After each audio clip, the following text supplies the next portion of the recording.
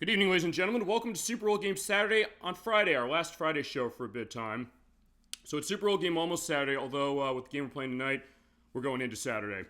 This is going to be a bit of a long one, so buckle up, ladies and gentlemen, because I got a very great show for you tonight, because also, not just because of the game we're playing, you probably get a sense of what it is based upon the group I have on my Xbox Series X, but also because this is going to be the start of a new segment we have on the program. We're celebrating 5 years of classic gaming goodness that's driven by all of you in the best chat on Twitch, which gives the best conversations and best discussions and insights on any game we play, which is anything you want to see and anything I'm feeling like I want to show you. So what this segment's going to be is called Super Bowl Game Saturday Second Chance. See on the screen what it is. Since we've been doing this for 5 years almost, 5 years in June, I said, all right, what are we going to do to celebrate it? I said, let's have a case where we come back to games we've played before, because I've gotten cases where all of you in the chat have sometimes said, hey, I saw on the YouTube site you have that you did a game for the show. I wish I was there to play it or to see it being played and have a discussion about it. Come in with us at the end of the long week. You have a relaxing case after maybe a lot of things going on with yourself or the other people, whatever it might be the case. Just come in and chill. That's what we do. And for this, I said, okay, we can do that. Also cases where we played games and I have audio problems with them, which unfortunately that is the consequence of doing live Let's Plays and live streaming. Sometimes you run into that case, even with the best equipment you can get, mostly. But I said, okay, that's another reason. But also, because we did this for 5 years, we have shows we did before October of 2020 where, at the time, I was not having my setup ready for recording the video after I did the show. Either on Twitch's end or locally. So I said, all right, when I realized they were getting recorded, I said, we start the show. Nikki named it as Super Bowl Game Saturday. And I said, all right, as part of this, we can come back to games we played before, but we do not have evidence of going back into the early days of the program. But, of course, with that, it means that we get to come back to a game, see it again, and also do it the Super Bowl Game Saturday way. We go deep in the guts of gaming, any game you want to see. And I said, all right, there are only about 5 or so games that we played that we don't have the recording of currently, which are Mega Man X for Super Nintendo, Rayman for the PlayStation, Rayman 2 The Great Escape for Dreamcast, and Halo for the Xbox. Although we're not using the original Xbox version, getting that in a second. But I said, all right, we're coming back to play Halo Combat Evolved. And I said, all right, we're going to do it a little differently, a little better. We have our notes and we go deep into everybody who's involved with the game that we have. So I said, all right, we're coming back for our first Super Bowl Game Saturday Second Chance with Halo Combat Evolved. It came out on November 15th, 2001 for the original Xbox. It was this game that kind of launched the original Xbox as far as a big case for console gaming for Microsoft. How the tables have turned, as it has been over the past couple of years, as far as it was like, yeah, they're dead last as far as the console cycles. But they have some great stuff going on, and even some great stuff that's going to be coming out soon, including one that feasibly is on my download queue that came out yesterday. You'll see in just a second, because it's going to pop up that the download is done. It is not Halo related. We can get to that in a little bit. But yeah, it is a first-person shooter that was developed by Bungie. Now, this is the kind of the game they're known for. But there's other stuff they made before then. It was a company that was started in 1991 by Alex Seropian. He started by publishing a game called Operation Desert Storm with Jason Jones, who was a programmer who he met at the University of Chicago. The idea is when he was in college, he was saying, like, I'm almost ready to graduate, and there it is popping up, Ninja Gaiden 2 Black. That's something they announced at the Microsoft conference yesterday as far as stuff coming out. That game is out today.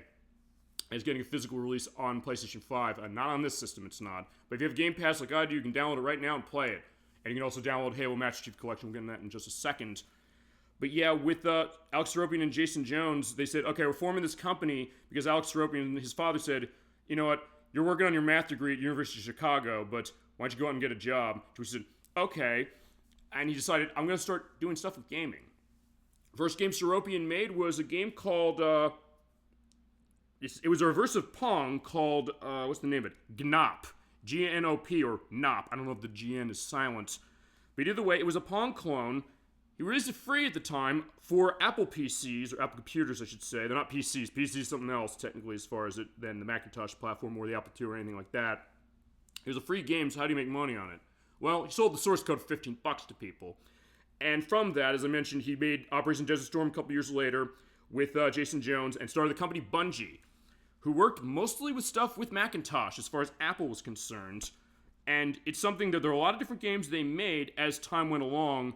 And in 1997, they had the idea of Halo, which was originally going to be a real-time strategy game. Something that eventually would come full circle, as we'll go into in just a sec. But it started as a real-time strategy game that was going to be for the Macintosh. Then it was shown a couple years later as far as Apple's events. And then the idea for that was, all right, Microsoft got ahead of this, and they said, you know what, we want to buy you out. They saw this at Macworld in 1999, and they said, wow, this looks impressive, but they were actually not showing it as a real-time strategy game at the time. They were showing it as a third-person shooter by then. They said, okay. They noticed what Bungie was doing on the Macintosh with stuff like the Marathon games, particularly Durandal, which is the second one, and Infinity. And there's a new one that's coming out, by the way, sometime. And nowadays they do Destiny, and they did Oni on the PlayStation 2, which is out of Bungie West, which is kind of an offshoot of sorts of Bungie that only made that one game, came before Halo. People said it wasn't very good. And when Halo was in development, people were saying, like, maybe it looks a little rough as far as what it was. But Microsoft said, yeah, you know what? We're taking this. It transmogrified itself into a first-person shooter. And when the Xbox launched, they said, this is going to be one of the games that's going to be a flagship of our console. Microsoft's first foray into console gaming, because they used to do stuff with PC only. And the game was a hit, and it was something that even when I played it the first time, it was one of the first games I played on the Xbox, along with Project Gotham Racing and Dead or Alive 3. It's something that, it was a real wow case for me, and something that, even with the landscape of first-person shooters that was definitely shifting, especially in terms of what consoles were getting.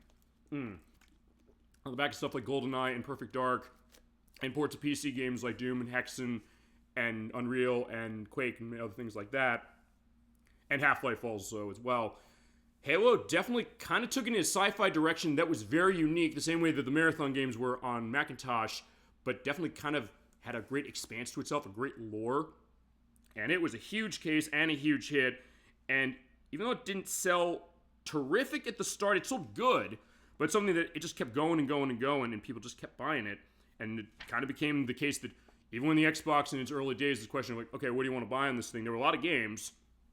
But people kept coming back to this one, and for very, very good reason as far as it. Bungie nowadays, they used to be owned by Microsoft. When Halo 3 came out, they said, all right, we're not feeling the idea as far as how we're having aspects going on as far as profit sharing, because Halo became a hit, and then with that, Halo 2 came out in 2004. It was a monster success, and then Halo 3 as well, as far as it. They said, okay, what are we going to do with this? Because they said, we want to have more of a profit share going. They were able to kind of break off from Microsoft with help of 343 Industries, which are the people who make the new Halo games, as is the case. And nowadays they are owned by, well, they're owned by Activision initially after this, which is now owned by Microsoft, except then they were owned by Sony, and they do the Destiny games nowadays. But Halo is still going on, and we're playing the original. We're not using the original Xbox, though, to play it. I'm using the Halo Master Chief Collection for the Xbox One, but it is backwards compatible on the Xbox Series X. There is a patch that makes it look and run better on this console, and within it is actually a remake of Halo 1, which was on Xbox 360, that being the Halo Combat Evolved Anniversary Edition. It came out on November 15th, 2011, 10 years to the day of the original game's release on Xbox. And right here you're seeing all the stuff I have of Halo, some of which is from Game Pass, stuff like the Definitive Edition of Halo Wars, which is the real-time strategy game of Halo, so it did become a real-time strategy game eventually, along with its sequel of Halo Wars 2. Two Halo 3s, because Halo 3 ODST here had a second disc that was the multiplayer. These are backwards compatible on this console as well as is ODST. Spartan Assault is kind of a top-down shooting game of sorts. Halo Reach was the last one that Bungie made. And then Halo 5 Guardians, there's Halo 5 Guardians. There's Halo 4 that's in this collection, and then Halo Infinite is the most recent one that came out actually 3 years ago. I didn't know it was that far back. Yeah, for the purpose of this, we are going to be starting with the original, and this is a game I have a lot of memories of. We're getting ourselves started with it right now. This is going to be a bit of a long one, just to let you know, and years ago in the old original show I did, I said never again doing 5 hours and 50 minutes. That was a fucking lie, because nowadays I do shows that are way longer, and next week's show, next Saturday, is going to be really long. It's going to be over 8 hours. I'm going to get into that as we go, and feasibly get into that aspect of schedule specifically. Yeah, we were using Master Chief Collection to play this. It came out originally on November 11th, 2014 for the Xbox One. It got ported to the PC on December 3rd, 2019. And its Xbox Series S and X enhancement came out on November 17th, 2020. This came with my Xbox One when I bought it, digitally speaking. And it's something that I played it for its campaigns, because it's not just Halo 1 that's in this, but a couple other ones, specifically Halo 1, the Anniversary Edition of Halo 2, Halo 3, Halo 3 DST, which is a DLC case, but by default you got Halo 4, and there's also DLC that lets you play Halo Reach, as far as a little bit of an enhanced version. I played this mostly for the campaigns, because these campaigns are awesome, and when you get to that with perhaps the best one, yeah, the first one being the best campaign, but then again, 3 gives it a run for its money. And especially when you play these things in co-op, they're a great time regardless of which one you pick. But when it came out, or this release came out originally, the matchmaking for the multiplayer, which is a big case of Halo, that was not in a working state, and there were a lot of people really mad about that. I know Edwack in particular, he basically gave up on Halo as a franchise altogether because of how the matchmaking didn't work. Although, to 343's credit, they did work on the game. It is in a much better state than ever nowadays. It does have a lot of value for the money, and also extra games. So it's like basically everything in here except for 5 Guardians, which is the game that came out after 4, which is the first one that 343 made. And then also Infinite, which is the 6th one, as is the case. But that being said, for the case of the campaigns, this is a pretty good collection that kind of goes into, you know, full case of Halo, but there are some weird things going on. But it also has some nice enhancements of things, and the reason you're wondering why we're using this and not the original Xbox version, simple reason for me, I want you to hear the voices of this, and particularly I want you to hear what they're saying, because the original Xbox game does not have subtitles to it. This one does. So I made the decision saying we'll play it on this, but there is a graphic option in this where you can play with the original Xbox graphics. We're going to be doing that for the most part. If your option's of quick start, we're not doing that because otherwise we're not going to show it in the original way it looked on the Xbox, although it does have a better frame rate this time. To get going into our missions, you can select any of the 10 missions of the game. As you unlock them, we're going to be playing through every single one of these. As far as how we're going to be doing that, we're going to be doing that on normal. You do have your options of difficulty for Halo, any of them. You have easy, which, as it shows on the screen, your foes cower and fall before your unstoppable onslaught. Your final victory will leave you wanting more. Normal, which we're going to play it on. We have Hordes of Aliens vying to destroy you, but Nerves of Steel and a quick trigger finger will give you a solid chance to prevail. Heroic, which is the hard difficulty of your enemies are numerous as they are ferocious and their attacks are devastating. Survival is not guaranteed here. And Legendary, which it says on the screen here, your enemies outnumber you greatly and are hunting you down because you survive the onslaught. They did kind of change this over how it was on the original Xbox. And the way they said on that one, they said, quote, "You face opponents who've never known defeat, who laugh in their alien tongues at your efforts to survive. This is suicide." I don't know why they changed it. I don't know, maybe it's a case where they felt like, I don't know, the reference to suicide was a problem. And in all honesty, this franchise kind of has aspects of pandering itself, especially 5. Depending who you ask, Infinite. They just start playing as far as it, because of this, like, we're getting ready for Halo. I was like, I didn't play that. I have my expansion card finally for Series X as far as a Christmas gift from a family. So, like, yeah, the sky's the limit as far as stuff on this to download. There's huge-ass download sizes. And this game is pretty fucking huge, too. But you can choose what games to download and which not as far as within this collection. But yeah, we're running normal. And you also have a bunch of options that go unique to this release, including skulls, which is something Halo 2 would come up with. These are buffs you can turn on or debuffs. Oh, wait, so, I'm going to go back to this because I want to show what they are. The cases where the game make the game harder or easier, you get the harder ones on, they make it so you get more of a point bonus. Because it does have part times going through missions as well as target scores if you want to go for that. We're not going to for the purpose of this, but it's something you can do, and it is a lot of fun to do. And I have definitely done the par times and par scores for 3, in particular, out of this. Stuff as far as like, hey, no HUD information on the screen. Shields only recharge when you do meleeing of enemies, so you have to bash your way to health. Anger where enemies are faster and fire more frequently. The other thing, death being a factor, because in Halo world, usually you die, you go back to the checkpoint, but when you have this one on, you have to go back to, yeah, if you die solo, you have to go back to the beginning of the mission. Yeah, we're not playing with that, sorry. This game is plenty hard enough, although with normal, it's not too bad. I have beaten this game on Legendary years ago, and Heroic, but it's also something that will be at this too long if I go that way, so we're going to have that going on. Normal's a good case, because it definitely gets harder as it goes along, in a good ramp-up, and we'll have that going. And you have other things for stuff with scores, or not scores. We have infinite ammo, explosion radiuses of grenades increasing, you don't flinch from attacks, or the enemies do not. Random melee your HUD disables when you come in on death. Issuing rifles and wings as far as flying enemies and other things as far as massive objects and things like that. But with this, we are not doing Halo. That is the second mission in the game. I was doing that for the purpose of my tests as far as my audio stuff. But for tonight, we're going to start at the Pillar of Autumn, where you start any case of Halo 1. You You have your options of having the score and time HUD on.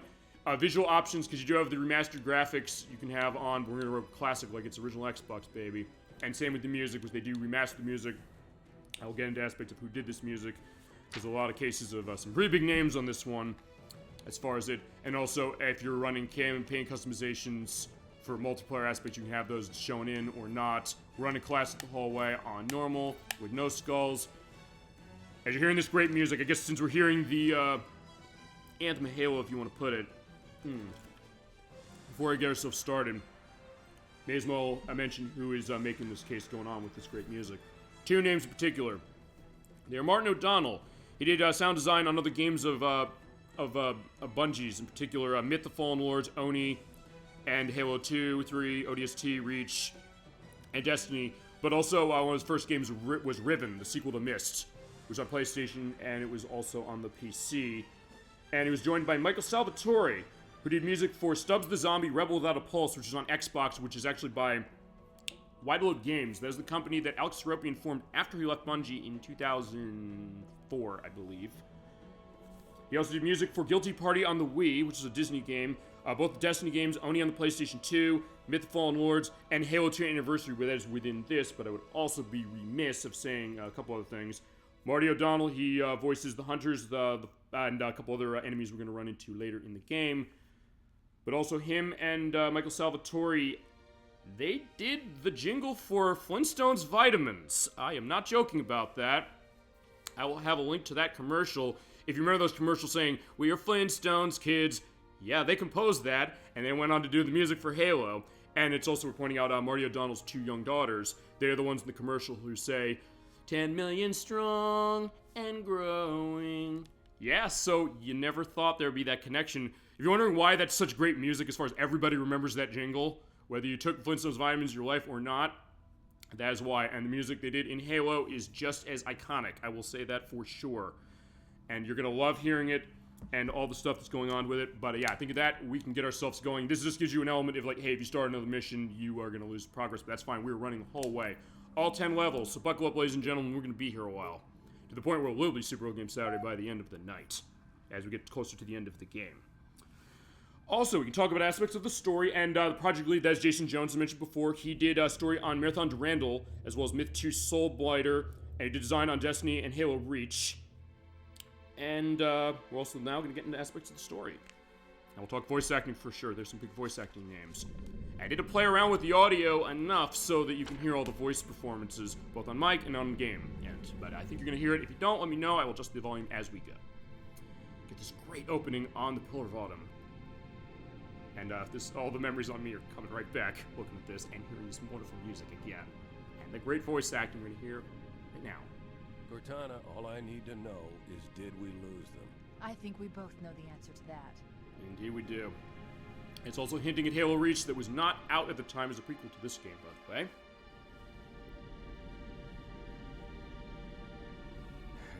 We made a blind jump.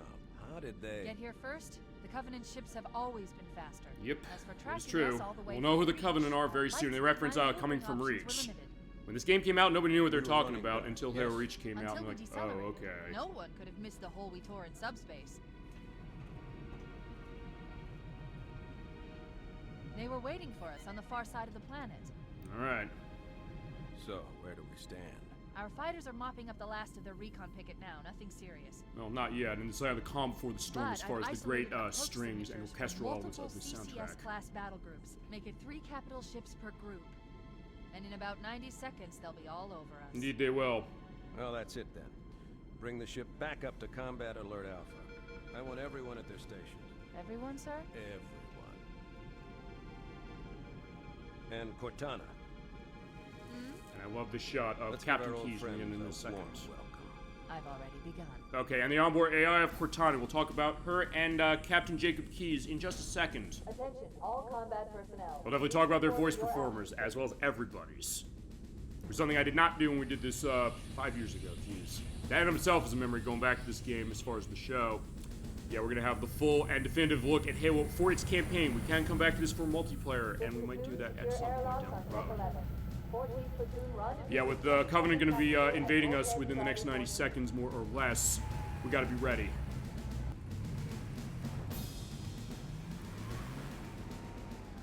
heard the lady. Move like you got a purpose. And we're gonna get our pep talk from Sergeant Major Avery. His pep talk is different on different difficulties. I'm editing in every single one when I edit in a few days. Here's the one on normal. Once again, it is our job to finish what the Fly Boys started. We are leaving this ship platoon and engaging the Covenant on solid ground. When we meet the enemy, we will rip their skulls from their spines and toss them away, laughing. Men, keep your eyes downrange, fingers on your triggers, and we all go home in one piece. Men, here's where we show those split-chin, squid-head sons of bitches that they could not have picked a worse enemy than the human race. We are going to blow the hell out of those dumb bugs until we don't have anything left to shoot them with. And then we are going to strangle them with their own living guts. Man, we let those dumb bugs out to the middle of nowhere to keep them from getting their filthy claws on Earth.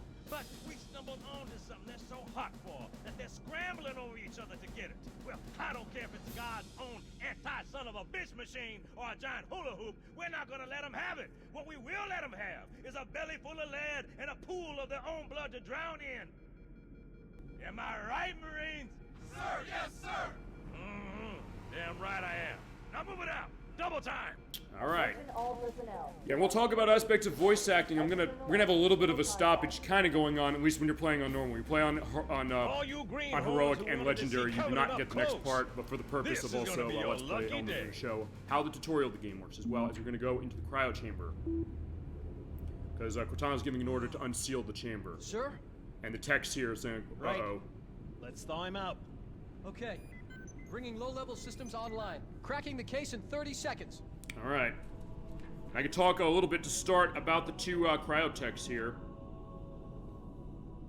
The one is voiced by Ken Boynton. We heard him before as Bert the Pencil, as well as Algernon, the Rude Tree, and the Refrigerator in Pajama Sam, No Need to Hide When It's Dark Outside. So the voice of Vince in Voodoo Vince for Xbox. He's the voice of the father of Nancy Drew, Carson Drew, in Nancy Drew, Alibi and Ashes, Silent Spy, and what's the other one in here I have on the list? The Mystery of the Seven Keys. He's also Byton Tron 2.0. He's the Brute in the next couple of games, Halos 2, 3, ODST, and Reach. And also the other one is voiced by Todd Lucia, who's the voice of Jonas Craig in Phantasmagoria 2, Puzzle Flesh. So it's Corporal Andrew Harrison in Aliens vs. Predator 2 for the PC. Joshua in the 2003 film Gory Gory Hallelujah. The name kind of got my attention. As well as Thomas Ramirez on the Can't Be Held Accountable episode of Season 21 of Law & Order Special Victims Unit. But as you're saying, yeah, we've got somebody in here. Like, yeah, be careful. Check your vitals are okay. So use the right analog stick to do aiming. And we'll get your health mod on right now. As we're going to get our intro to the Master Chief. Okay, sir. So hit the X button. We're going to climb out of the tube. So here is the Master Chief. We're going to be playing as him through most of the games in this franchise. He is voiced, by the way, by Steve Downes. He is mostly known as Master Chief in all the Halo games that this character is in. He's also Master Chief in the Xbox One version of Super Bomberman R. So yeah, because they did have him available as a character in that version. He's also the voice of Peter Quill, or Star-Lord, on the Season 2 episode 6 of The Avengers Earth's Mightiest Heroes. He's the voice of Gunnar in Septerra Core Legacy of the Creator, which it was not a Bungie joint, as it is. And I'll also talk about Cortana and Captain Keyes in just a second. But yeah, here's how the game works. If you've never played it, you're moving the left analog stick to move around, using that great right analog stick to do aiming. Yeah, this is in a way where this kind of control scheme kind of got started on consoles a little, although GoldenEye and Perfect Dark do have dual controller options to do this, and Alien Resurrection on the PlayStation by Argonaut had an option to do this as well, but Halo is the one that really kind of was the first one to kind of perfect it. In this case, like, yeah, use that right analog stick to aim at the targets and make them go to green. Okay, that looks good. That's good, but the tech is just insane. Wait a second, there's a calibration error. So you can see if you like it better that way.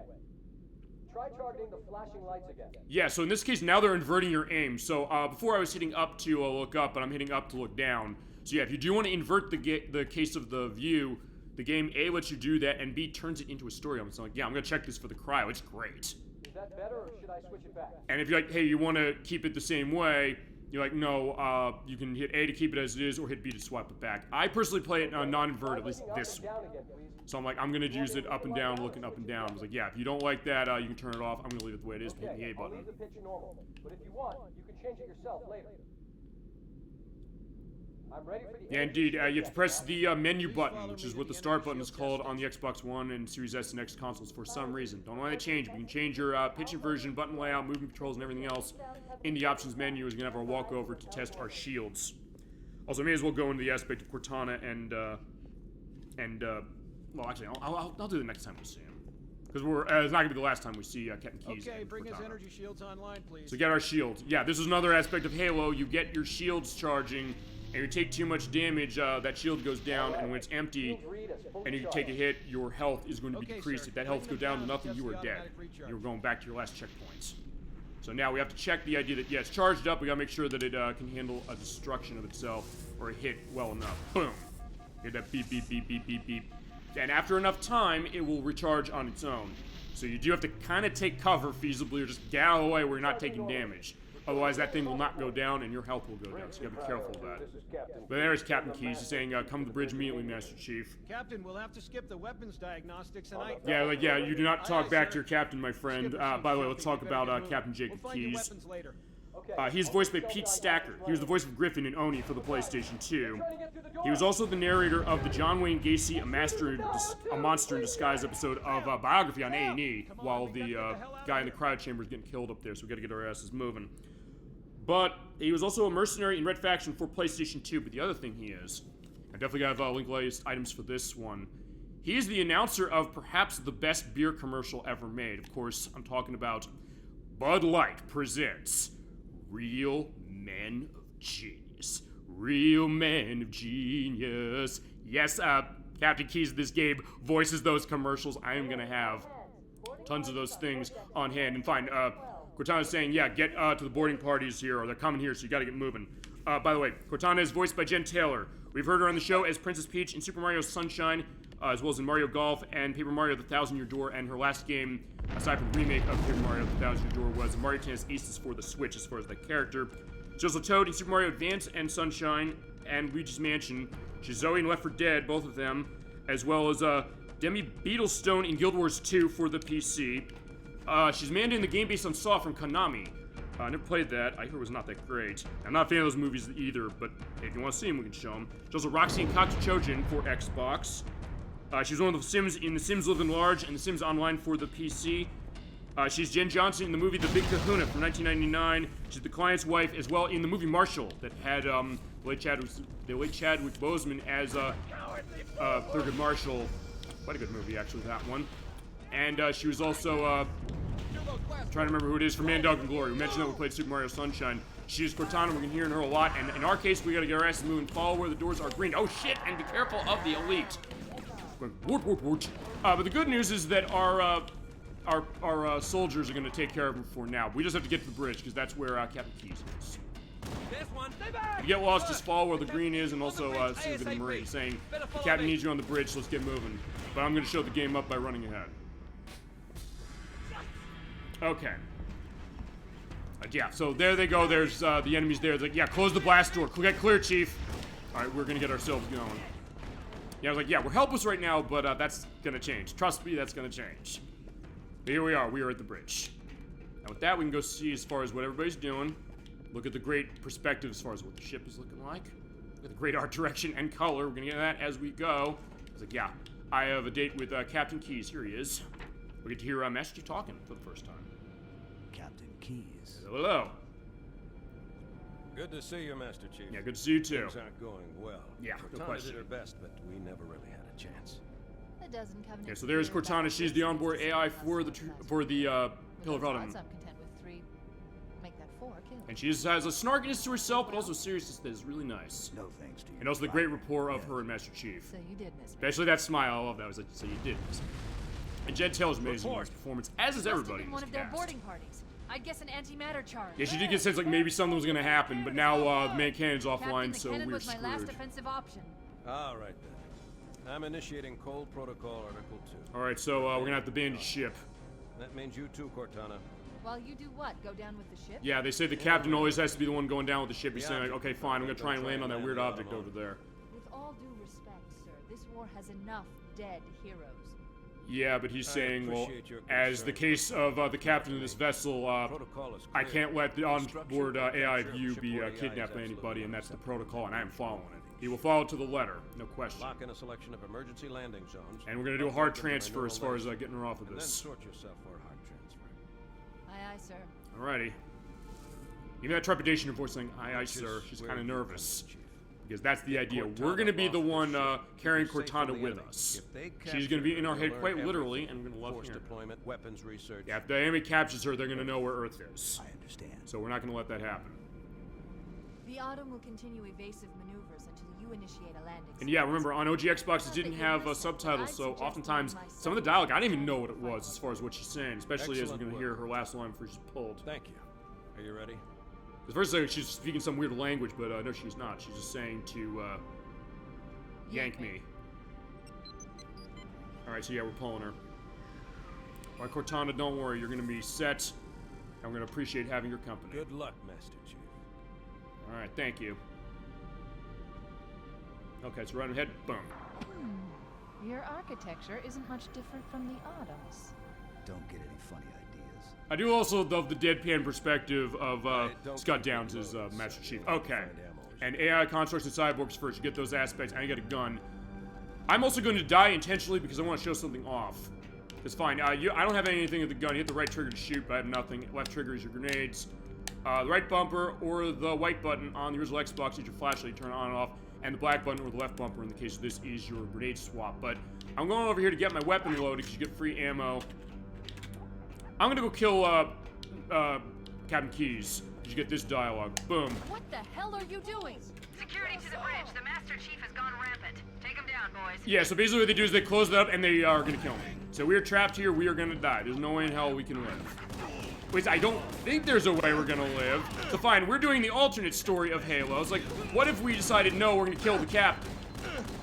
Fine, they're invincible. So yeah, I'm going to eventually die. Ouch. And then, so you're seeing also what's going on with shields. I'm taking damage when that's going, and at that point, I'm going to die. If you die, you're down that way, and that is the case of it. So, I also get to put my favorite edit in here, which is, that's how it could have happened. But here's what really happened. Okay, so what really happened is we did not kill Captain Keyes. But yeah, it's the other thing that the enemy, or fine, the allies yourselves are killing the grunts and getting pinpoint. These are little rewards you get as you play along in Master Chief Collection, and there are achievements. Oh, I've unlocked a bunch of them when it comes to Halo 1. And some of those are across every game in this. And I think we might see some of those tonight, potentially.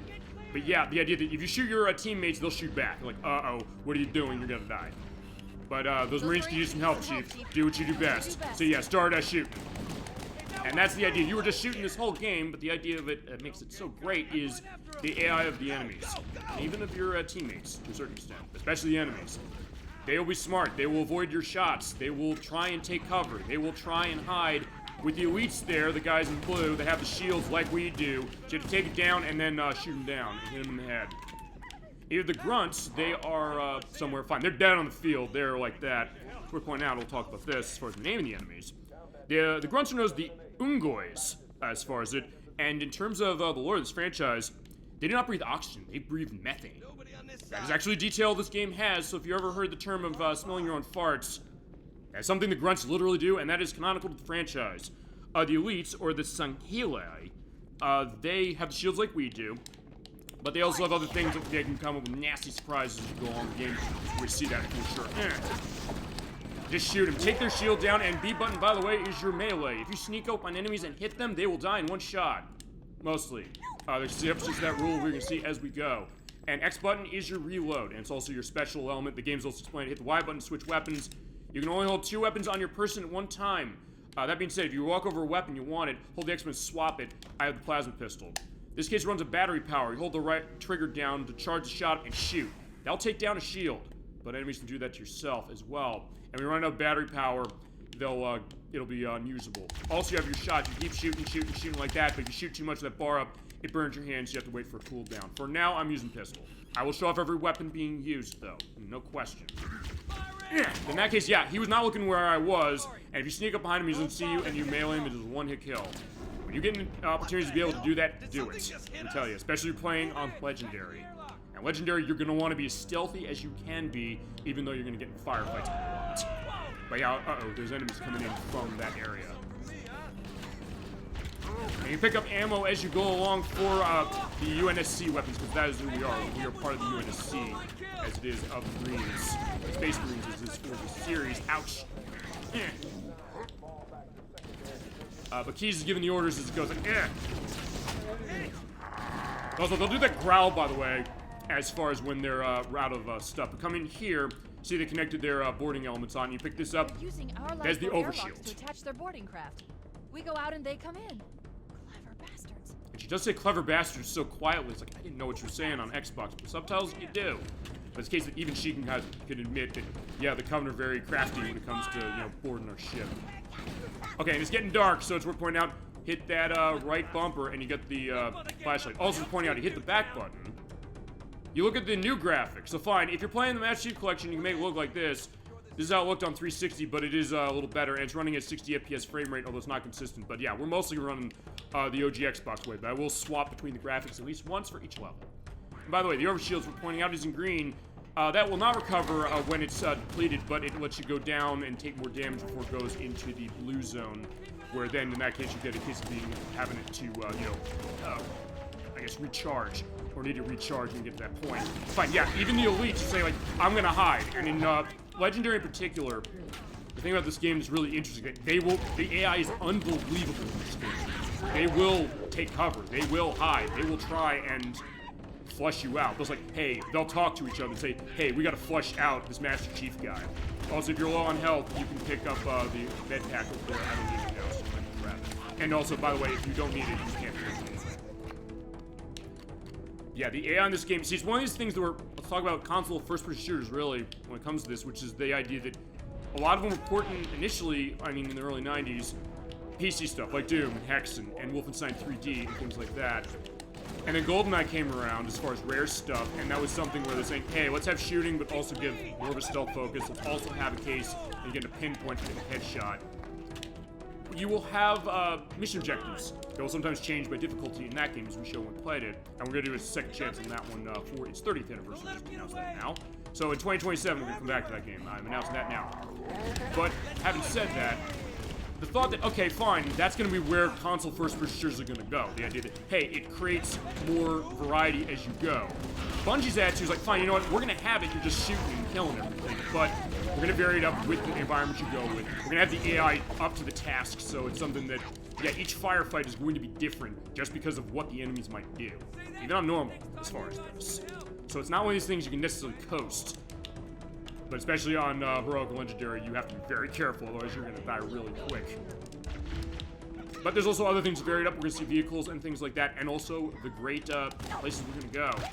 Because we're knocking our way through our ship. You didn't see me, so bye-bye. You're seeing the frame rate is not always holding 60 FPS, even on this console. I guess that's because the Series S and X enhancement of this came out 5 years ago, so it's actually pretty old. But that being said, it is still faster at 60 FPS targeting than it was on Xbox, where it was 30. Generally pretty good. It sometimes drops, although it drops more if you run that Xbox disc on 360. Remember, the software emulation means they use for that, and I was putting that in for an edit I'm gonna have. I'll do it for the next level, which is the fact that the loading between stages is way longer on that game. It's fine. 2001 against the 2014 version, and it's 2020 edition. That's remaking 2011 game. That's a 2001 game. I know it's confusing, but that's the idea where we're at with Halo as we're going up on the deck here. But yeah, it is longer. I'm going to edit that in when we get to the next level, just to show you the idea that, hey, it's a longer thing with it, although it also gives you a little bit of a break. But yeah, in this case, it's much more quick as far as the way the loading is. Especially around this on Series X, it is cut down significantly from what it is on Xbox One. By the way, the way we played it the last time. Oh, here you go. Yeah, by the way, if you do get your shields lowered into that flashing state, Cortana's like, yeah, be careful, we're gonna be in the case of it, both of us, if something happens to you. But yeah, I guess going back to the idea of this saying, like, we're gonna take the combat and really focus on it. They said Combat Evolved, that's the name of the game. They said, fine, we're gonna do that with its AI. And I guess also the thing, I think Seropian was the one who indicated this, or somebody from Bungie did, maybe Jason Jones did. I'll get his name edited below as far as who said this. The concept of what they called, I don't know if they coined this, but where they're coming from, the idea, like, how do we keep the fact that we're just running around killing things mostly fresh? They describe something called the 30-second cycle, saying how to make technically the same 30 seconds of gameplay. The idea we're running around shooting these these grunts with our assault rifle or the pistol, which has the great zoom. You press in the right analog stick to have that zoom going, and with the +2 zoom, you can shoot from distance and pinpoint hit everybody, and also have that case of doing the melee of the flip up of the gun, which is awesome. And that is saying, like, okay, what do we do to make that exciting? We have the AI the way it is. Also, there could be a flashing light, a white light, I should say. Pick this up, but not bad, for your health recovery. The life pods are launching. All right, so the life pods are there. We got to get our way out. They're saying, like, okay, what do we do to make this exciting repeatedly? Even like you're just doing the same thing. They come up with the idea that, hey, the combat and the AI are going to be something where they're going to try different things. They'll have different enemy types, not a whole lot, mind you, but things they're going to have a little bit of a wrinkle to make it so you got to be careful. And you're going to have to show that as we have the introduction to the nav point. I've mentioned nav points on this show multiple times in other games. Now I get to talk about the game I call it that way from. Is right there. When you get a mission element going on, you follow that to your destination. And when you get closer and closer, there it is, and in we go. In this case, using the flashlight. And by the way, that flashlight, which is on right bumper, it does have a bar to itself. If you leave it on for too long, it'll go dead, but it will eventually recover on its own. So you do not have to get batteries for it. It's also something you do have to keep it on for a couple of minutes before it goes bad. There's also something in some cases you might want to turn it off, see how the lighting effects are, and also just to get a sense like, hey, recover that battery, because honestly, the battery recovers quick. We're too close. We need to find another route. Alright, so she's saying no, don't do that. All clear. Wait. We need to get through that door, but it's been damaged by an explosion. Yeah, she's right. Analyzing. The door's control mechanism is offline. Yeah, so usually the doors are a case where we have to just go through them when they're green. She's like, yeah, bash it with a melee attack. So gonna do that. Boom. So yeah, open the door. Here we go. Okay, in this case, I don't need that. And melee attacks, as mentioned. Behind, boom, do that. And it's so satisfying, my god. And every weapon also has a unique melee attack animation. So you do want to see them all. Because be careful. Wart. And also stuff as far as elements on the voices. I'm going to probably be quoting them all the time, like, Skildilin. Yeah, he's dead. Also, by the way, when you swap weapons in your reload state, you come back, you have to reload it. So you have to really think about what you're doing in combat. So it's the case that even something as simple as just killing everything, like a Doom. Well, fine. In Doom, you had to find keys. And same with something like Wolfenstein 3D. So, what does this game do to make it, consistently interesting? Well, they say, like, alright, all these little wrinkles as far as how the game mechanics work, where you're going, and also that AI. God, I cannot praise the AI of this game highly enough. I'm going to say that right now. One message I want to get across with this game. The AI is some of the best you're ever going to see in any video game, period. And this is the first go out. So, in fact, then we had other games in franchise that would refine it even more. Yeah, that's quite a statement. Whoa! And you hear the voice of them going, wow! Alright, so yeah, we are going pretty well so far. And you're seeing that loading done and checkpoint done. When you see that checkpoint done, that means that you can die there, or if you die, you come back there. Until you get to the next checkpoint. But yeah, the checkpoints can sometimes be spaced a little far out. Not insanely, but also cases where you do have to get through a fight and make sure that you're going to be set to get through a hard section in order to find a checkpoint. One of those cases where, like, you see that checkpoint done, like, oh, thank God we have that. I can rest a little bit. Once you turn the skull on, which says, like, yeah, when you're in single player, you're going back to the beginning of the mission. I call it the Fighting Force 2 effect, and nobody likes that shit except this game says, okay, fine, we're gonna give it to you as an option. If you're like, yeah, you wanna be hardcore as anything on Halo, get through the level without dying. I believe there's an achievement for that in this version. On the original Xbox, we'll point out, there were no achievements for it because achievements were a 360 thing initially. Okay, so... And the grunts, by the way, are the weakest of the enemies. But it's also cases where, fine, if you kill the elites, they usually look to them for guidance. But there are some cases like, hey, if you kill the elites, they'll like run away. It's like, we don't know what to do, we just have to run away. So it's the Monty Python and the Holy Grail case of, run away, run away! They're like, yeah, we're gonna be taking care of it. But yeah, he's taking cover, it's like, no, it's not, you're dead. Yeah, also be careful when they do melee, that can hurt you pretty badly. Usually, it will get rid of your shield in one shot, especially on Legendary, but even on normal, it's gonna hurt bad. And if it doesn't take your shield completely away, it's getting pretty damn close. Now we got grenades. There are two variations in this game. There's fragmentation grenades, which we got. Hit the left trigger to throw them. They'll blow quickly, and that's good as far as how they go. But there's another type that the Covenant uses. Same with that. Well, you can use the grenades here, and say, fine, you know what, I'm going to go in here. And you can hold a maximum of 4 grenades of any of the 2 types. So, a total of 8. 4 the fragmentation type, and 4 the other type. We'll see the other type in a second. Yeah. Uh-oh. As far as the element of the grenades, they will usually dive out of the way of the grenades. You do have to be careful, but the fragmentation grenades, if you toss them right and they don't notice that, you can feasibly get a drop on them because the fragmentation grenades will explode faster than the other kind. And we'll see if they drop the other kind. They will start dropping them sooner enough. Do not get them at the start of this mission. Ouch, Steve. Beep, beep, beep, beep, beep, beep. That means you're almost in the danger zone, so be careful. And we're in the light. Well, we're done. So that is the end of our first level. And of course, now would be a very good time to leave. Yeah, very true. That level, oh my god. I remember the first time I played it. It was like, one adrenaline rush, like, oh my god, something's going on with this. We gotta get our asses out. And my god, it's a thrill. We're gonna make it, aren't we, sir? I don't want It was as I was watching this cutscene and coming off of, you know, the intense firefight we just saw, that I said, I realized this was a game for the ages. I'd never heard of this. It was an original intellectual property at the time. Imagine that. A day when Halo was not known. I played it, that first level. I was a believer, I realized. What is that? Wow, Microsoft, the question of, was it like Sony, like, they're coming down on the turf of Nintendo, and then Sega, which had just ended, was ending their aspect of the Dreamcast as far as that. Microsoft was involved in that as far as the fact that the Windows C platform interfaced with the Dreamcast. Like, would Microsoft be able to do something with that? On the back of Project Gotham Racing, and this game in particular is the stuff they had to launch. Absolutely was the answer to that question. Sure you wouldn't rather take a seat?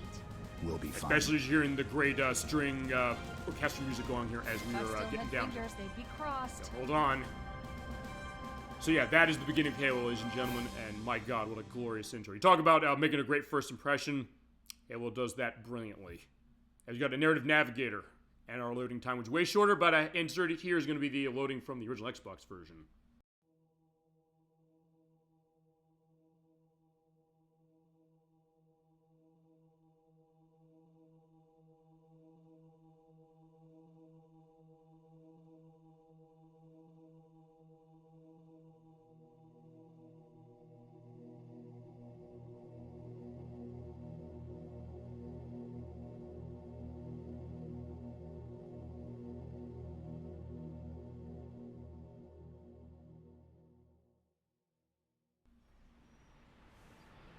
Yeah, that was a bit longer than normal, wasn't it? But yeah, we're gonna have our flawless cowboy going as we land on this weird ring. Damn! Air brake failure. They flew too early. I'm losing her. Brace for impact. Yeah, but we're gonna crash. Hold on, everybody. If you have the rumble going on the controller, it is still a factor in this game, for sure. Chief? Chief, can you hear me? At last. Are you alright? Can you move? Yeah, and I love the lack of music starting here. Not because the music isn't great, of course. I've been gushing about it non-stop since the start of the show tonight. But just the case of getting that kind of calm, but we are seeing kind of the devastation here. Definitely the devastation, because yeah, the pilots, they didn't live the crash. We did. It was kind of a somber element. So yeah, this game handles mood and tone and giving that contrast so well as we're coming out of our ship. But yeah, they're unfortunately no longer with us. Yeah, there's the impact. There's nothing we can do. Okay, so we do have our ability to pick up weapons and grenades. So we're good starting, but here we are. Look at this. We're in this beautiful forest. Warning. I've detected But multiple yeah, Covenant what's that dropships big on approach. ring going all I recommend across? moving into What's the that forest. thing shooting up there? It looks Luck, like a shooting the Covenant star. believe that Let's make a everyone wish, ladies and aboard this gentlemen. lifeboat died in And a see the crash. lens flare. Oh my god, the lens flare looks great. But now we gotta evade the Covenant patrols, because apparently they saw that we landed here and they're gonna be nervous. Okay, this is what it looks like with the new graphics. Sure looks nice. But Alert. look great in Covenant dropship 2001 in inbound. its way too. Must be So looking yeah, they for didn't enhance it survivors. for the I recommend anniversary immediate edition. evasion. Even on the original Xbox, it's still great. And that's despite the fact that I would not say this was the best looking game at the launch of the console. I think both Project Gotham Racing and Dead or Alive 3 look technologically better, but artistically speaking, this game might top either both of those specifically. And even a lot of the other stuff that was at the launch of the console as well. And also, the visual diversity you get off of this, and the beautiful colors. I know Dolphin has come on the show, and has been on the show multiple times. All talks about colors. As you're seeing a Banshee, we gotta take that thing down. Or you can take it down, you can ignore it. This version is an achievement if you shoot down all 4 of them on this level. I will show it getting shot down. But it really creates this great mood. Like, look right there. It's like, yeah, look at the waterfall going there. Like, yeah, something is here. It looks so beautiful, vivid.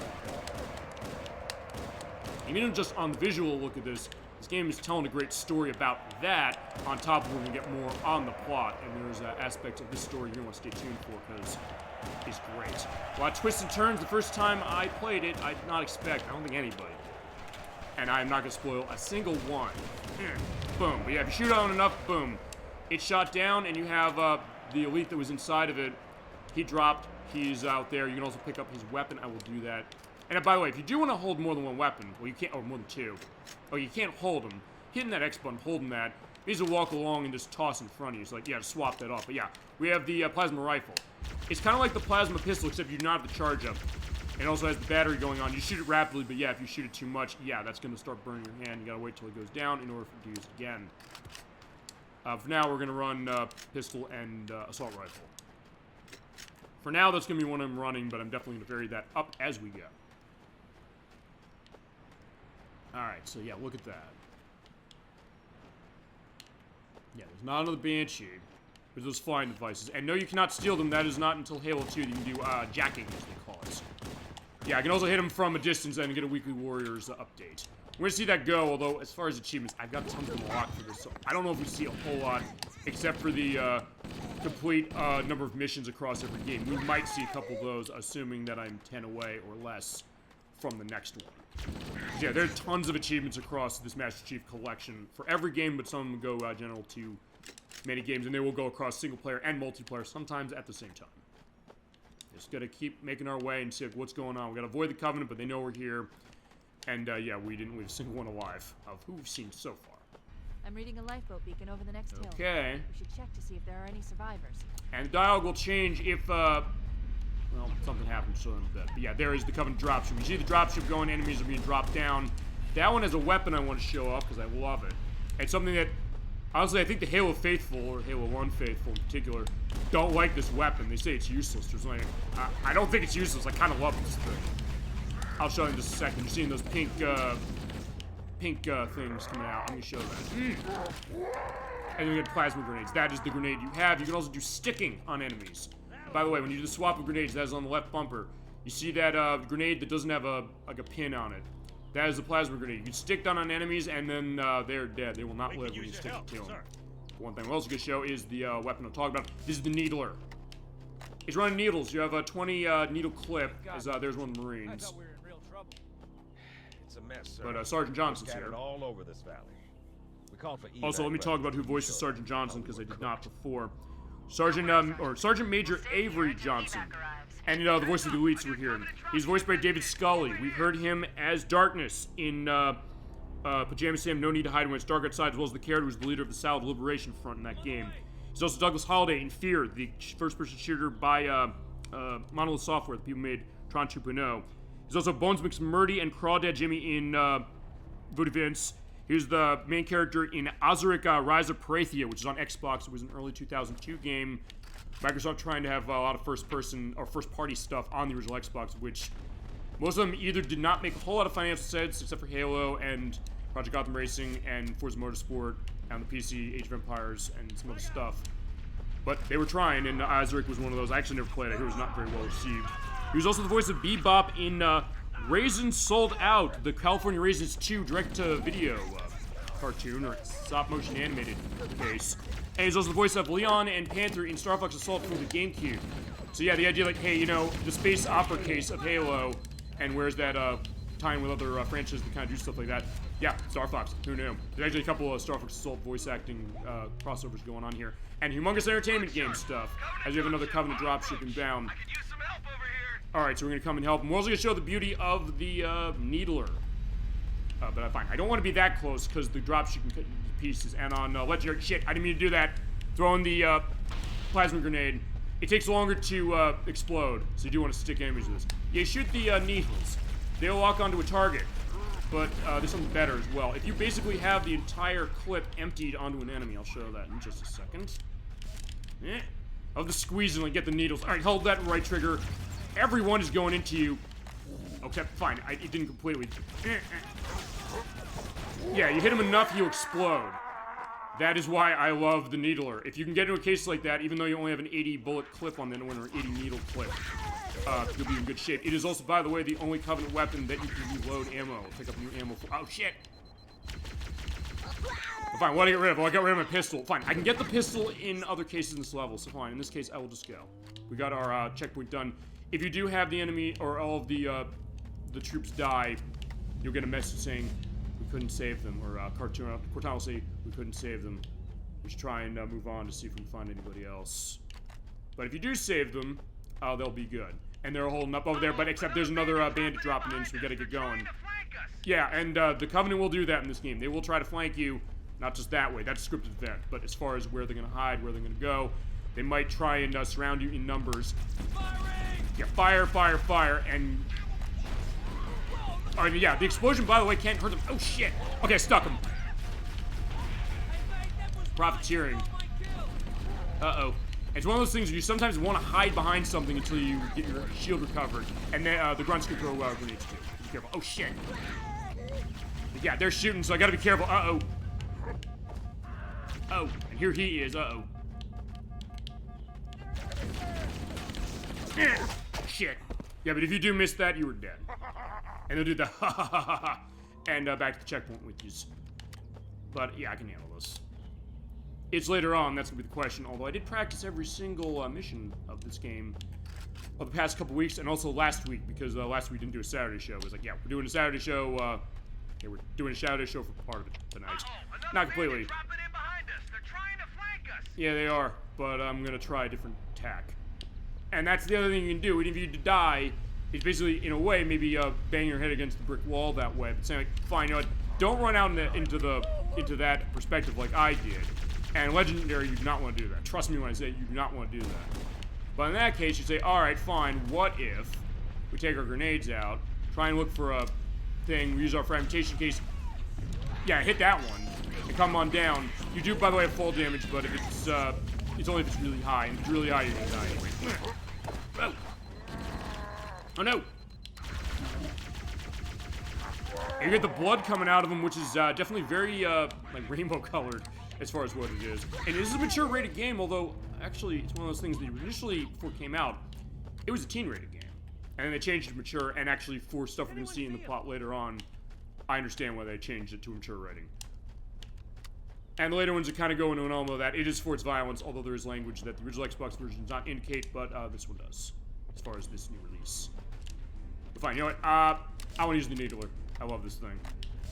I guess I feasibly also want to get the pistol, and you can feasibly find the pistol again by seeing where the other soldiers, dead soldiers are. Uh-oh. Those are one of those things that, yeah, you're not seeing me this way. Like, I'm leaning out of the way when I'm tossing a grenade. That does show, if nothing else, how engrossed you can get in this game. And if you're playing this also with another player, because remember, the campaigns in Halo are always co-op. So you can have another friend with you playing until Halo 5 Guardians, where it's online only. I was like, yeah, what the fuck are you doing, guys? And there's no local multiplayer at all. So it's like, oh, come on, guys. Because it's great to have your friend or family or significant other, whatever it is, you know, right next to you as you're bashing Covenant heads. And seeing the Jackals. Jackals, by the way, after I kill him, they are known as the Kigyar. They have a plasma shield, you saw. They also have other ones later that are red. They have more health to them than those we just saw. They're kind of weak and frail, but you can't shoot through the shield unless you have, what is it? Unless you have a plasma, either a plasma pistol or a plasma rifle. So in that case, you have to be careful as far as, like, trying to do a pinpoint shot or use grenades. As we're getting some help by Echo 419, or Foehammer, as it's known, or she is known. Is that you, Foehammer? Yep, and we are Fire Team Charlie as far as our group. By the way, Full Hammer, or Echo 419, as she's known too, is voiced by Tanya Pettiford Waits. who was Harry's neighbor in the 1985 more film like Twice in a this. Coming Lifetime. in fast. She was Dr. Shelby on the pilot of Those Twin Peaks. lifeboats Rest in make it peace, down. by the way, to the late David Right on Lynch, top who of passed away last week. Go have her. And she was also Striker 2 in 2002 film Life or Something Like It that had Angelina Jolie and was Edward Burns in that picture. I wasn't huge on it myself. I remember the Ebert review saying, God, I hate this movie, and then Richard Rucker liked it. But yeah, come on. He's like, it's like Legally Blonde. It's one of these movies where you just kind of go with the ride and have fun. And Roger just did this kind of, you know, visual representation of his hand going, Legally Blonde, up really high. And he did Power Blow. Life or Something Like It. I was like, yeah, I'm not even saw on this one. But yeah, here we go. We have the Warthog. All right, who's in? Volunteers. And what we're going to do is we're going to say, hey, you know, to the survivors we found, get the dropship. But some of the Marines we got, they'll join us with the helmet. And you can drive this. By the way, to point out, it's not until Halo 2 where you can have the AI drive the Warthog for you, or any vehicle that has multiple seats to it. You have to do the driving in this one. Unless you're playing co-op where you have your friend or whoever is playing with you drive it for you. Now let's talk about how the Warthog drives. It's a little weird, not gonna lie. You have to move the left analog stick to accelerate. Basically push that thing up, and then use the right analog stick to steer. Basically, wherever the camera's looking, you'll go that way, but you also have to be careful because, yeah, you can get yourself flipping really easily with this thing. Or it's like, help me out here. What's the name of that dropship you have in Mass Effect? If you're into Mass Effect at some point in this show, because I know AG42 wanted to see it, and we'll definitely do it. We're going to use the Legendary Edition of the game on his request. I don't know if we're going to get to that this year. It's probably going to be next year. And you'll see why as we go with our next big game, which is starting next week. But yeah, you do get this element going on. You have the gunner there. He can use the machine gun turret on that, as is the case.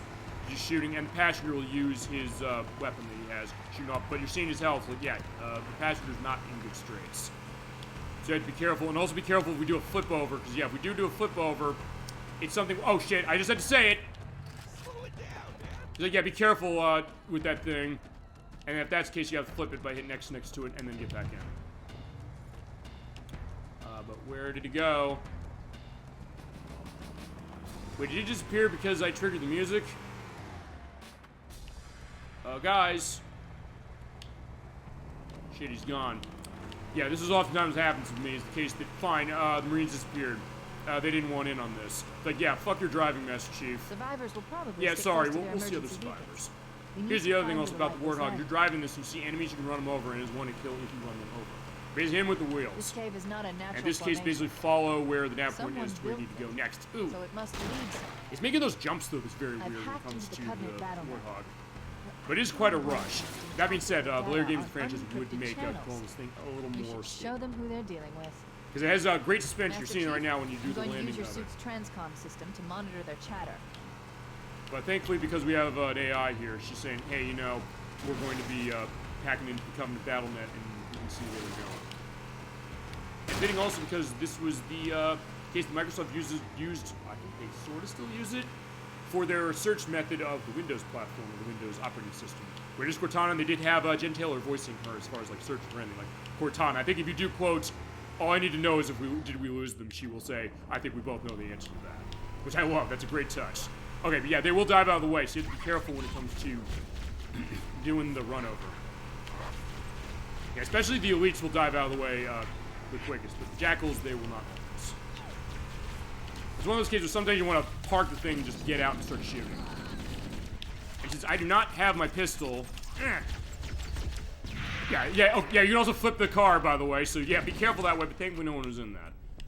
I guess that's the idea, like, Master Chief is feasibly fighting this battle alone until we get later, and get your soldiers and survivors. And hopefully I won't make them just spawn by the game. It's like, fine, they didn't die, or it's fine. One of them didn't die, as the case. But yeah, by the way, if you're wondering, why am I stopping? Well, aside from killing them. And killing him. Let's do the launch out, which I do love that. Well, I do want more needler ammo if I need it. Well, okay, I do sort of need it. You have a maximum of 80 needles in your clip, but There must be There some we go. mechanism to cross this chasm. Look for a control panel or switch. yeah, that's the reason why. It is, the bridge is out. So, in that case, we have to go and turn that on. So the way I'm going to do that is I'm going to take the Warthog and we're going to go over here just to get myself a way to get out quick. And just walk up here, and fine, jump over. You can jump on top of the thing, and we'll go find the switch. He's up here. Yeah, but there's some resistance coming on here. Yeah, usually on normal you can blast through the elites with a full clip of the assault rifle, but there are better options to do that. But here we go, and turn the bridge on.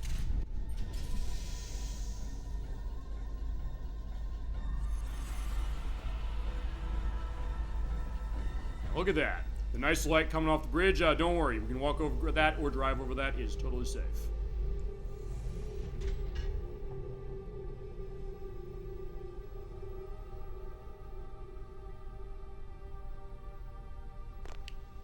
Okay. Alright, that being said, I'm running out of grenades. It does show a little red flash when you're down to your last one, but I'm going to swap to the other one. And at some point, I'm going to show off doing sticking of enemies a bit more than I already have. And get more needler rounds. Actually, that's the thing about the weapons. I'll say this as far as this game. Even though there's weapons that I prefer using over other ones, in all honesty, for most of the game, I tend to use the pistol and the assault rifle. It's something that, even with only a couple weapons to choose from, there's utility and use for all of them. And it's a case where you can kind of play around. I guess it's like, what's your style as far as wanting to play this game, or feasibly on a shooter, for that matter. Do you like stuff, do you like sniping, for example? Like with the pistol, you can do that. Like, hey, you just want to get in close and start to shoot fast. You can use the assault rifle or the plasma rifle. So you do have options about how you want to go, and the game will also behoove you to say, hey, try different things for different enemy types. And for different situations you might run into. There's also one thing I didn't mention about the plasma pistol when you get the charge up. That shot will slightly home in on the targets. A tad less, I think, than the needler shots. A tad, but not by much. It's enough where you can kind of notice it, but not massively. So now our next objective is to go along, and we are going to find the survivors. They are in areas where you see vehicles. They're next to the paths.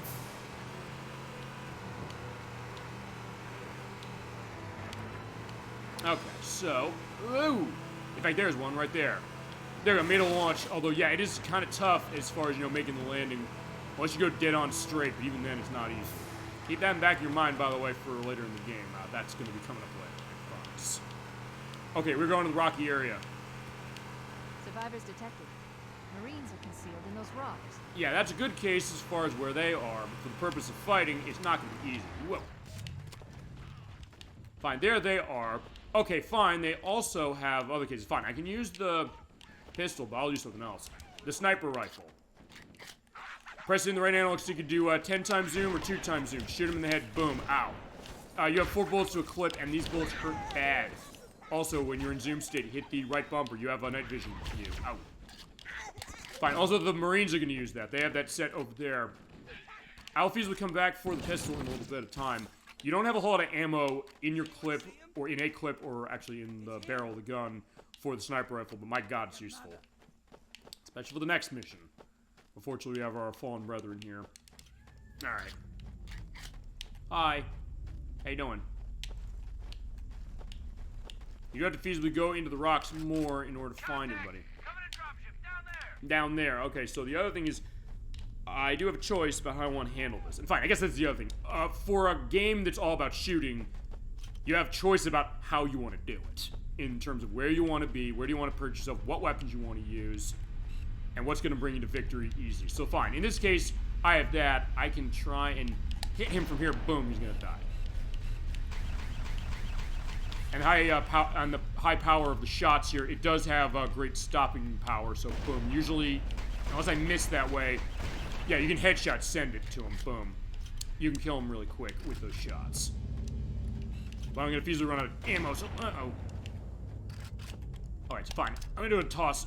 And also, by the way, for the grenades, yeah, that arc of the toss is something you want to pay attention to, and also the fact that Jackals, they do charge-ups of the plasma pistol. They're the only enemy type in the game to do that, with one other exception. We'll have that soon enough. Yeah. I want to be careful. Like, yeah, you can see him charging, so you do that great attention to detail of when they're doing it. Boom. Alright. Get yourself set. All right. So there's boom. Let's get you. You're seeing there, it's like, yeah, I hit him, but now the other grunts are running away. You go stop them. But fine, even though the grunts are technically the weakest enemies as far as what they do, you do have to be careful because they have their own elements. Because they'll, here's the thing, if one spots you, they'll feasibly go and call for help. There's like, hey, there's an elite around. Like, by the way, enemy! They'll say, like, yeah, you're here, and they'll alert that way. And also, they toss the grenades. And for now, they are, ouch, the only enemy in the game that does that, but we'll see that change late game.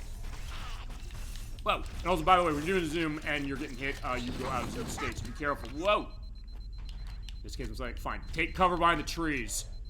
And I'll also say this, other game, look, this game was a huge enough hit when it came out, and also as time went on. But as I mentioned, we looked at this, or when we looked at Metal Arm's Glitch in the System last year, every company after Halo wanted a game like that. In terms of how controlled, so it's like, yeah, you have dual elements of control, you have the checkpoint loading done thing going on, you have sometimes 2 weapons cases going on as far as the game's instituting that, like Duke Nukem Forever is the case of doing it years too late, admittingly. And then you also have cases where, hey, you have, well, yeah, this thing with shield. Sometimes it doesn't make sense for some of the games, like, yeah. As much as I like some of the Call of Duty games, the fact that they have, like, oh, you go in to recover yourself in order to, you know, stop yourself from dying, like, for a game like that, like, wait, I'm in a period piece of 1942, say, as far as, like, the World War II ones, like, World at War and 2 and 3. Does that maybe take you out of the, experience a little bit? I mean, maybe a little. But at least with Halo, I'll say this, Halo, it makes total sense why this game has it. Like, hey, we're in a futuristic sci-fi world. It's like, hey, we have elements of S.H.I.E.L.D. going on for it. So yeah, the idea of that being an element makes total sense. And also something they would enhance on going on later, including the fact in Halo 2, they would get rid of the health element of this altogether, but your shield would recover quicker. We read you, Echo 419. We have survivors and need immediate dust-off. Yep. That being said, I'm going to take the pistol because I want to use that. I've spotted additional lifeboats in your area. Awesome, thank you. One near the cliff edge, and another near the head of the river. So as we're pointing out, depending on where you go first, she will say, she'll change where she's telling you to go. Although, here's the thing, you don't have a map, so it's a case you just kind of have to go, as I mentioned, where the beacon is. That's what you gotta do. We do have the Marines here, they're going, or some of them are going, but some are saying, like, fine, we're gonna go. Let's roll! Okay. Yeah, my gunner doesn't have much health, and you cannot recover their health, by the way, so keep that in mind. So now in this case, I'm gonna be a little more careful, because in that case, since they have the gunner seat and they have the turret going on, I can decimate enemies that way, or do what, oh no, I tend to do when I play co-op. Oh shit! You paid for that! Yeah, thank you. We got shot by something, so fine, that was not my fault. Yeah, the, crap. I lost the other guy, the guy who had tons of health. Fine. That Banshee has a laser shot. Yeah, so yeah, screw you guys. Yeah, you must take them down. And they'll have good enough aim, so you don't have to necessarily worry about the fact that, oh, they're not going to be able to hit, crap, the broadside of a barn. Or however you want to put that. Okay, fine. Sometimes, like, yeah, it has to flip, right. Okay, there you go. Got it. Awesome. So, yeah, low. Hit the gas! Yeah, kick ass. There's another ship over there. Kind of in stasis. Actually, okay, that was way better than I thought. It's stuck there. Or, okay, fine, it's not stuck. Okay, okay, fine, it made a drop off. It's still in distancing. Okay, by the way, when the humans come by, we're gonna have it so we can shoot him more. Okay, fine. He's like, yeah. Okay, so he's just hanging out there. It's like he just wants to shoot us. So at least there's that. Okay, we are coming in to where we need to go next. All right, so there's some jackals. We gotta take them down. Over here! Usually this is what I tend to do when it comes to running the Warthog. In case we find, I'll drive around and try and run stuff over while either the player I'm playing with in co-op or the AI of my team members will feasibly try and get a shot off him. And as I get the Warthog stuck in the life pod. or the escape pod should say, boom. And also go into the voices of the Marines, because some of these are cases of them. And I also don't know where some of them are named, with a couple exceptions.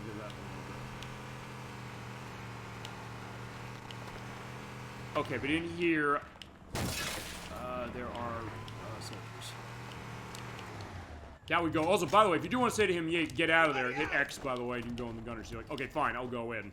But as I said, since your AI teammates will not drive the car or anything vehicle-wise in this game, there's not really much to do that, unless you're in co-op. Let me tell you, this game is a blast to play in co-op. Whether you're playing single player as far as it, that's great too, but especially when you have somebody else playing with you, it's awesome. Another one of those great two-player games, you just have friends and family playing with you. I mean, my brother and Harriet Knock and I, we put in tons of time into this. Fine. It's one of those cases where, fine, our early cases of first-person shooters, we didn't have a whole lot of stuff going on the PC, with a couple exceptions. A little bit with Doom and Wolfenstein, sorta. But the stuff of Rare, like Perfect Dark and GoldenEye. But then when this came out, I mean, Perfect Dark had the co-op mode. Well, actually, I played that with my brother. But this one we did, and like, yeah, this game's so much fun. And it creates a unique dimension, because the other thing is that when you die in co-op, which we're pointing out, one player dies, the other player's still going, and if the other player can get to a safe point, you can have the other player who died respawn right there without having to go back to the checkpoint. So it's something you can get a sense like, hey, I just died, help me, please. So it gives this great, and it's a great kind of communal case of saying, hey, you know, you can do something to redeem my fuck-up, say.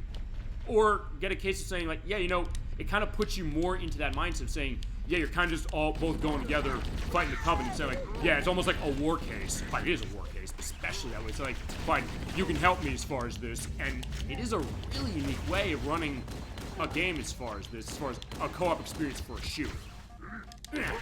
Crap.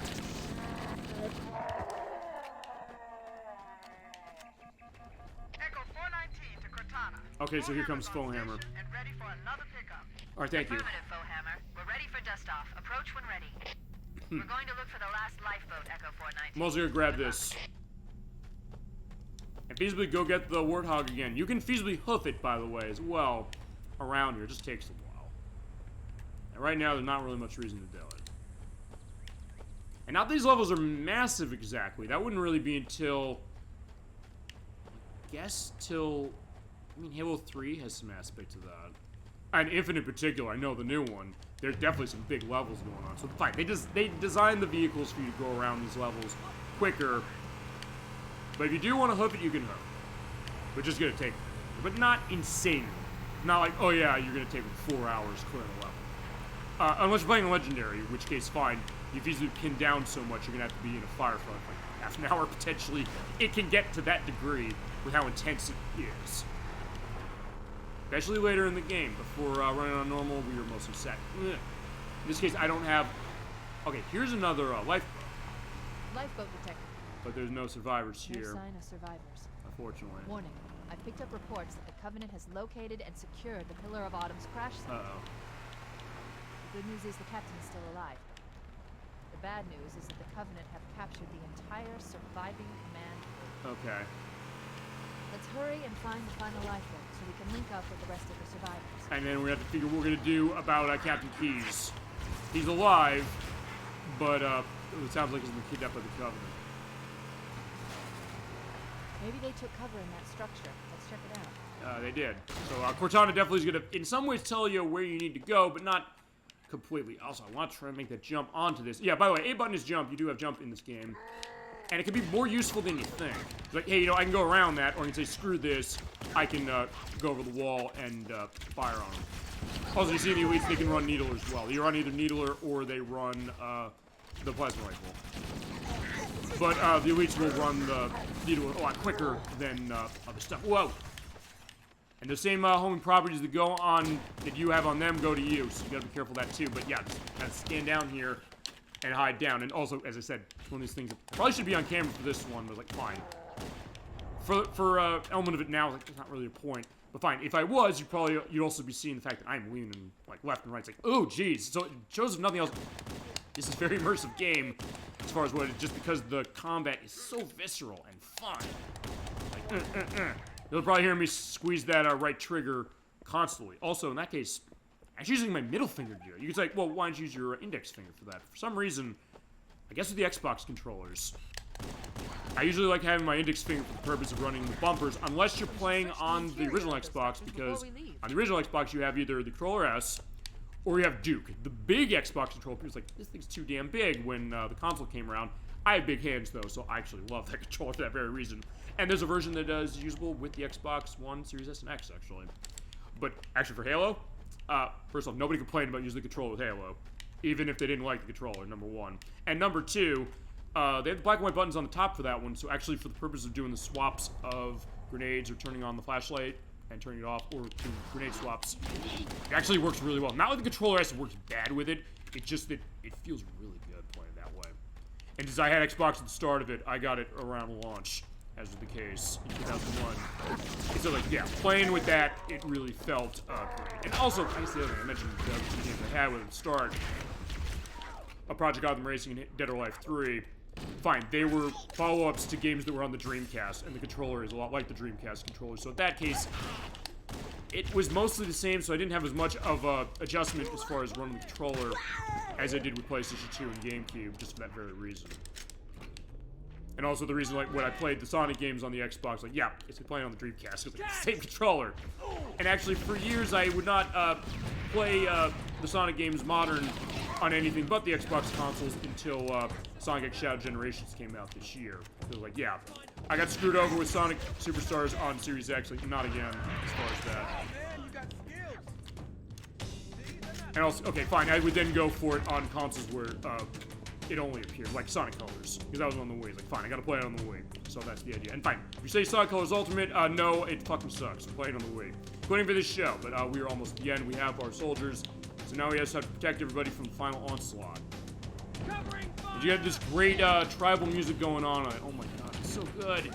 There's great vibes for this music and diversity to it, along with the way the place you go, and also with combat. All right, Echo 419, you on the way? Thank you. New traffic on the Covenant BattleNet. Okay, found Captain Keyes. He's being held on a Covenant cruiser. The Truth and Reconciliation.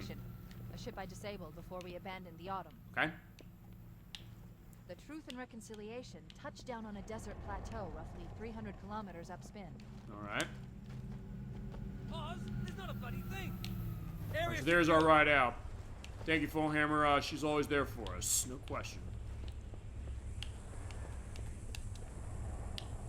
Fine, there's also our Warthog. We're gonna have to leave it here, sorry.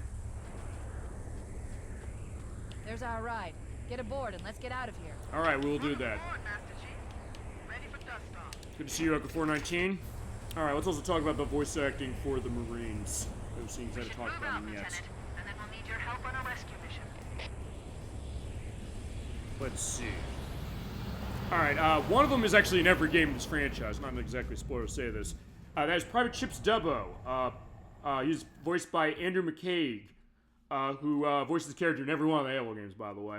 He's also Robert Lavery, Andrew Doyle, and Neil Patterson in the TV show Cop Shop, going back to the 80s. He's with David Cullen in the TV show Medevac, and Peter Morrison on the TV series All Saints, as we go into the Truth and Reconciliation now. We also have Private Vicente, who is voiced by Matt Madeoy, who's the voice of Falco in Star Fox Assault for the GameCube, as well as Spy Fox in the Spy Fox games, which you'll play eventually. He's also the voice of Sheriff Shrimp in Freddy Fish 4, The Case for Hogfish Rustlers of Briny Gulch. He's voiced Harry in Mario Tennis for the Nintendo 64 when you transfer him with the transfer pack, and Joe from Mario Golf on Nintendo 64 when you transfer him into the game called it that way. And that's the idea as we are going into Truth and Reconciliation. I will talk about the other soldiers as we go. I love this mission, oh my god. The Great Night View. Also, here's what it looks like as far as the nice new view. Fuck that shit, we're playing the Xbox way. We can look at it the other way if you want at some point. We can do a Super Bowl game Saturday Second Chance on the second chance. Feasibly, if you really want it. But fine, we'll look at the old way. It's still appealing regardless how you look, you know? But as Cortana's saying, yeah, the grunts are gonna take refuge over in those turrets. So what you want to do is take the sniper rifle out, aim where they are, and knock them out. And also, you can get in those turrets too. Let him have it! Alert! A Covenant is making a run for that stationary gun. Take him out. All right, good idea. In this case, I'm not really being that stealthy, but you don't necessarily have to be. I mean, you can, But fine, you're gonna hear noises going on with the sniper rifle. It's loud. I like other games with the sniper rifles, the quiet weapon. Fine, I learned that from GoldenEye and Perfect Dark, but in this game it's like, no, that's loud as anything. You hear like, uh-oh, what was that? And you realize, oh, sniper, gotta be careful. But, oh, wart. Okay, I should show off the turret gun. Oh, down in front! Like, yeah, no. Yeah, we hear that, like, get out of the way. Otherwise, that grenade's gonna hurt you. Yeah, hold X button to enter anything like with the vehicle. Fire. You do have infinite shots, but you have to be careful when they toss a grenade because... Oh, or do that, because shit, they will drain my energy. Yeah, get my ass out of the way. Whoa. Yeah, keep your head down is, Cortana said, like,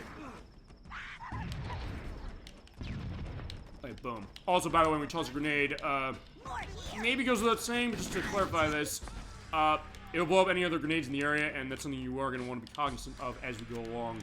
Not just for grenade reasons. Alright, thank you.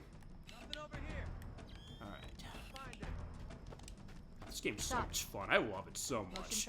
It is maybe not as complex as other games as far as, some of the variety of what you're doing in some ways, but it's also, it more than makes up for the variety it gives you with the locations you go, weapons you're using as far as what to do with them, the great missions, which are expertly designed, and just the great AI. I can't say that part enough, and I'm going to keep saying it. So don't let me repeating myself, I'm sorry, but yeah, if you played this game, you also know what I'm talking about.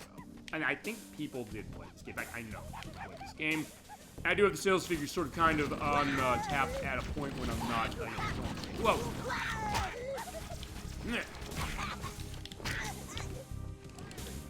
It's great new age, new wavy synth. It's so good. Uh-oh. Yeah, help. Yeah, don't necessarily rely on your AI teammates. They can get themselves killed, as is way easier on the higher. Oh shit! Or you walk off the cliff and die. It's like, oh no, whoa!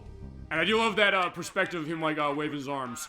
It's all they're pointing out. Halo 2 would add the half physics engine, so you do have ragdoll physics in that game, not in this one though, and not in the anniversary edition version. Fine, that's what this is. Oh shit, no! You saw I just moved my head out of the way of that charge shot.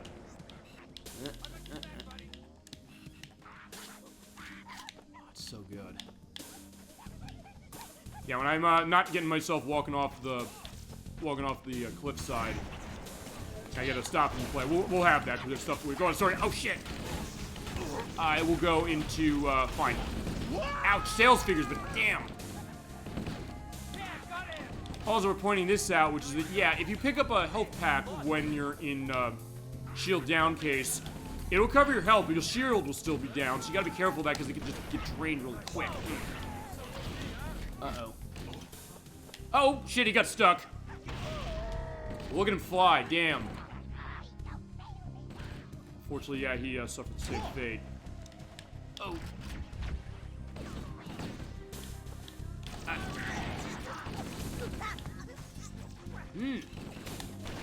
There we go, send it. Yeah, I'm sending it back to where it came.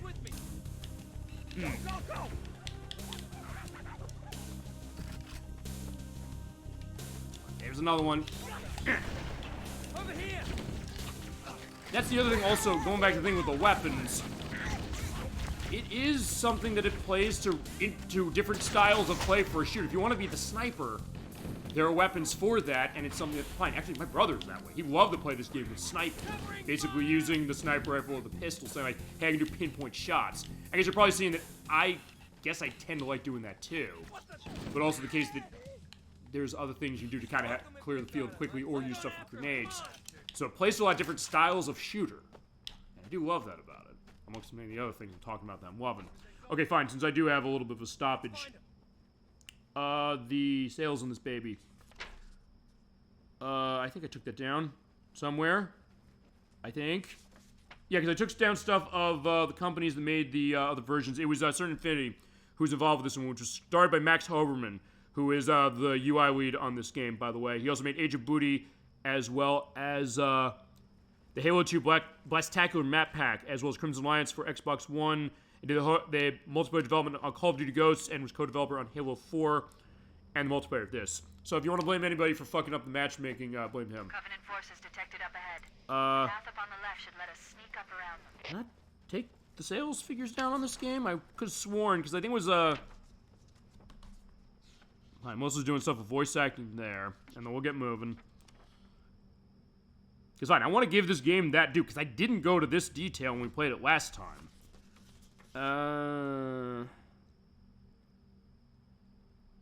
Yeah, maybe I didn't. Down below is how well this game sold. I also don't know if this is the best-selling game on the original Xbox. Well, I guess if you count multi-platform games, I don't know if it would be. So, oh, sorry I'm late. No, of course, Dollyfin. So good to see you tonight. We were playing Halo Combat Evolved for the Xbox, but it's via the Halo Master Chief Collection for Xbox One, run through Series X, the remake of the 360 version 2011. Yeah, confusing that way, but still good to see you. Of course, don't worry about that. Like, hey, you got a life as far as it. So, we love when you come to the show, or on the show as well. We love having you. We're playing Halo as our first Super Bowl game Saturday Second Chance program. We're on level 3, the Truth and Reconciliation now. So good to see you. Feel free to let memories flow on Halo. Any of them. This first one starting, but also any of the other ones. Experience with first-person shooters. First-person shooters on consoles and PC. Of which this game, by the way, started as a console game. Oh, fine, it was going to be a PC game or a Mac game, then PC game, then Xbox game. And then it came back to PC and Mac, as it was. Wow, cool. But yeah, this game is amazing. This game is so good. It really is. And I'm having a blast so far playing it, as we're also getting a new item that we can see. Active camouflage. You hide, the enemies might not see you, and you can feasibly hit them with the butt of your gun with a melee to sneak up on them and come. Oh, whoa. Okay, hit him while he tossed the what was it? The plasma grenades. Like, I haven't seen that happen before. This will not last forever. Also, the great color element for this game. I was thinking of you, by the way, Dolly, when it came to this. Oh, shit, they're here. Uh-oh. Yeah, my shields are down. I gotta be careful and stay out of the way. I'm seeing a blue light, so I gotta be careful. Fine, he's getting the same idea. Like, no, you're not getting the same idea. You're going away. I thought of you with the color aspect. Fine. This is what it looked like with the new version. But OG Xbox way it looked like this. That was some attack. Yeah, the viscerality of this game and intensity was quite something. But also the case that it balances out with kind of moments of quiet. But I was thinking of you because of the color palette. Because oftentimes it comes to shooters like this, or sometimes at least, the idea that what's the palette of the way it's going to look. There are a lot of people say like, hey, in the days of the Xbox 360 and PlayStation 3, a lot of shooters like this would have a lot of grays and browns and things like that for like a post-apocalyptic, torn-out look, which fits for those. But also, I noticed the colors. Yeah, but I like that you did that. Honestly, it's something that made me think more of. It's one thing to say a game looks pretty, or maybe has good art direction or something like that, or has good tech behind it, but also like, what are we really looking at? And I think bringing up an idea of color as a primary focus that way, I think is a good thing, because it then lets you say, okay, by the way, we can look at this game as far as it because of a sci-fi element to it as well. You have the idea that, hey, you have like a lot of blues and purples, or like the night vision, the green, or stuff that you're seeing like the plasma shots that are coming from that turret or will, and the enemies, and the green, or the purple of that energy lift we're going towards as well. It creates a great visual diversity, but also a great feel to itself that makes it so you're never gonna really get, or fine, it's less likely you'll feasibly get bored of what you're looking at, because fine, I've seen great looking games sometimes, like, fine, it might look very drawn out, or washed out, or maybe the colors are too good, or maybe too, I don't know, how much of an eyesore, depending on what it is. But something like Halo, it kind of fits to this world, it fits the idea of kind of everything we're seeing. Because look at that, it's a great color explosion, sometimes in a literal sense. I'm gonna try and do, eventually stick into the enemies. Or fine, we gotta be careful of that gravity lift and find that, look at that. It also, if nothing else, it gives you, it works with the gameplay as well, because it's like, hey, focal point of enemies shooting those purple blasts out of the turret. You're like, oh, I know that's a turret. I know I gotta aim there. I know I have to take cover somewhere else. Or you see like the charge up plasma shots. Like you see in the green, you see that big ball coming, like, uh-oh, careful there. I see the blue of the plasma grenade, like this, down in front. It's like, uh-oh, that's there. I gotta move. I'll try and stick the grunt as it is. Whoa. It's like, screw that, we're gonna use the fragmentation grenade because it blows up fast and go, right, heads up. Like, yeah, heads up that way too. Throw it over there.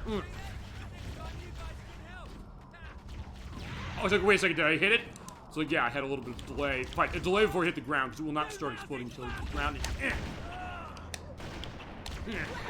Oh shit!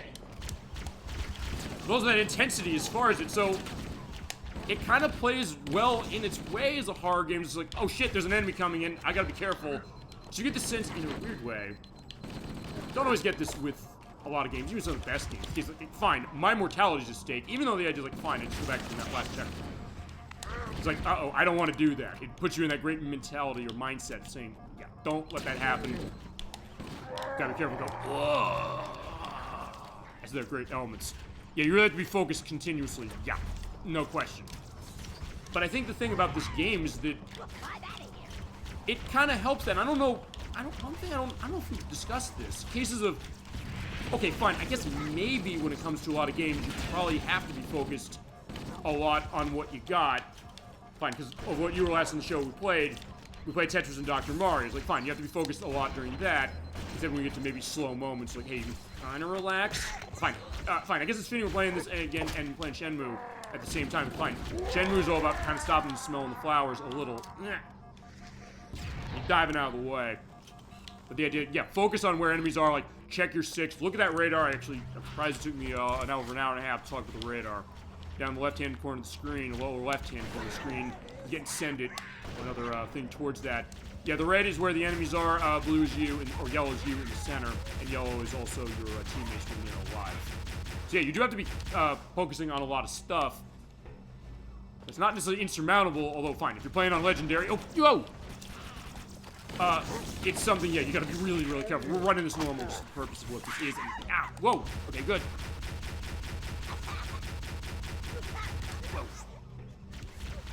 Yeah, toss. Okay, we got all three, or all four. Yeah, but I mean, it's one of those things that, the case of when is that going to be something that maybe is a problem with, hey, I have to concentrate too much, or when is it something that, fine, I guess in this game, I guess I am concentrating to a certain extent, but it's also something that, fine, I played this game going back when it launched with the original Xbox. So in that case, I know this campaign basically by heart, and, oh shit, we got brutes. Or, no, not brutes, brutes are the next game. Hunters. Talk to them. They have plasma coil rifles. They shoot off, they hurt, you cannot pick them up in this version. The PC version lets you do that.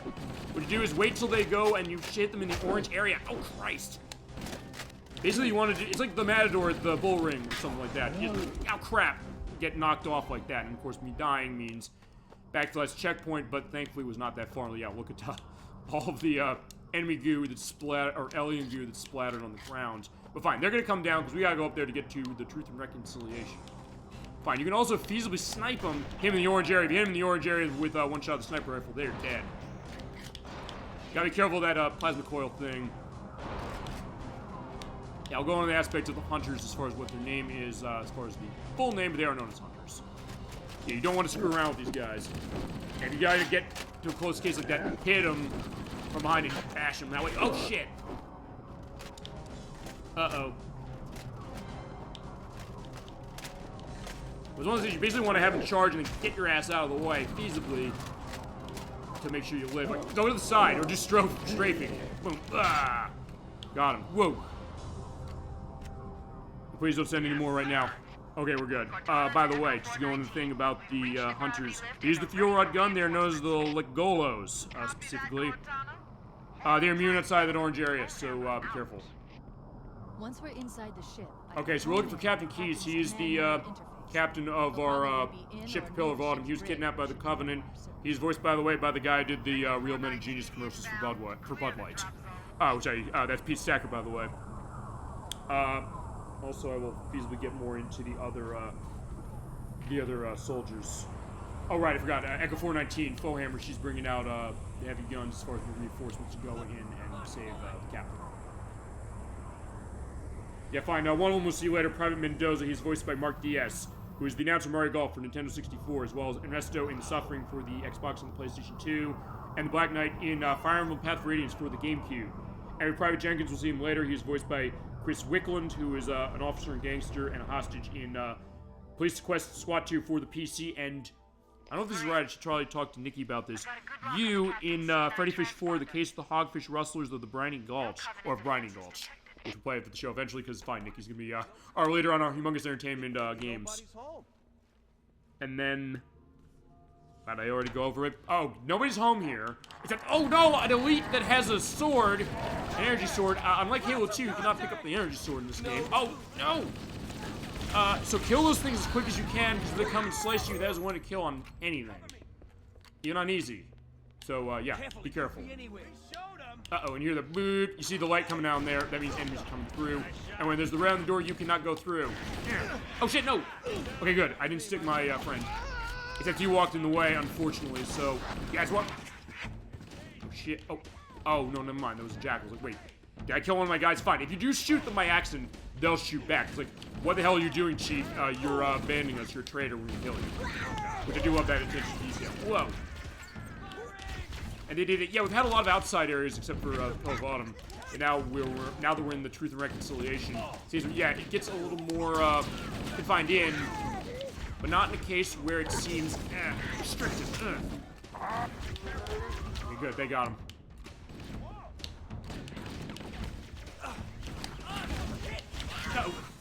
Oh yeah. Okay, good. He's out of the way. I was like, yeah, I gotta get out of the way of that grenade blast. So yeah, I get what you're saying. I'm glad that's a great observation as far as it, which fine. Sometimes is a factor for certain shooters more than others. I mean, because I guess then, of what we played first-person shooter on the show, we played GoldenEye. As I said, I'm gonna do GoldenEye again for the 30th anniversary, because why not?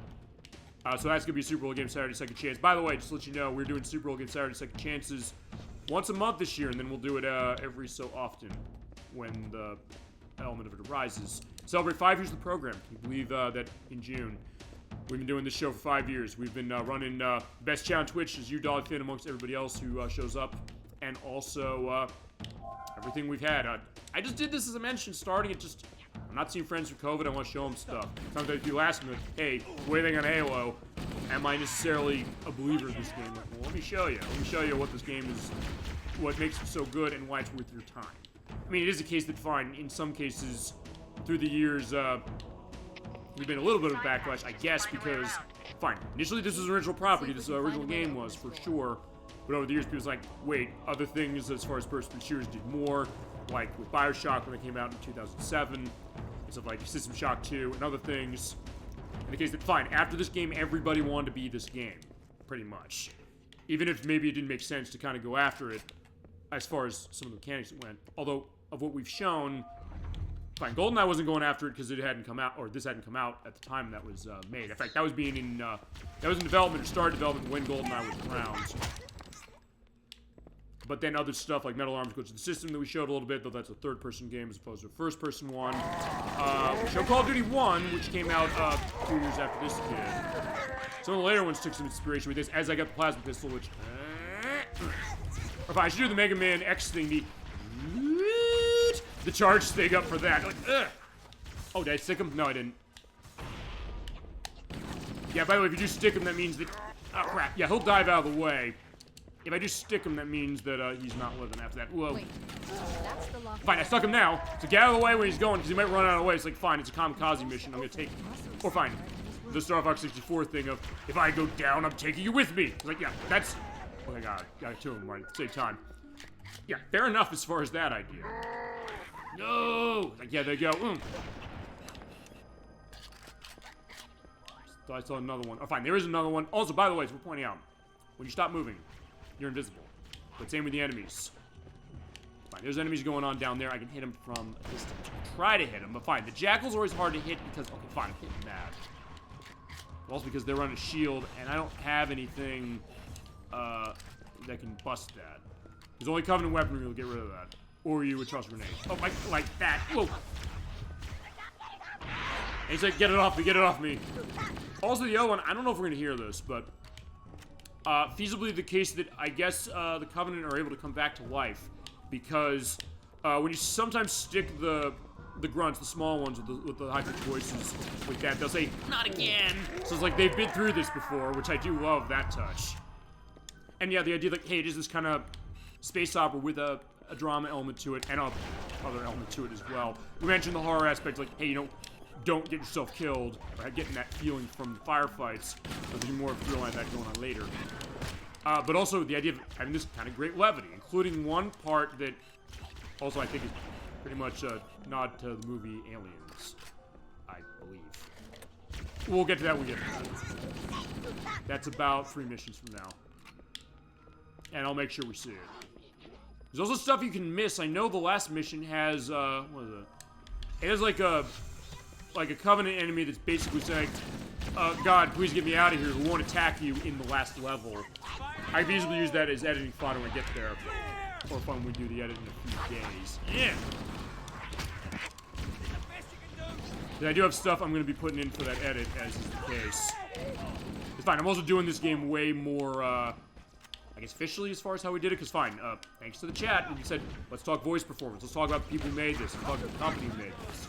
Let's talk about other things they've done. Let's talk about the fact that, yeah, Alex Seropian, who started this company, he said, fine, I'm getting a job while I'm in college for mathematics at the University of Chicago, saying, my father said, why do you get a job? He's like, I'm going to be finishing college, but you know what? Let me make a knockoff of Pong called Gnop. Let me sell the source code 15 bucks. Let me get my foot in the door with Jason Jones as far as starting a company.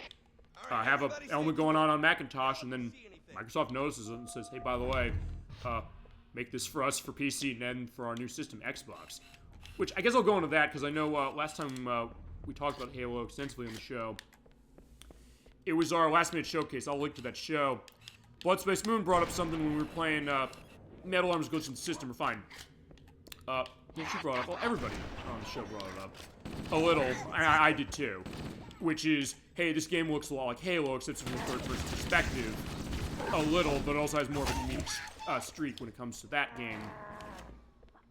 But the thought that, yeah, Halo started as a console game, although she's like, I played this on my Macintosh. Like, didn't start there. It's like, yeah, actually, it did start there before it came out, where it's going to be a real-time strategy game. And then Microsoft saw it at Macworld in 1999 when it was a third-person shooter. And then Microsoft said, we want to buy this company. We bought them. They turned it into a first-person shooter. We launched it. We're going to put it on the PC then, because Bungie, their background initially was Macintosh. They said, okay, fine, we're going to put it on the PC for Windows. It was like, well, no, what about the Xbox we're releasing? They said, fine, we'll put it on that. And the rest is history, but then they did bring it to the PC and the Mac later. Actually, it was Gearbox Software who made Borderlands, who ported that to the PC in 2003, and to, oh shit, no! Oh no! Yeah, he, unfortunately was there, and yeah, his weapons do get tossed, so if he does get killed, he's like, fine, you can take his weapons and refill your weapons, or ammo, or grenades. Nice shot. What's that? Yeah, and then also the other thing is like, fine, a game that started as a real-time strategy game came full circle in 2008 when Halo Wars came out, which was also the last game developed by Ensemble Studios, the people who made Age of Empires. So yeah, Halo's kind of gonna be a lot of different things. It was really interesting to think the idea of what could Halo have been to start, where was it gonna go, the idea of the perspective of the Xbox, because that time was a risk as far as Microsoft saying what's going on. I remember it was, I'll link to this, the G4 Icons episode, where Seamus Blackley, who was one of the guys who was involved with bringing Xbox to market, saying, we're in a meeting with then Bill Gates and Steve Ballmer as far as Microsoft, saying we're going to push this console we're working on. And first thing in that meeting on Valentine's Day of 2000, they said, what do you mean it's not going to run Windows? Like, oh, by the way, we forgot to mention it's not going to run on Windows. And Steve Ballmer was like, you're going to lose our money, this is a boondoggle, which I find Microsoft doesn't care about losing money anymore. As the case, who knew, as far as that, how you know, the Xbox One, Series S, and X have done worse than all of their Patriots. But then the idea that they kind of turned their perspective around, saying, we can do this, we got to do this now. They had Dwayne Johnson, The Rock, show off the Xbox when they demoed it in 2000, and then they said, this is going to be one of the flagship titles we have. This, Project Gotham Racing, and other stuff as well. It kind of got Microsoft, in a way, it kind of gave them an identity as far as what consoles were being like, and then something would continue, especially the Xbox 360, which, fine, eventually somehow became the worst selling of those three consoles at the time, PS3 and the Wii. It was something that, it was the console choice for a long time. Just at the end, it's like, fine, those sold more as far as it, because PS3, oh shit, no! I dropped my grenade there. fine. Wii went out first, as far as, you know, Wii U was coming around. PS3 is still around, but struggled initially at the beginning. But it was around for a while before Microsoft went on to the next system, but they went on before PS3 did. But yeah, 360 was where people wanted to go. They wanted to go for the next Halo game. And they wanted to go for other stuff, and same with the original Xbox, in case they, fine, they're like, this is the Halo machine, what else can we play on this? And other companies saying, we need a first-person shooter like this that is going to be on the level of this. And as a consequence, I ended up playing tons of first-person shooters. That, in its way, was the genre I ran the most, or one of them at least, when it came to the original Xbox, that and racing games, where they really were kind of saying, what can we do to differentiate that way and come up with something special? And sometimes they did come with something special, stuff that was kind of underrated, like Metal Arms we showed, even though that was not Microsoft exclusively. But then Halo was the case, like, yeah, everybody's waiting on, after Halo 1 came out, they said, Halo 2, we want this, we want this, we want this. And when Halo 2 was the case that, for its multiplayer, which this game does have multiplayer for its co-op, but also 4 players locally for multiplayer, and 16 player for LAN, by the way, for this game. Then they said, we're going Xbox Live, we're going online with Halo. People were like, oh my god, we're going online with Halo. Which mainly, I think, for the next game, to preface my thoughts on that, I would say, I think, despite the attempts to flesh out Halo's lore more, which it does a really good job of, I don't think the campaign of the next one is as good as the campaign of this one.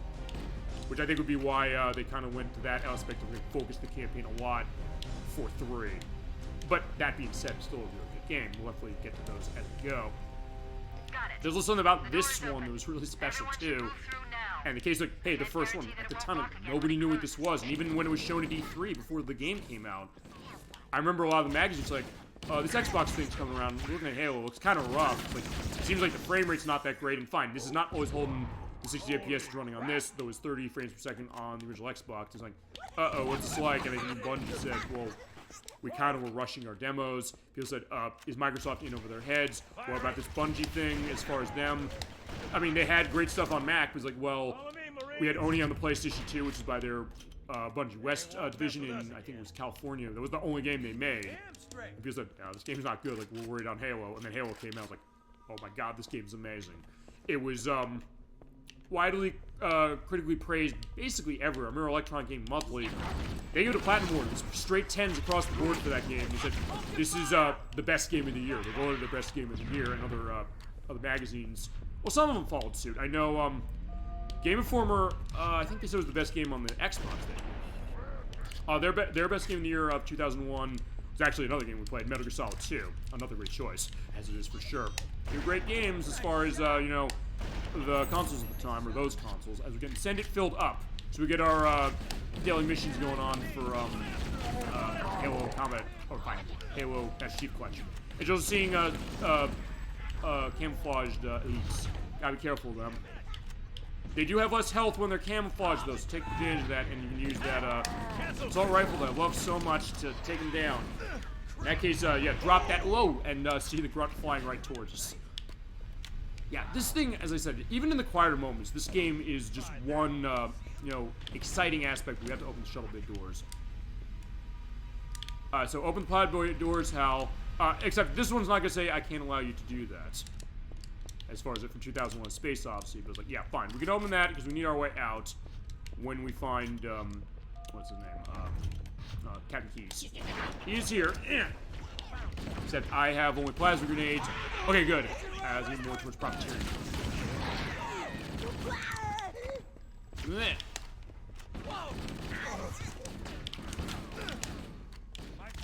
Yeah. Obviously, they're not gonna move, are they? Because fine, the timer on the plasma grenades is longer, noticeably longer, than the fragmentation grenades. So oftentimes the enemies will have our opportunity to see the grenades, like, oh, jump out of the way. And the fact that they'll do that is amazing. The fact that they're smart, it's like, you know what, I'm not gonna stay in the way of that. It's awesome. So it's also one of those cases where, when it comes to some games, when it comes to their AI, their enemies, there's certain things you can do to exploit it. I know with GoldenEye, it's a case where you can only you can shoot up and down above levels, and they won't take track of that. Perfect Dark fixed that, but at GoldenEye, they didn't do that. Halo, they basically thought, like, hey, what can we do to make sure, like, that doesn't happen anywhere, and you're seeing more enemies. Okay, got him. Yeah, what you want to do when you have a group of enemies and you have an elite, get rid of the elite first, if you can. That's what I'm talking about. Okay, and, let's see. yeah, so far my soldiers are going well. Also, okay, this game doesn't do it. Halo 2 does this. If you're like, hey, they got a weapon I want and I don't have it, you can swap weapons with them, and they will actually take the weapon you're using, and they will use it in the combat as well, which is awesome. This one doesn't do that, but that's fine. Yeah.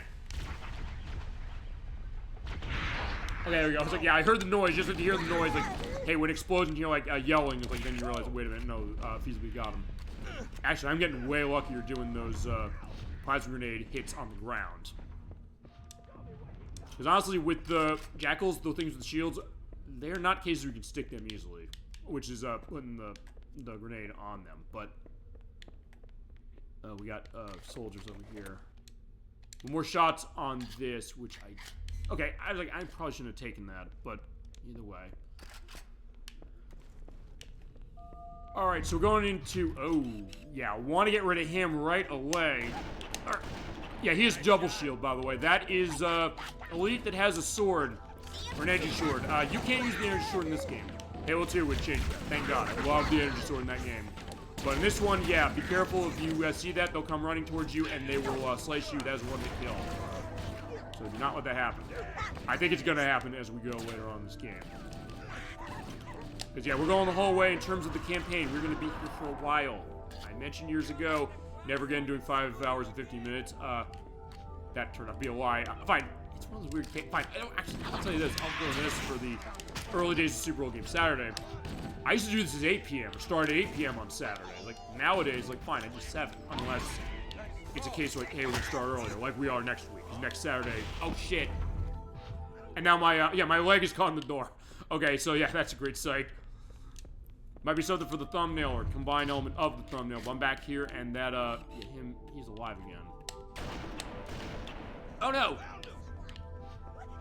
Yeah. So just get rid of him quick. I was gonna say, I used to start at 8 p.m. on Saturdays, but fine. Next week we're doing 3 on Saturday. It's gonna be Saturday next week for Shadowheart's Covenant. Yeah, later. Oh, fitting, I guess. Fine, the Covenant. Shadowheart's Covenant. Shadowhearts was a 2001 game. I guess kind of fitting? No, not really. Fine, it's nothing like it. Fine, the name, like, the Covenant as the alien force in this game, and Shadowheart's Covenant, the sequel to Shadowhearts, starting next week. Which is gonna be one of our big games this year. It's going to be also the longest game we've ever done on the show. And we'll have more going on that next week.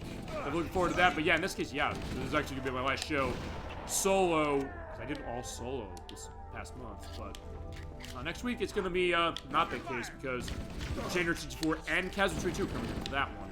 Can't we do it? And there's our nav point where we got to go. This is also something we'll see later. Uh-oh. Fine, he wasn't out of the way enough. Oh, do I have any... Okay, I do have fragmentation units. Fine, I don't need the light. You also can turn on the flashlight, which actually is useful in certain cases where it's dark. Also, fine, I'll show this. The only way I froze is because when you hit the back button, you look at the new view, but fine, we're going to the old view. Fine, I'll show the new view every so often, but fine. Nothing else celebration of the original, but fine.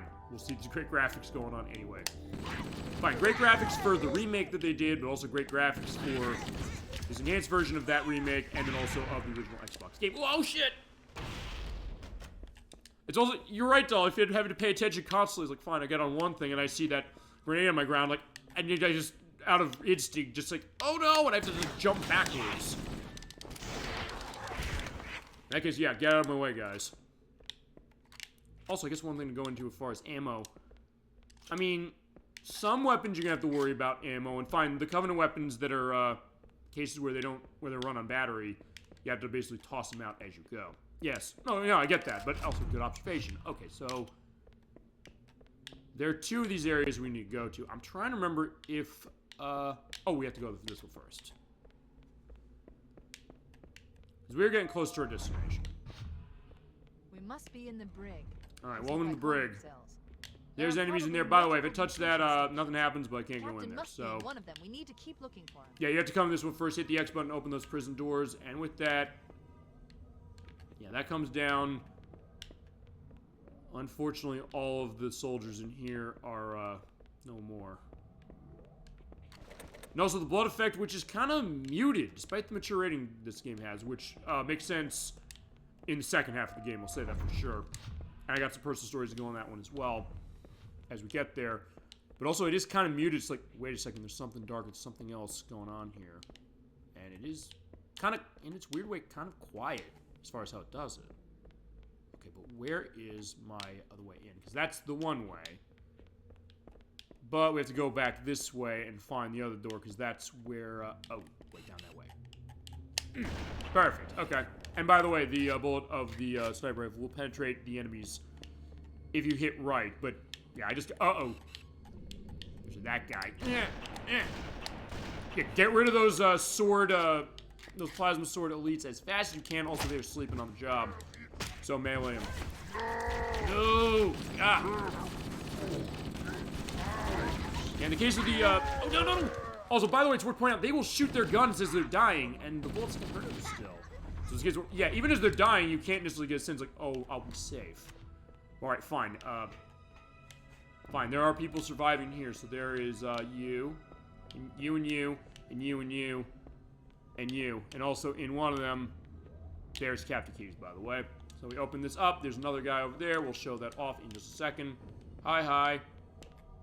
Yeah, the cavalry has arrived. It's him! Yeah, it is me, but, it's us. Hi. Coming here was reckless. Yeah, it was. And yes, Captain Keys, voicing, the Bud Light beer, or the Bite Light Real Man of Genius commercials. Who knew? Marines, lock and load your weapons. Let's be ready He's to great move. as Captain Keys in this game, no question. But he's also going to tell us something going on. While the Covenant had us locked up in here, I overheard the guards talking about this ring world. They call it Halo. One moment, sir. Accessing the Covenant BattleNet. Yeah, they talk Halo, so where the game gets name from? It came from this. The ring has some kind of deep religious significance. If I'm analyzing this correctly, they believe that Halo is some kind of weapon, one with vast, unimaginable power. Okay. Then it's true. The Covenant So that's correlating to what Keys said, and Cortana, our onboard AI. She said, hey, I hacked in their BattleNet and realized, yeah, that's what they think. They're feasibly religious fanatics, I guess, if you want to put it that way, but saying, like, hey, you know, Halo is going to allow us to conquer the galaxy, feasibly. But, like, hey, there's a control room that has stuff going on to control this that maybe we can use to get a one-up on the Covenants. If Halo is a And if they get a hold of that, that's going to be a bad case. They'll use it against us and wipe out the entire human race. As you hear the great Halo anthem here, as I mentioned before we jumped on Dolphin, just to go into this.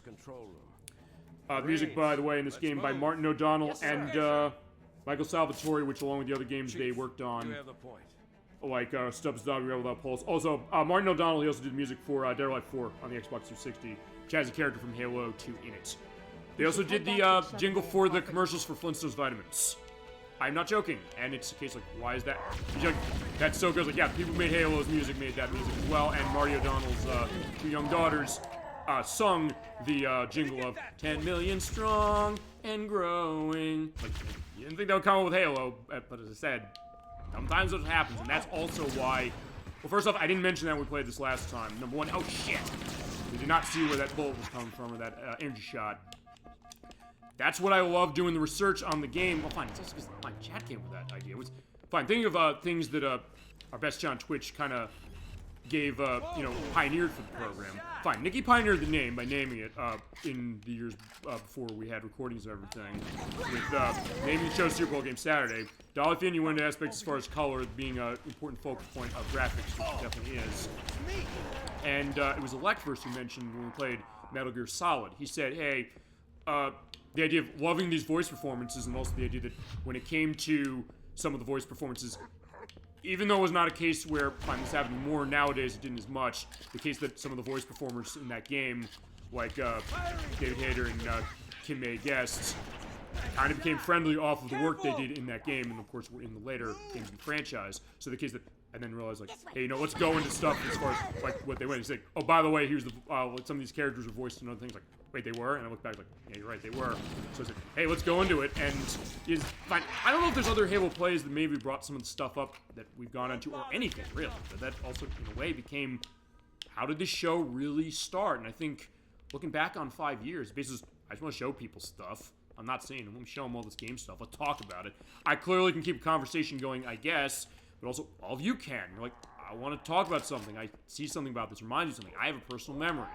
That's something I know Electrus went into, but other people as well, saying, hey, when I was growing up, I used to play games this way. Having, oh shit, another one! No! Okay, good, we saved him. From Plasma Sword guy. We have the captain and need extraction on the double. But yeah, the idea, like, birth of this show, what happened, how did we get here? And reflecting that over the past 5 years is definitely something it's been really interesting. Fine, it's just something we do for fun, but I said, you know what? It's kind of in a way evolved into, like combat evolved for Halo. It evolved into something more. And it's all thanks to all you. And I really love that idea. Like, that's why I have such respect for the best on Twitch, why I call you that, and also the idea that, hey, you come with ideas as far as like, hey, I want to see something, and I'm fine. Broadening my horizons. A lot of people played Halo, that's for sure, but fine, people didn't, and hey, bringing that to them, but also it's like, oh my god, I love this other game. Yeah, I missed it. We're gonna have that, fine, with Shadow Hearts Covenant. I didn't play that as far as how it was. I'm gonna get introduced to that next week, or more introduced to that next week than I was when we briefly demoed it a couple years ago, very briefly. Yeah. And we have stuff going on. Why we do the viewer requests every month?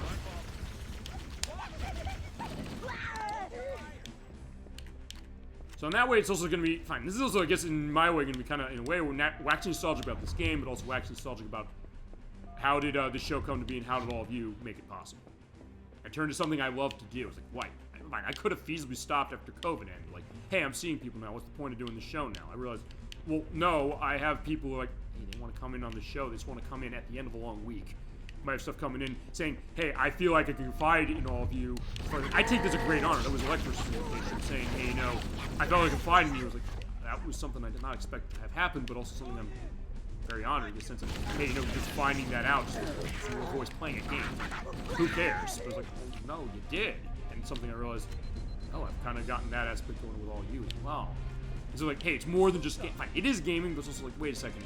Our personal memories on something hold a lot of value and a lot of...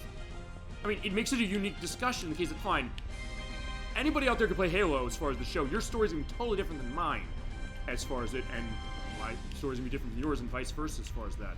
As, by the way, we have to reach the lock ship, of the drop ship clamps to get the thing out of the way. And we have to get our way done. We are done, by the way, with the mission. That's it. The dropship is loose. And I love that. The idea that, hey, it's personal discussions on game, but also the case that we'll talk about games and aspects of games, what they mean to you, what they might not mean to you, or whatever. But what do you think just looking at it your first time going? With the ship's controls. And that can make it unique. It's like, there's not, as I've always said, I've made this promise, there's never going to be a show-off of a game on anywhere that's going to be the same as us. Although, technically, there's not going to be a case where anywhere else showed off the same way we would. As, yeah, we backed into that. Like, yeah, I didn't know where the reverse is, but Captain Keys says you can pilot this thing. And with that, we are getting our fly-off. Okay, so yeah, we're going to mission 4. That is the Silent Cartographer. This is a great mission. We're going to get in that in just a second, as we have a great perspective as storming the beaches. Also, I'm going to try and see if I took down sales numbers in this game. I thought I did. Here's the one thing I didn't. The Covenant believe that what they call the Silent Cartographer is somewhere under this island. The Okay, I can Cartographer talk is a about map that that will eventually. lead us to The idea Halo's of control when center. Bungie left Microsoft, and then also The when island has 343 multiple Industries structures took and over. installations. One of And this them game will contains explain the map context of what's 343 mean. We'll see. But as Fohammer of Echo 419 is saying, it's going to be tough going on these beaches with Covenant here, but off we go. Boom. Go, go, go. Sorry, mission 4. I love this mission. It's also pointing out the demo Halo for the original Xbox. It came with Xbox magazine discs. Ouch! It gave you demo of this level its entirety. This level is decent sized. And wide open in a way that, hey, gives you a sense of like, what this game does really well. Open firefights, vehicles, great co-op, great presentation and music. Oh my god, it's so good. The AI being awesome. Like, uh-oh, careful that plasma grenade. He's shooting. Like, yeah, no, you're not. You're going down now. God, this music's so good. I love it. Yeah, so good, in fact, this music. Well, fine. It was Halo 3's version of this track of the Halo anthem. I don't know if that's actually what it's called. I'll link to this music fully in the link list, number 1. I'll have the name of what it is as well, officially called the soundtrack. But the Halo 3 version of this track, which also added more choral elements than it already has, and guitar to it. They actually did have those downloadable content in the Xbox 360 version of Guitar Hero 3 Warriors of Rock. You cannot get that anymore, by the way, as far as that DLC. But it was exclusive to that version, so yeah, you can play the Halo theme. The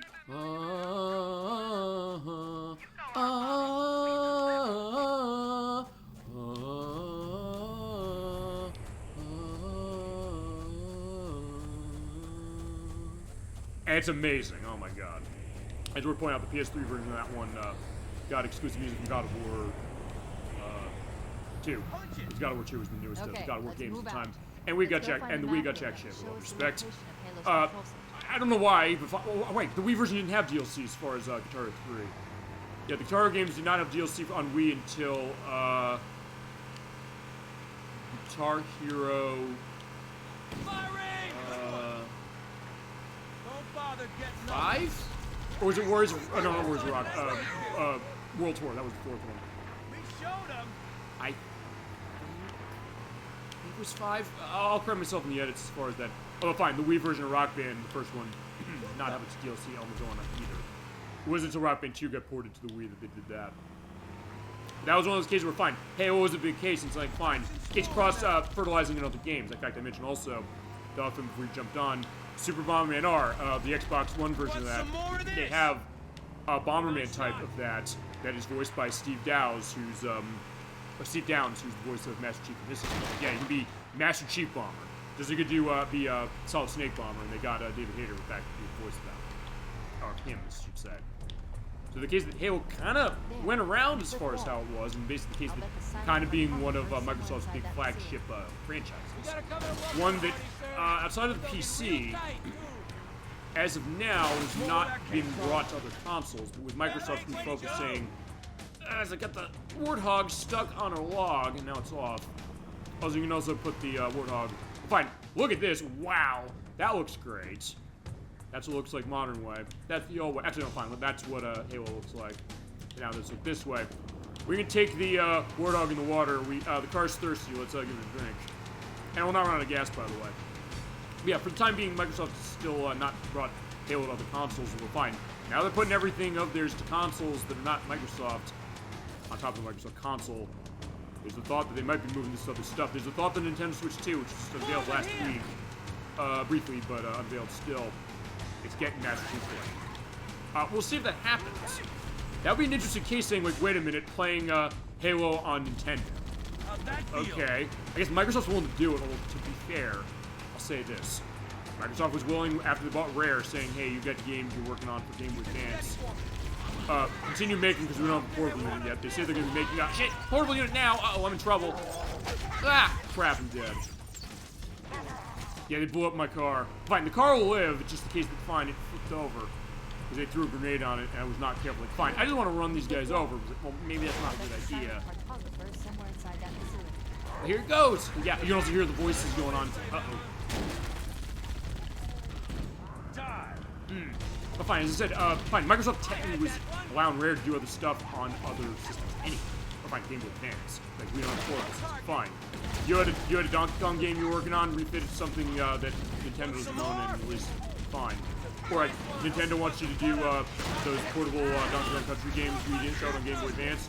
Fine, do them. Why not? Oh! Okay, good. It missed. Thank God it missed. Fine, we're stopping here. Okay, we're good. Okay, I can also... I'm gonna try something. Because the door to where the control room might be isn't here. Like, why am I driving the car inside the building? Well, fine. It puts me at risk if they try to throw grenades in here. Fine. They're hurt. But also makes it easier to kind of run them over, because when they hit the wheels, that's the one to kill. Covenant are putting up a real fight. The cartographer must be here. Feasibly, yes. My analysis indicates that the map room should be at the bottom floor of this facility. Yeah, because we can drive this down. In fact, I want to see if I can do this. Because the idea is when we drive down here, fine, I should be usually walking down here, but if I drive down here, however you get down here, there's a door, it's going to lock. It's like, yeah, it's a bumpy ride, folks. It's a bumpy ride, soldiers. We got to keep going. Like, you're going to bouncing down the road. And they're driving down Highway 40 in their big old pickup truck, so just a Jeep. If all of you fans of the Brack Show, like, uh-oh. Don't let them lock the doors. I'm not gonna let them lock the doors. I'm gonna drive into the damn door. Like, ugh, crap. Or fine, I'm dead. Okay, that was one way to do it. Alright, so they locked the damn door. So, like, fine. Alright. He's running away. Okay, what I was gonna try to do was gonna try and avoid that door from locking, number one. I underestimated Because you can if you're fast enough. understanding of I was also gonna alien try and put the substances. Warthog in the door. They Because block there's another, and we don't there's have another enough Warthog firepower around. to get through them. If you get that, you come back here, you ram into that when it's in the door. You can actually push the you can push the Warthog into the building there, and you have the turrets going on The in there. Covenant It's have awesome. impeded our progress. We You also can't proceed feasibly unless get we through can that and disable avoid this what we're doing, but installation fine. security You system. sorta... Well, fine, you don't have to do this quick, but they kind of encourage you, saying, fine, you gotta go around. But Captain Keyes will tell you, like, okay, fine, in this case, get in that control room, please. Use any forces necessary to get in there. So we will. So the other thing we can do is, like, yeah, fine. Unfortunately, my being reckless meant, fine, the soldiers are gone, and the Warthog is stuck, and the door's locked. So, what I'm gonna do is... I'm gonna go over where that, Ready to roll as soon as everybody's topside. LZ looks secure, sir. Nothing moving. Good luck, people. there is another, Warthog up here, so we can grab that. It looks like there is a path into the interior of the island. That there is. We need to find There's the a secret ammo for override pistol, I to get want this that. door open. I also want to see... Let me flip this. As far as going through this, I can't take the Warthog that far in. You can try, but as I said, based on how the physics of the game work, you can't screw around with it. Ouch. Fine. By the way, crashing the car is not going to hurt you. It's just getting shot that's going to hurt you, so you don't have to worry about that. If you have enemy vehicles and they're driving it, although, fine, the enemies will not get into Warthog. They'll get in other things. We'll see them later. If they run you over, you can die in one. You gotta be careful with that.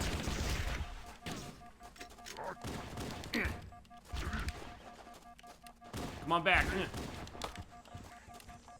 I got him, but uh-oh, I'm taking damage. I gotta stay back and wait for my shield to come back.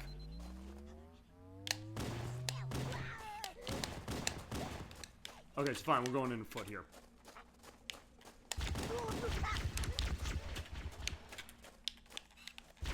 Woot. Yeah, fine. That's the other thing. I know this game so well as far as like what their chants are, which I believe, if I remember correctly, I think Marty O'Donnell said, because he voices the elites in this.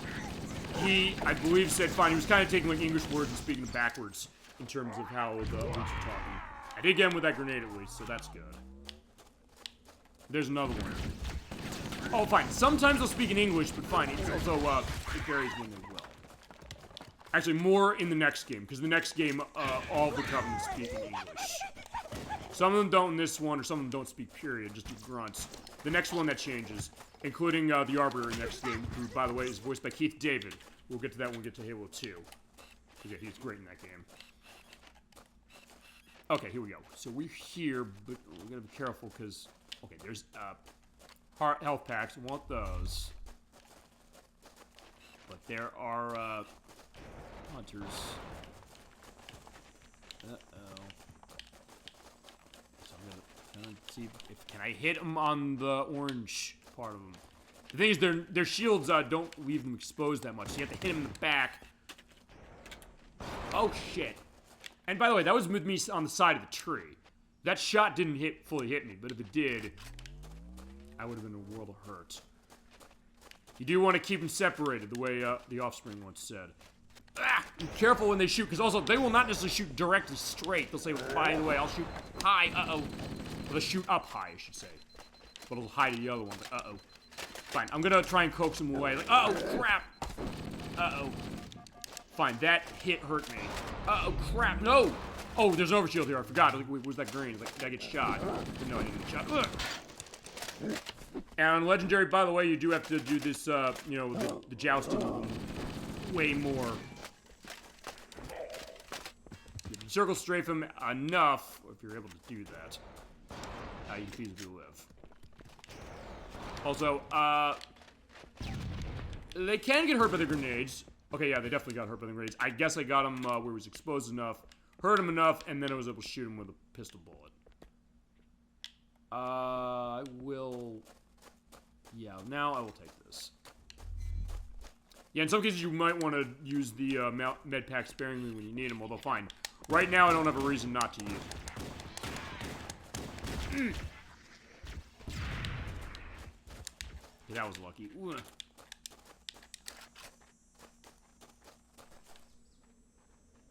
But you're also hearing the great attention to detail of the sound design. You're hearing like the fireflies going.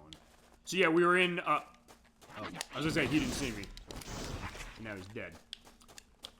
But yeah, the great diversity of environments, because fine, we could just be in space the whole time. We could be on like a night mountaintop. Or just on that nice ring. We're kind of just on an island. Looking around as far as... So actually something good as far as like a summer case, even though we're in the dead of winter. Kind of like, in a way, a little bit of a precursor with Far Cry. Because Far Cry was not out yet. That came out in 2004 from Ubisoft. And that's one where that was like, hey, you're on an island paradise with all these crazy things going on. And then the second game took place in Africa. And the third game... I don't remember the third game took place.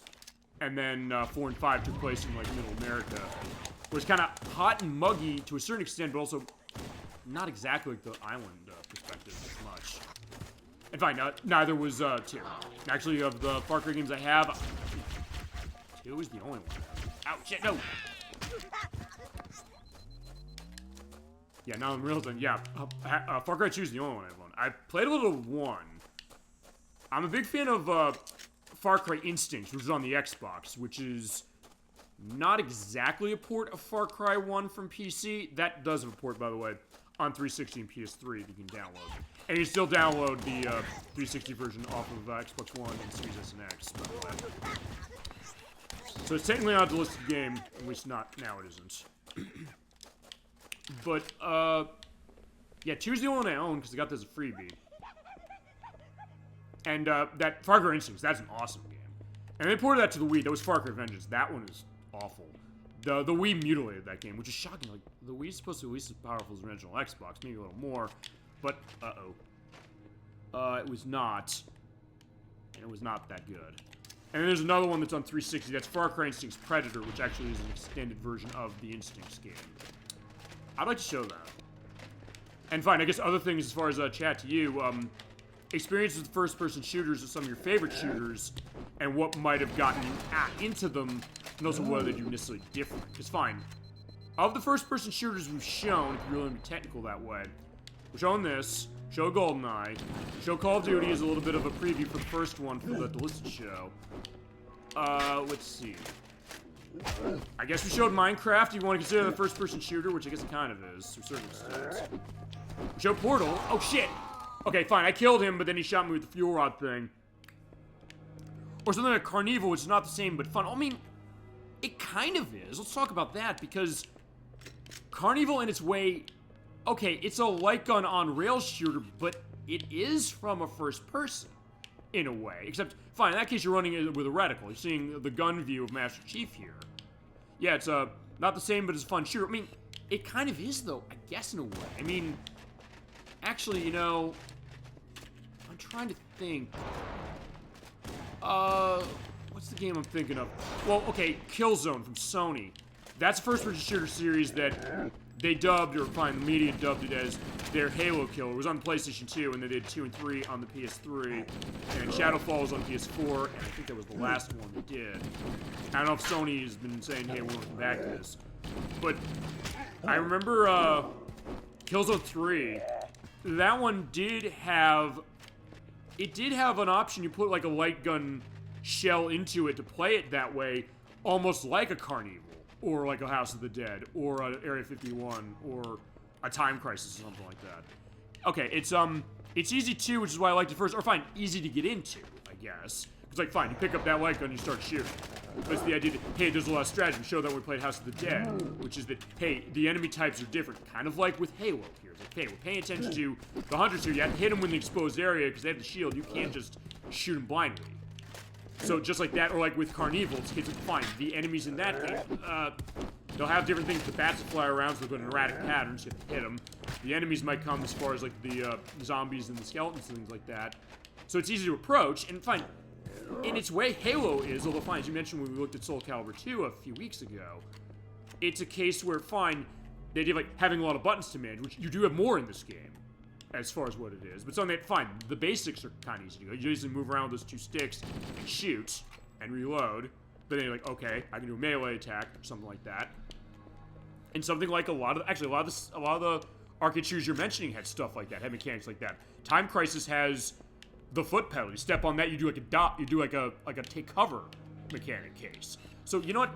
I'm glad you mentioned that, Dolly Finn, because honestly, when you think about it, as we have to look at this hollow panel in order to turn this off, like on shooters and first-person shooters, they kind of have a little bit of a crossover to them, a crossover appeal.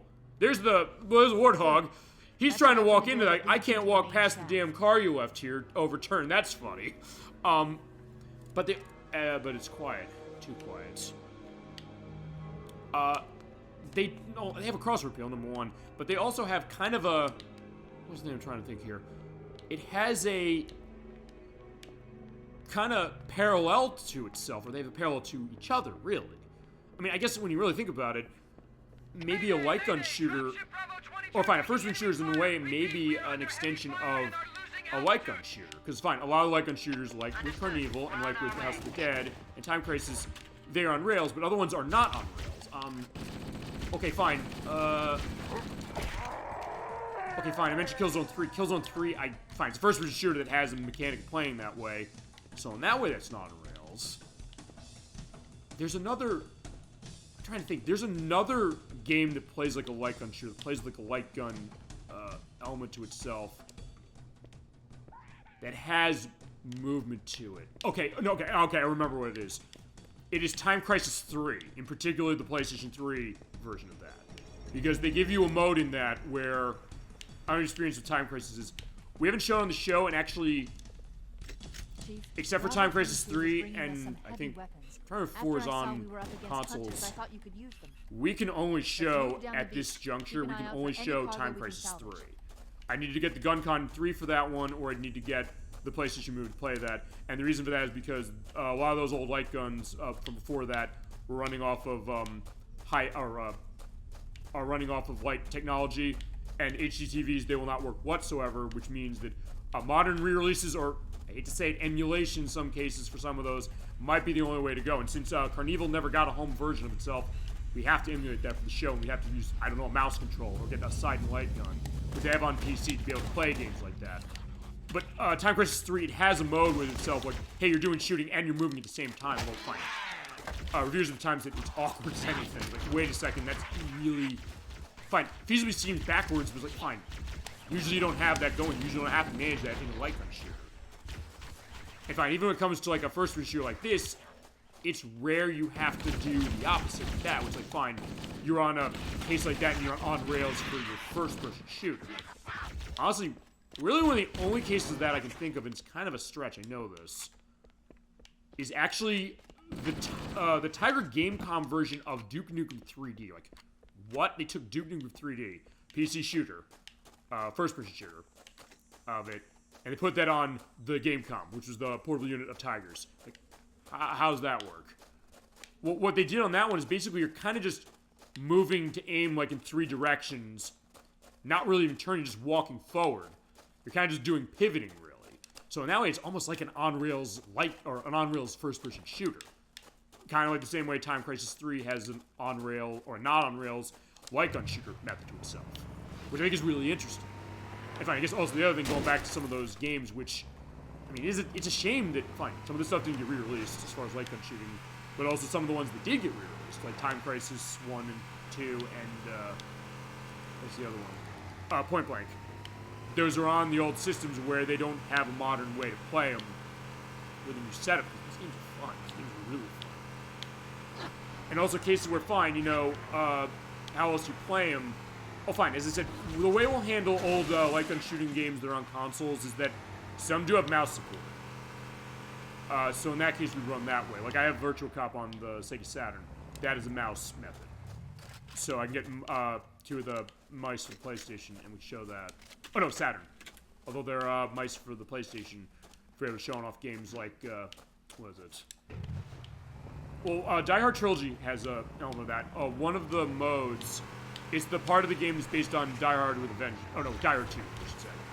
Because you're basically, at that case, in the in Dulles International Airport from the movie, doing light gun shooting. And it does have mouse support on both Saturn and the PlayStation, so it's only the show. So in that case, we're going to feasibly have to get a little creative, or when they have a console version, if you can play them with a controller, play them with a controller. Although I don't think, yeah, those Namco ones, because usually the Gun Con, that's amazing. Like, and the Gun Con 2 is the one that PS2 had. We can't really show that way, so some of those, if they don't have controller methods, they're going to be out of the picture, unfortunately, unless they increase. Because I like not to, I would really like not to, but in some cases we might not have a choice, or I'll just have to, like, fine, we'll have to play it feasibly suboptimal, I guess. Although, fine, some, like on shooting games, like House of the Dead 3, which is on Xbox, or as far as when they brought it home, that does play well with the controller, believe it or not. And other ones where, okay, actually, this is also why I got the rocket launcher, which does have a sniping scope, a little. In this case, you can kill the hunters with this. You hit them just right, boom, right in the face. Whoa. Or if you hit them at the feet, that's usually what you sometimes want to do. Ouch, with a... Okay, fine, I took damage where I shouldn't have. Also, there's an overshield over there. I want to go get that. So thank you for going into that, because it's one of those things I didn't really kind of stop and think about. This thing. Wait a second. They kind of have this overlap when it comes to light gun and first-person shooters, and maybe that's... I don't know if that's necessarily the reason why I like both those kind of games to begin with. I mean, it's fine. My first-person shooter experience, it was early stuff on the PC, like Wolfenstein 3D and Doom, not least of which because they had shareware, which was like, fine. You play the first episode of Doom for free. They just gave it away. They said, we believe in this game so much, we're going to give this part of the game away to people free, and they'll pay the money to buy it. And they were right. You'd absolutely pay the money to buy it. And sort of the same with Wolfenstein 3D. But also the case that, fine, at that time, a lot of first-person shooters were known for their violence. So it's a case of, well, it might not appeal to people who don't like violence. It might not be a case where you want your children playing it, or they might want to play it more for that very reason. But either way, that being a question, and then also the case of what goes on, I guess Halo's kind of a little bit of an in-between. Something like GoldenEye, I guess, is too. A little. Or Point Blank, where Point Blank is just kind of like a wacky gallery shooting game. I mean, it has an RPG mode, for God's sake, in that game, where you're able to play like an RPG that's totally controlled with a light gun. It's like, you're just kind of going on doing these little mini-game challenges, like shooting ducks in a pond or something like that, as far as what they are. But the ducks are fine. They're going to live a little bit. So that's kind of interesting as far as like what that trajectory is, and I want to be careful going in here. Or actually, you know what? I'm going to show what I said I can show. Because we can keep going on this discussion or any other discussion you want to go on, but also because I want to see... Well, okay, I'm nervous about one thing going in there, and they showed it in the cutscene. Fine.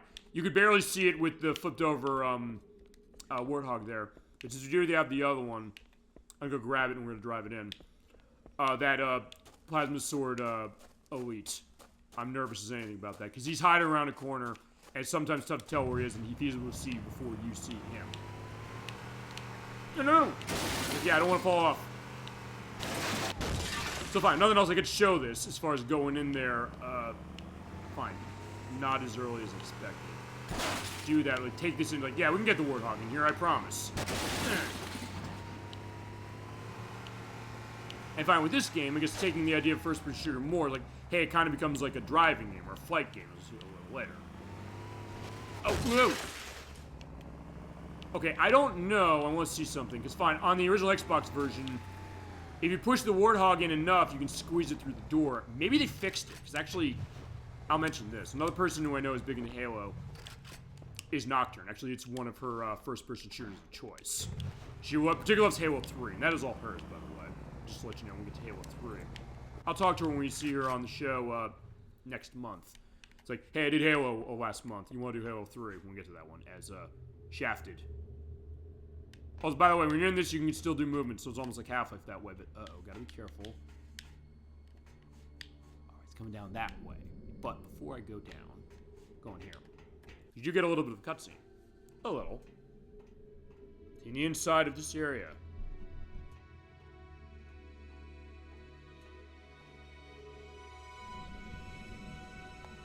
Yeah, watch your step, because it's a long way down.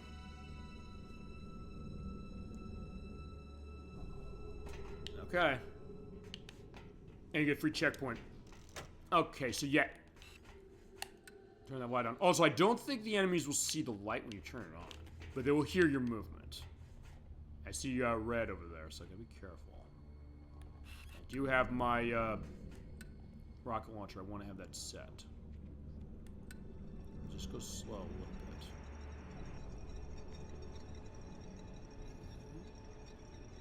Doesn't see me. He's not the one with the sword. I'm nervous that I don't see him. Yeah, if you are slow... Yeah, so like, yeah, GoldenEye is the stealthy game. Perfect Dark is the stealthy game. Halo can be that way too. In certain capacities. If you get it that way, you are going to want to do it. There's another one. Uh-oh. Did he see me? He might have. Yeah, he's not here. Oh, wait a minute. Oh, I remember where he appears. Okay. I should know I practiced this game recently, and I practiced the next half of it we're going to see after this mission all last Saturday night. Fine, we didn't have a show last Saturday night, so I was like, fine, I took advantage of that and said, fine, we're doing this game next week, I gotta be ready.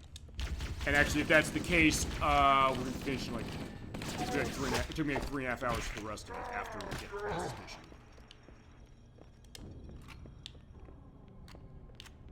Okay, so yeah, fine, I don't have to worry about that yet.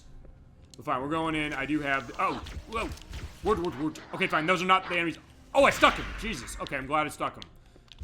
They're not easy to stick because of the fact that the shields they have, it'll bounce off. So that's the other thing. Actually, fine. Go back to the light gun shooting thing again. I mean, I think there's some that had cases like, hey, you could like have other. Fine. Oh no, House of the Dead does this. And I thought Carnival did this. Don't correct me if this is not right. Where you have the ability to pick up other weapons for certain parts of the game. That can kind of help you out as we're seeing. Yeah, an ostrich. That is an Easter egg, I believe. Uh-oh. And they're like, yeah, yeah, our ostrich plot, distracted him perfectly. I think that's an Easter egg of some sort to some of the Bungies, I think. I'll have an indication below when I edit about what is the significance of that. Because actually, you can also find skulls around on missions in places you feasibly never know where to look unless you get lucky. And finding them, because they're sometimes behind locked doors the enemies only come out of, like, specifically in certain scenarios. Oh, crap! Oh, wait. Okay, the energy. Okay, I'm gonna look back in the video on that one, because it looks like... Okay, I think the energy took down my overshield, so that was good that I had that. Yeah, it was true, it did have, weapons like that. Okay, I wasn't sure, because fine, I know you played Carnival, I think, more than I have. I played a little bit, but I know you played it a lot. And then we will have to emulate it. We're going to play it for the show. I definitely want to get that going, and you'll be involved, no question. Full-hammer to ground teams. You've got 2 enemy dropships coming in fast. All right, so yeah, full hammer is our eyes in the sky, so something's going on, so we got to get moving. Engage enemy forces on site. It'll be easier to hold them off from inside. So yeah, so I like that discussion as far as the thing with the first-person and the light gun shooters. So yeah, they kind of go hand in hand a little bit. And I guess the case that first-person shooters are, in a way, making a little bit of a... I mean... Give them hell, Marine. Sort of come back. Oh, fine, in the arcade we see stuff like that. But also on consoles, because fine, the remake of House of the Dead 2 is coming out in April. And fine, that's on a bunch of systems where they have motion controls to them. The Switch 2 by extension, because they'll play on that. And the PS5, because fine, that controller, the DualSense controller for the PlayStation 5 does have motion capabilities. You can kind of, in a way, actually, you know what? That's going to be interesting with House of the Dead 2 remake, as it's called. Where on PlayStation 5, you can feasibly use the gyroscope of that controller to aim, but it'll basically be like playing a game like a Halo or a Killzone or something like that, where you can use that to move and aim as far as like gyroscope, because I believe House of the Dead remake on the PS4 lets you do that. And I know on Switch it did, which is where we played it. But I would think then, in that case, that's going to blur the lines between a light gun and first-person shooter even more, because you'll have something of like, hey, you can basically controlling it both ways at the same time. And basically, in a way, I'm almost making an answer saying, how can we get a re-release of something like Point Blank or Time Crisis again? Of the ones we don't have. Or maybe other stuff that are saying, hey, you know, we can get, I guess, a motion sensing method to be able to play on an HD TV. And unfortunately, I don't think I've actually ever looked into this, but I don't know if it's something where there's like a standard CRT television that A, has HDMI inputs to itself to be able to show from that, number one. And number two, if you get, I mean, I think I've seen these adapters to get HDMI to an older TV, but I don't know what that would do with the signal. I don't know how I could get the connections going for the show. Just like, hey, you know, show Point Blank on the PlayStation running with that element. Oh, for that matter, would it necessarily even run correctly with that signal conversion? Because I know the signal conversion going upwards from, you know, older systems to HDMI is like, okay, that's one thing, but going the other way, Analyzing. I don't know if it would work correctly. Halo's control center is located. But then again, it's also like, fine, That I have structure some appears to be modern some stuff sort for of that. temple or When that shrine, Wii U if I Virtual interpreted Console this was still correctly. up, about every single one of those Zapper games, like, fine, I can use the Wii remote on that. Interesting. Or on the Wii, I have Shrines, like guns unlike games that Blade, are running hold with such that a control significance. method. It's like, fine, we can play LA Cortana Machine to Guns Captain and Keyes. Gunblade New York. We can play House of the Dead 2 and 3, the originals. We can play Duck Hunt and Adventures of Bayou Billy and Hogan's Alley and, actually, was Hogan's Alley one of them? Let me know when you've reestablished contact, and then tell I him thought that the Hogan's Master Alley was Chief one, and I and have Wild determined Gunman. the location of the control center. I think those are the ones. Heading down. I'll remind myself when I edit. It's like, wait, was that right? As far as what the other Virtual Console light gun games were from Wii U. I know Duck Hunt was one of them, and I know that Adventures of Bayou Billy was one of them. But I thought Wild Gunman and Hogan's Alley were the other thing. I thought. We'll do a show for that eventually. I promise that for some time. And that's how we can show it. So fine. In that case, it's as official as we can get, and they have a version like, fine. The Switch doesn't have that. I'm all, oh, fine. Nobody else in case of, fine. They need to reprogram that for the Switch. It's like, fine. Can they reprogram the Wii U ports so, hey, we can run them the way they did on Wii U on Switch with those controls, which they might be able to. Maybe some of this for Switch 2. They probably won't do it on Switch 1. They'll probably do it on Switch 2, depending on what goes on. And see, what do they do with the Switch Online things, which we did get a Switch Online day yesterday, which actually I didn't realize until today. Like, wait a minute, my coworkers have to go wanting until Monday as far as what to put up. As we're getting Yoshi with Gemini 96. So good to see you tonight. We're playing Halo for the original Xbox, but I'm running it through Series X with the Master Chief Collection version. So good to see you tonight. We were talking about crossovers of, the crossover appeal and indication of light gun and first-person shooters. Talking about elements of Halo, first-person shooters as well. If you feel your memories flow on any of those things. Halo, first-person shooters, some of your favorite first-person shooters, or shooters, period, light gun shooters, anything you got. I'm trying to think as far as what I know of you, as far as what shooters you've played. Oh, fine. Games like that. Yeah, either way, feel free to go into it. So glad to see you, and hope you are doing well. For our last Friday show for some time, a little time at least, is next week Saturday for Shadow Hearts Covenant. So, like, we're going from the Covenant, the Alien Forces of Halo this week, to Shadow Hearts Covenant, the RPG of PS2's next week with Crusader 64 and Kaiser 22 are going to join us again. Yeah.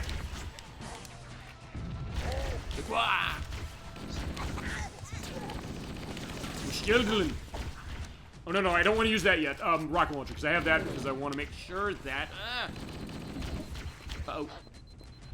Hold down as far as where my shields are. No. Uh-oh. Can I stick the dude? Oh shit, no, I did, but he's coming towards me, and I'm dead. Crap. And yeah, fine. Master Chief is hanging in a weird position. When we get to Halo 2, where they add Ragdoll Physics Engine via the Havoc Engine. That's gonna be hilarious. Or basically anything we run with a Havoc Engine, or any Ragdoll engine. The good news is, yeah, since you do have a checkpoint over there, like, yeah, it wasn't too far of a distance. There we go.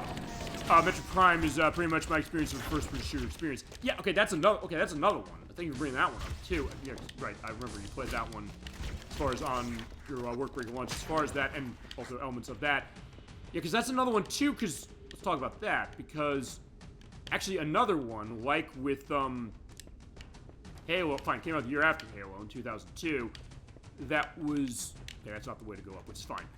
I mean, it is a first-person shooter, and it isn't. It's also something that, when it was coming around, people was like, why are you turning Metroid into a first-person shooter? I mean, which it technically is, because fine, you're doing an aiming, same like this with not originally dual analog control. The Switch version lets you have that, and the Wii version lets you run the Wii Remote Nunchuck perspective to kind of emulate that. But the idea that, hey, you're kind of doing aiming and shooting, but then also doing a case like, fine, doing it for the case of puzzle solving with a look that kind of was like Halo, but also was something of its own and also of its franchise as well. And the idea that was kind of, in a way, the sci-fi shooter that really was defining the GameCube. And because, like, what was the first shooter landscape looking like on that console, which, honestly, most of them were, except for Metroid Prime and Metroid Prime 2 Echoes, and later Geist, which was a GameCube exclusive from N-Space. The people made Mary Kate and Ashley Sweet 16 License to Drive and Rugrats Search for Reptar from PlayStation, believe it or not. The case that most of the stuff were ports from other consoles. You know, GoldenEye Rogue Agent from EA was on GameCube, as was actually a lot of the James Bond games, like the first person ones, I should say, like Agent of Fire and Nightfire. Although fine, third-person ones like Rush with Love and Everything or Nothing were also on GameCube. So that idea that, hey, what was the first-person shooter landscape? We're going to get that. On the PS2, we had Red Faction, which came in a couple months before this. There's Time Splitters was on PS2. 2 was on all the consoles. And then Killzone later. And now I'm worried about that, Elite with the plasma. Oh shit, here he is! Okay, got him, thank God. That went way smoother than it did on practice, because it's like, 2 of those it takes 2 shots of the rockets to kill him. Also, you're wondering why the Warthog's out here? I tried to get one of them into the, door. I forgot to mention, fine, Nocturnal is Halo 3. The version of Halo 3 in this one actually fixes some of the glitches when it comes to elements of the physics in, the original Xbox 360 version of that. And I'm almost wondering if maybe this one does the same thing as far as Halo 1 from Xbox as well. I'm trying it again, like, fine, because if you hit the... Okay, fine, let me... I guess I gotta have enough of an oomph to do it. Because if you do this, at least on the original Xbox version, maybe in Match Collection... Okay, I kinda can. Get it stuck in there. Oh, shit. Disappear into nothing. Fine, you know what? This is the end of the mission anyway. Let's toss that on. Let's stick to the Warthogs. Okay, they're not moving much. Okay, so fine. We're gonna be illegally parked there, but it's fine. They're not coming out after that. So there's an underground casing to come there. They're not going on. But let's call Echo 419. We need help. We're here, but unfortunately, come drops us before we get our way out. Oh, right, shit, no, okay, they have, fine, they have a camouflage. I'm okay with that. Okay, he dove out of the way. It's like, yo, I have to listen to where the audio was. Should I have, okay, I do not have, what is it? Uh-oh. I do not have fragmentation rules. There you got him. But yeah, in some ways also, going back to the Metroid Prime thing, good indication on that one, because fine, it's not exactly shooter the way this is in the sense that you're shooting fine, you are shooting in different ways, but also has a similar intensity to what Halo is in its way, and while also being a good case as far as Metroid as well, as we were done with Silent Cartographer. But wait a second, the coordinates of where Halo's control room are underground, so what's going on? Well, there's a scan of the tunnels, and I feel the rumble going on the couch. Fine, I have the controller on the couch as far as the Series X controller. Like, I'm feeling that going, like, ooh, that feels good as far as, like, rumble. Yeah, a little lower, please. And it's rumbled a lot as far as Echo 419 taking this in. But also that idea, like, going into that, the idea, like, the unconventional shooter, like, what really differentiates shooter, and also the approach of a shooter when it comes to what it's really doing. Because, fine, it's not like Halo, you're shooting, but also, like, doing driving and things like that. You've got a narrative navigator as far as this for our daily stuff for the collection here. You have something like Metroid Prime, where it's kind of about puzzle solving and exploration and finding a new area and finding stuff. And you have stuff like GoldenEye and Perfect Dark and things like that, where it's about, like, spy, gadgetry, and stealth to a certain extent. And this has stealth to a certain extent, but more about kind of the firefights and stuff with the vehicles. But this is as far as Fohammer can go. Yeah, no problem. Good luck. Fohammer out. Yeah, good to see you, Fohammer. We'll see you later. And so begins the second half of the game. There's a lot going on here as they're seeing, like, movement.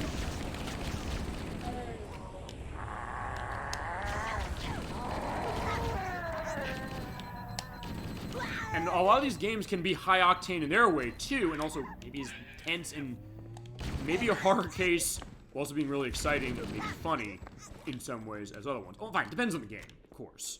But yeah, as we're going down here. Wood.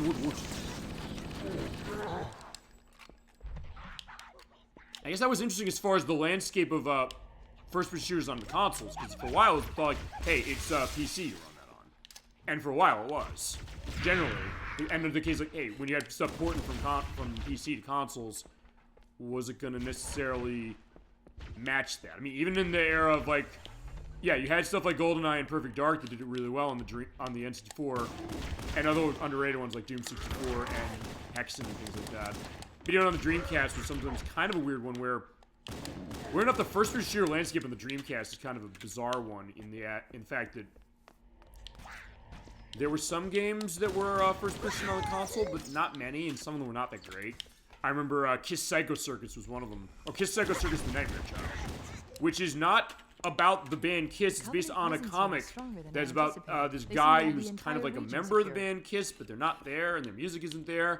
And they ported the Dreamcast. It was a PC port, so like, wait, it's running on Windows CE architecture, and the frame rate's awful, and single player only. It's like they're gonna have online, but they cut online out of it for multiplayer, and it just feels really janky and not fun. Like, wait a second, what's going on with that? And then Halo kind of came around. That was like the next shot of like, hey, you know, everybody going after that first-person shooter really exploding on consoles, even to a degree that maybe they didn't on even on Nintendo 64. Fine, and Nintendo 64 they did because of GoldenEye and Perfect Dark, among other things. But ouch. And even I guess on the PlayStation 1 a little stuff like Quake 2 and things like that. Or that case saying like, hey, you know, we have ports of stuff that seem like they're kind of living up to the PC standards, like Doom and Quake 2 in particular. That's a really good game on the PlayStation as far as that port.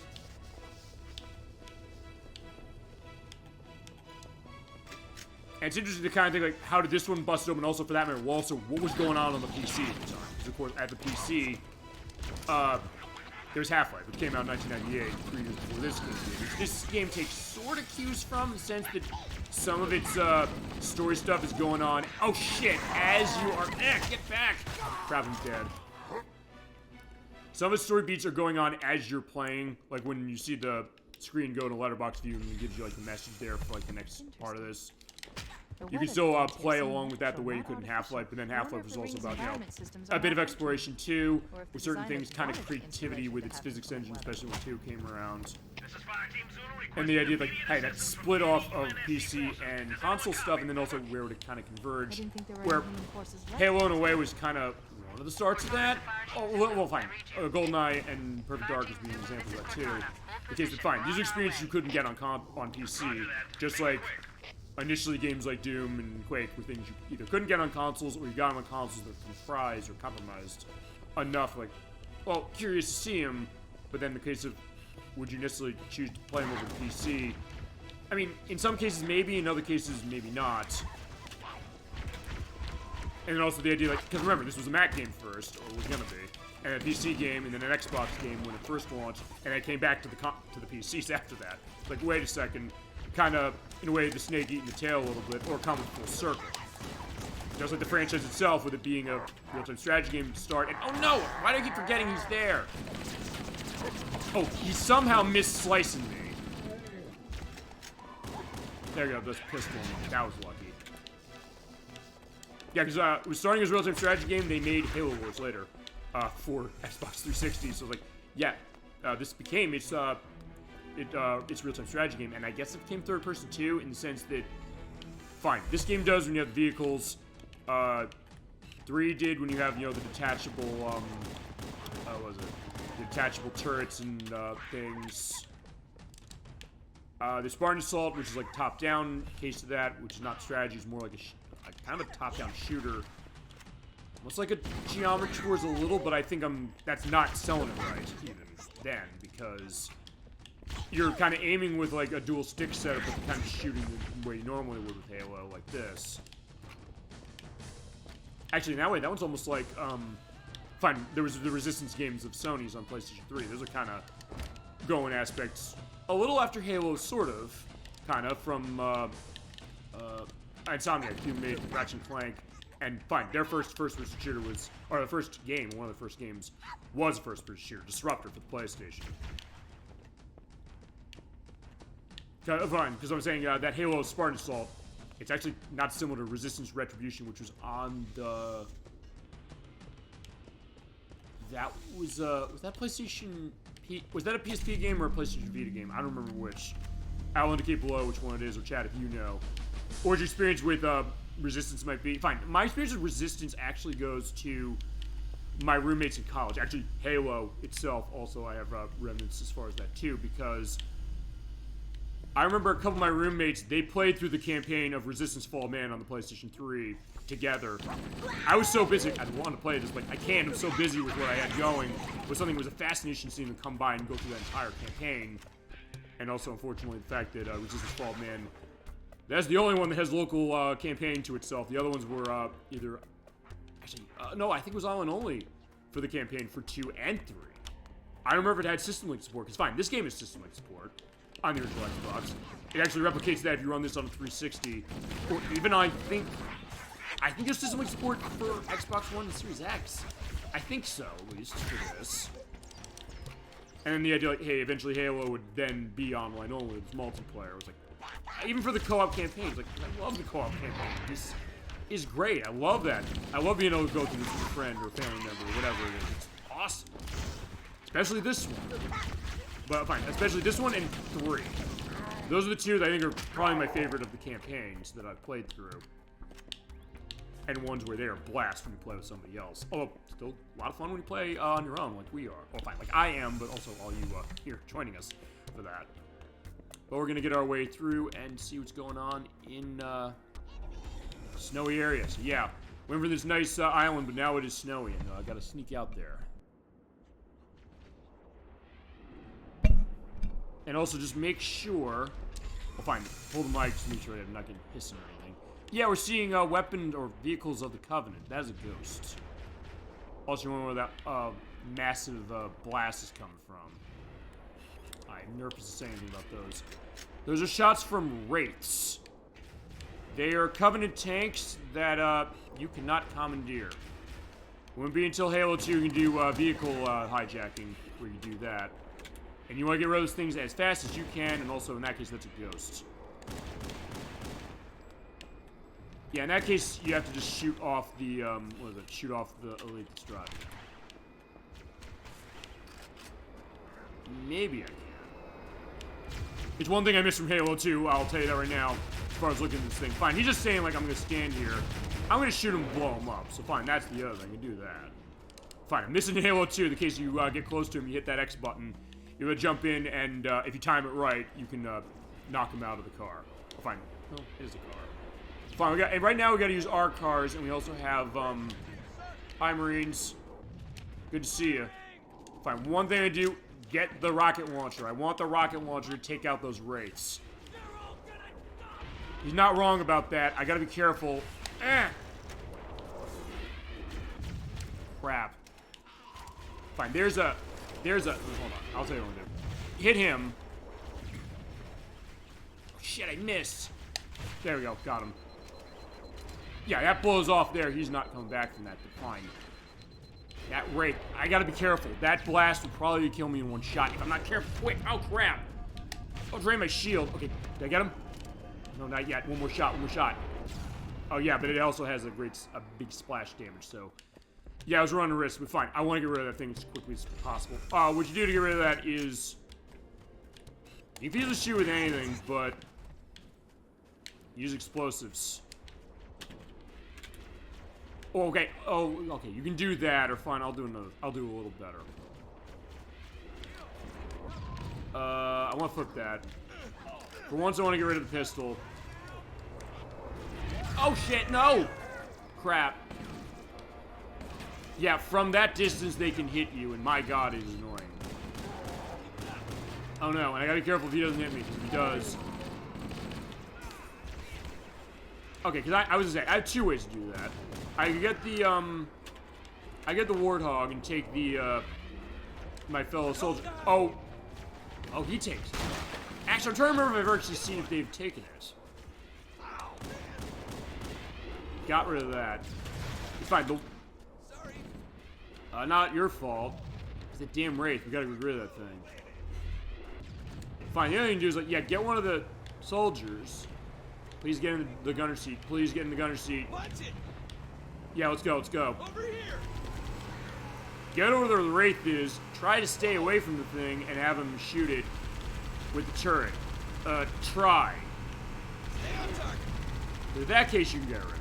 But also, yeah, we're riding on ice. Like, yeah, you're not gonna be having good traction on Come that. get some! And it's not like the Ghost of the Wraith where we can hover over that shit, so it's fine. Yeah, these may be all-wheel drive vehicles, but fine. It's like racing. It's like driving on ice. Ouch! It's not a good case. I'm stuck on the rocks. Oh no! Oh, that was lucky. It undershot. Yeah, get him, Marine. Come on. Okay, got him. Thank God. Yeah, get rid of those Wraiths first thing you can when you can. That goes, yeah. Run them over. Oh, okay, there we go. Those are these nice cracks in the ice. Okay, I'll tell you what this also reminds me of. An Xbox exclusive game that came later. Rally Sport Challenge 2. There was Rally Sport Challenge 1. And 2 as well. Was developed by DICE before they did Battlefield. Well, actually, no. While they did Battlefield, they made this. It's a rally racing game. And the second one in particular, it gives you an option for... Let me grab a rocket launcher. I do want that. It gives you an option to do ice racing. So in this case, you can feasibly drive a Volvo 240DL on the ice. It's hilarious, but also is great in terms of how it feels. Like, you're flying out of control. You gotta be careful when you do turns. So, fine, this is not a racing game exactly. Well, necessarily a driving game, but it has aspects of it. Because, like, hey, you're doing driving, and the terrain will react differently to that. Snow, not so much. You'll be fine on the snow. It's the ice that's the problem. Alright, we're gonna get our heavy hitters, too. I'll tell you what we're gonna do. We're gonna jump off. We're gonna jump on the Scorpion. This is a tank. It has explosive shots, which on the right trigger, it takes some time to recover. You have to wait till those dots on the bottom go away. And you also have the infinite shot with the machine gun. You hold the left trigger to use that forever. And the other thing about the What the? well, fine. There's Sergeant Johnson. He's here. Hit the gas! Yeah, if you have a bunch of Marines here, up 4 of them get onto this thing. Okay, where do you think you're going? Give it up! Yeah, give it up, my friend. You gotta go. Actually, yeah, we only have Sergeant Johnson, and I don't know who that is. Also, be careful shooting on this. I found out on my test. If you shoot wrong and blow up the passengers on this thing, and some are still alive, they'll try and kill you. It's like, Master Chief's a traitor. Uh-oh. You mind not killing my men? Okay, fine. Johnson will say, he won't give me that much trouble. But other ones, they will start shooting if you do enough damage. Like, I'm sorry. Fine, okay, I was shooting a Covenant guy, so it's fine. Not to take away from the fact that he died, or that guy died. But... Whoa! You can't hide from me. But it's also something like, fine. If you're just doing it indiscriminately, they'll shoot back at you. Which I do love that. Place their tanks to defend the entrance to the To tunnel. the end trace. So yeah, the Crusader 64 said I found a typo. I swear to God, I found a typo in every game we've done since Tetris Dr. Mario last month. Uh-oh, but we're in trouble. Even in the tank is not invincible. Fine, that is what you want to do to get rid of the Wraith. Uh-oh.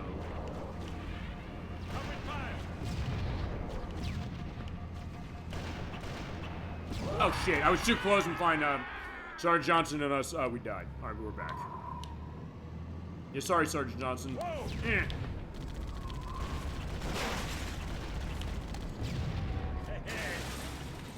Yeah, I did like your speech about the anti-son of a bitch machine, which you'll have seen when I edited. Because that's part of his pep talk in the first mission, which, by the way, changes based on The difficulty. Covenant place their tanks to defend the And I'll have entrance to edited the all tunnel. those in by the time you watch this on YouTube, say, next week. Okay, so fine. I gotta get rid of the damn Wraiths. First thing you do, get rid of the damn Wraiths. Uh-oh. Okay, good. And then get rid of the ghosts. Just don't be too close to them. Or if you are too close, use the machine gun.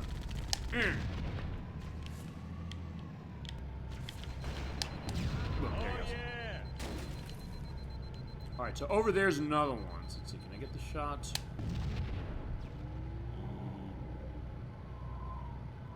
don't know. I think I got him. Yeah, I think I got him. Fine. I'm just nervous about the wraith that's in that tunnel, because I remember on my last death I did see it over there. Alright, there's Grunt, that's fine. You're almost a man. Actually, no, I want to see something. Fine, sorry, uh-oh. Fine, oh, right, I forgot. It's up there. Okay, so fine, screw that, we're going. Get on, we gotta go. It's up there, I don't need to bother going after it. Oh, fine, that Banshee, I might want to take that down if I can. Also, yeah, look at Sergeant Johnson getting such a great firing rate on the sniper rifle. Better than you can. Okay, at least it makes quick work of the hunters. Fine, I do want to take that Banshee out. Because I think he can come down and get me.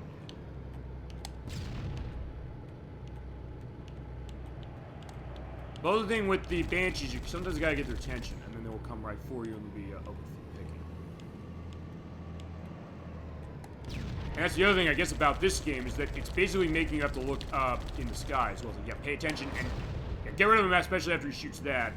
Because he can shoot the plasma shots, but he also has a concentrated plasma cannon. And Jesus Christ, that gun has got some distance. Yeah, because the gun that the pilot of that is using will pop out along with him. Let's roll. Oh, let's go. So Sergeant Johnson's just you and me. But we'll see more soldiers as we go along.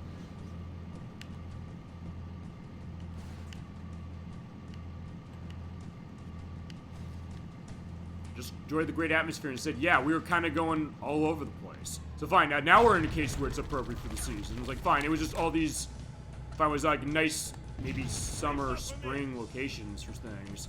Now, like, yeah, it's dead of winter as far as it might be snowing out there, it might be freezing. In this case, yeah, fine, we have that going on as well. Uh-oh. Oh, wait, no, he sniped. Good. Awesome. Thank you. Fine, this part's a little hard because you have the hunters over there, but fine. And they can also shoot their blasts from here, so if you can get a shot off of them from distance like this, do it. You do have to kind of aim a little higher. Right on. Okay, I guess I got him. And if you hear him cheering, that means you got a good kill. A little bit over there. Fine, there's a jackal over there. I'm not as concerned with him. Fine, I'm concerned enough to blow him away. Oh, a miss.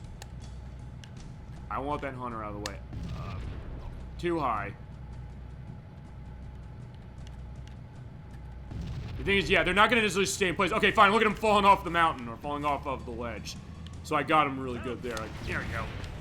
What the? Oh, turret. So there you are.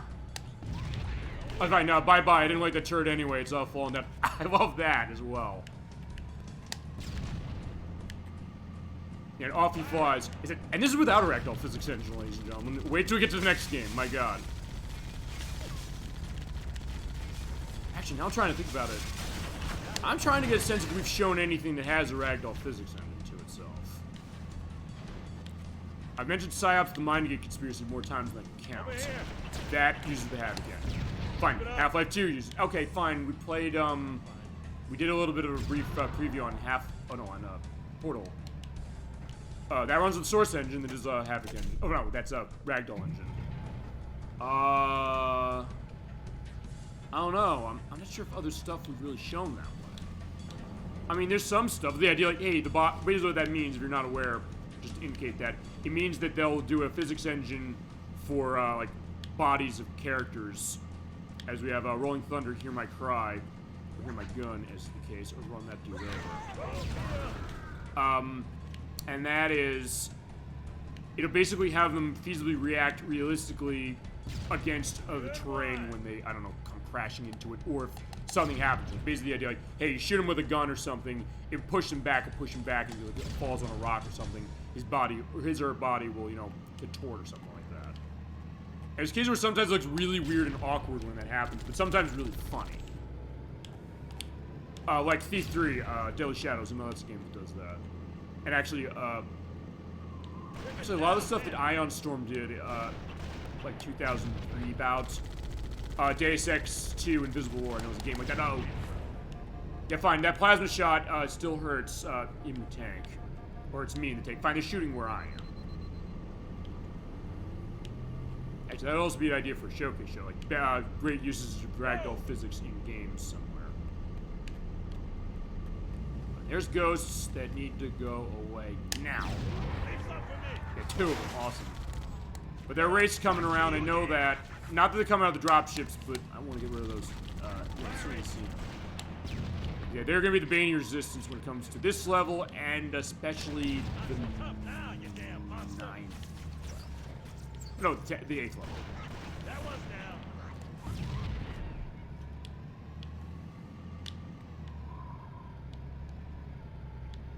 Okay, I think we're good for now. It's the nice ass with snow, and fine, let's look at what it looks like with the new graphics. That does look great. Sorry, we're going the old way. Fine. It's one of those cases, like, fine, like, I'm not turning this car around. We're going OG Xbox way. We're like, fine, I'm going to at least give credence to the fact that with the graphical enhancements that they did. And fine, to give a little bit, fine, I'll play a little second of it here. It still has the same art direction and style that it had with the original Xbox visuals. Including over there, but just like, hey, it's just adding more of everything. The snowflakes have, like, fully articulated size themselves, things like that. So it basically just takes an already nice-looking game by 2001 standards, brings it up to a more modern standard, but also, like, it's not necessarily losing those qualities that made it so appealing to look at, even in its more primitive look like this. Fine, it's primitive, but it's also something that...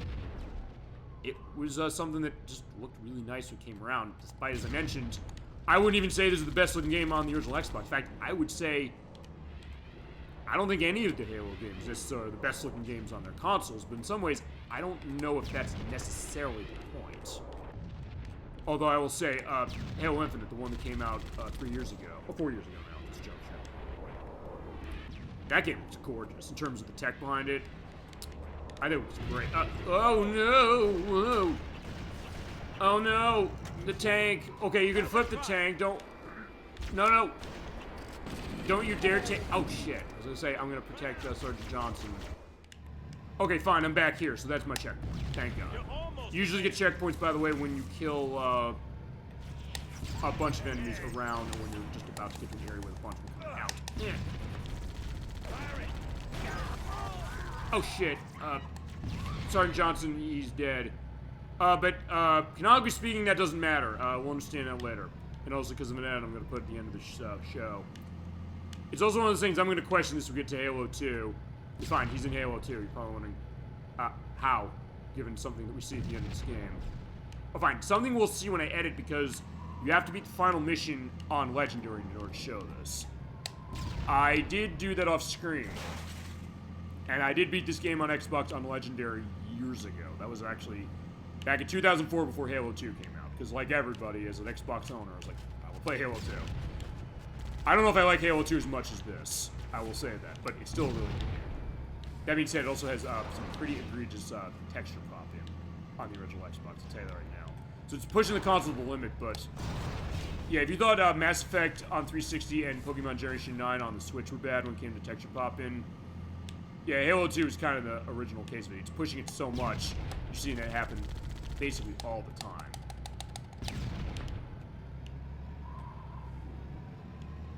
Alright, there's another Banshee.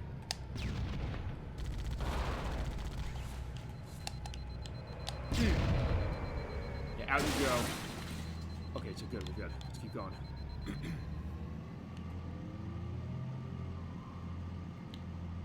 Alright, so there are the dead hunters. Oh, this is worth pointing out when you're driving the tank treads, it's not like they crush anything. Oh, no! Yeah, that's a trouble spot more than it looks. Because oftentimes I've had cases where they'll toss grenades right there at you. So, uh-oh, I'm stuck. Okay, so... Okay, I was gonna say, can I turn around? Okay, I can turn around. I was gonna say, it's like that scene in Austin Powers when he's, like, driving the, like, the cart around and he gets it stuck in between the areas. Like, he's trying to back up and go forward and he can't move it out of the way. And it gets so bad, he basically has it locked perpendicularly with the walls. Like, yeah, he keeps trying, like, I can't get it out. I thought I had that happen, but I did not. Okay, and I think I took care of everybody here. Yeah, I usually thought the that's Covenant had eliminated all the Marine forces in this area. No, they didn't. Oh no! Uh-oh. Yeah. Get on, get on, get on. Anyone else hear something? Dropship! Covenant dropship inbound! Uh-oh. The Covenant are dropping in behind us. We're trapped. Get on. Okay, so yeah, we have our full Marine case of the tank, or the Scorpion. That's the name of the tank. Unfortunately, there's only please move. Unfortunately, there's only four what is it? There's only four. Fine, it's 5 seats technically, 1 for the driver and 4 on the side. So unfortunately, that one can't come with us. Uh-oh. Yeah, just don't walk in front of the treads, please. I don't want to run you over. I really don't. I'm really not trying to. Yeah, at least they're smart enough to dive out of the way. I will also grab... Oh. Sorry, Marines. This is where I have to leave you. Go, go, go! Oh, fine. We'll have to go on foot. Oh, no! Yeah, he was, what was it? He was, camouflaged and had the sword. Like, uh-oh. Okay. Yeah, over this ridge, yeah, surprise, surprise, into the Wraith. Gotta take it down. Covenant forces are entrenched in those rocks, sir. We can't move. We need to get up this ridge. We'll get up the ridge, don't worry. Marines, hold your positions. We'll handle those guns. Master Chief, we should scale the ridge and get below those stationary guns. Holding position. Everybody, Yes, keep shit. your eyes peeled and cover the Master Chief. Want some more? Wait, maybe the Wraith isn't here. He's not yet. Wait, where's that elite? I saw him around. Oh, right. Take care of the turrets. Just bash that thing. Fine, bash that thing, bash that thing. Fine, they're sitting duck. As long as I aim that right, or I say, okay, no, I don't want to shoot my rocket yet. I don't want the, I don't want my Marines to get killed if I can avoid it. Oh, fine, now I can do it. Boom, you're out of the way. Yeah, because when you can have the Marines living, fine, they might not be much help. Fine, especially because on Legendary, the AI's so damn good, they'll be easy to move down. Even as capable as they are. At least I'll get the Ghost. I can show what this does. You're driving on it. The later games have a boost. You do not have that. That's a much trigger. In this case, you just go around and you can shoot guns down. And it is infinite ammo. Oh, well, unless they go down. But I do have it on the run. You see smoke coming out of it. You mean, or is he gonna come back? Maybe he's not. Could be anywhere. I enjoyed the show. I gotta work tomorrow. Good to see you then, Dolphin. Thank you so much for stopping by the program. Just to let you know, next week's show, we are back on Saturday. We're going way earlier at 3 p.m. Eastern Standard Time for part 1 of Shadowheart's Covenant for the PlayStation 2. Crusader 64 is leading that one for us, and Captain Trade 2 is gonna be on board. It's gonna be beefer. More than this one. We're going about 6 hours on this one, I think, but that's gonna be really long. Bring snacks. Thank you. It's great, and I look forward to the show. Yeah, especially with them running that game. Fine. The Crusader 64 is playing it, but Sheldon. Yeah, they're going down. Yeah, you're not gonna miss that show, and yeah, he's looking forward to that, and I can't wait to get back to the show. So thank you so much for watching the show, and take care of yourself. And thank you for also adding so much to the discussion. Also the idea of the cross section of first-person and light gun shooters, which is a great case. And thank you so much for sure, and so good to have you. Alright, so yeah, we did clear that out. I was thinking prematurely when it came to the race. I'm just so damn nervous about those things. Like, wait, they're probably around every corner. Oh! No! Okay, good. He shot him. Who's the man? Okay, first, like, wait a second. That's not Sergeant Johnson, is it? I don't think that's Chip's Dubbo. I'll have an indication who that is. So you do have a picture at least to put to him. And I'm also trying to think, did I not talk about anything else on my notes when it came to voice performances, just to get a sense of that? Well, okay, fine. There is one character I haven't talked about yet. We're going to talk about them at the end of the next mission. Because it's going to stuff the plot. Also a good sneaky area. Uh-oh. It is great sneaky music.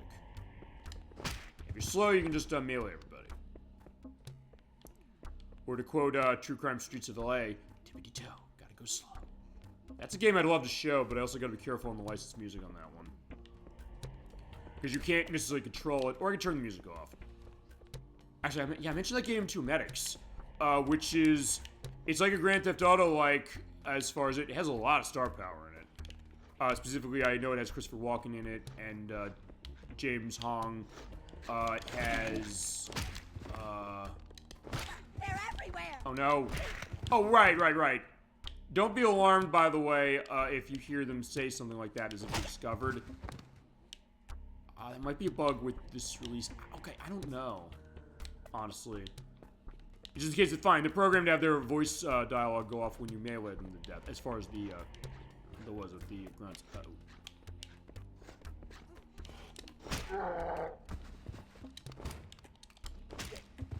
He's done. Edge is going way better than I thought. It's usually only if they get up, but if you're really loud, that's the main case they will do that. Boom. Yeah, not use a single bullet on my gun. As I said, not that ammo's necessarily gonna be a problem for you, because the enemies always drop their guns. You get more ammo that way, and you'll usually find cases where, oh shit, he woke up. Okay, I almost got through without alerting anybody.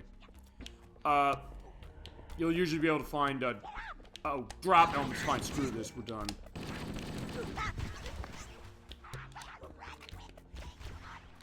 Where is he? I hear those noises. Okay. There, I got him. I said, yeah, I would like to show True Crime Streets of LA at some point. Although, if we do, we're showing that on the Xbox. Absolutely showing on that. Because it's on the PS2 and the GameCube as well, but the Xbox version is the more stable of the three. It's also one of those cases where, how do I scope that? Although that's one of those cases, it's a little more of a linear case of story, although it also has branching paths to a story. Which I do like, so you can get different endings out of it. More so than something like Grand Theft Auto, and oh, no! Yeah, what are you doing? Okay, I want to see Grand Theft Auto, is that what you're saying? Fine, we gotta show that at some point. I was wondering if you do it the way this game we're doing, which is like, fine, we're doing the first one. We do have the first one of those on the PS1, and same with 2. The other one's a question when it comes also to this licensed stuff, but also the idea of how we scoping that. We're doing the full game. Are we going after all the hidden packages and things like that? I know Edwek said, no, don't do that. It's too much. Which, yeah, maybe. And fine, I'd have to do tons and tons and tons of audio checks to be figuring that. But I also, even though I hate this game, kind of, I do want to show at some point Grand Theft Auto Vice City stories. Fine, I love Vice City. Force Milieu. It's buggy as anything, but fine, there's a lot of entries in this game that way. And Vice City stories is even more buggy. But I would like to show that because actually it is the only video game that actor Timothy Spall has been in. I haven't talked about him much, but fine, that's the only game he's been in. But he's an actor who's been in a bunch of stuff of director Mike Lee, who does a lot of films in the British social realist style. He's a movie called Hard Truths that came out at the end of last year. It did not get nominated for Oscars this past week. I missed it because it didn't open in town yet for me. I want to go see that. Because, yeah, Mike Lee made movies like Beer Drake and Mr. Turner, for which Spall won the Palme d'Or at the Cannes Festival in 2014 for that. And also in 1996 for Secret and Wise. And he was also in other movies that is like Life is Sweet and All or Nothing. And also, fine, one I did mention on the show, that being Topsy Turvy. Fine. We have the voice of Croc from Croc, Legend of the Gobos, who was in Topsy Turvy, the Mike Lee picture about the Mikado. Like, okay, there you go. No Croc player's gonna talk about that. And as I mentioned, just to go back to that, I'm still monitoring when the HD version of Croc's coming out, because that's when Nocturne and I are gonna come back to that. Feasibly, the enhanced controls might make it so that she can go through and get the rest of the Gobos to get the last of the secret missions that she has not gotten yet. And we'll come back to that, and that will be a second chance show as well. Uh-oh.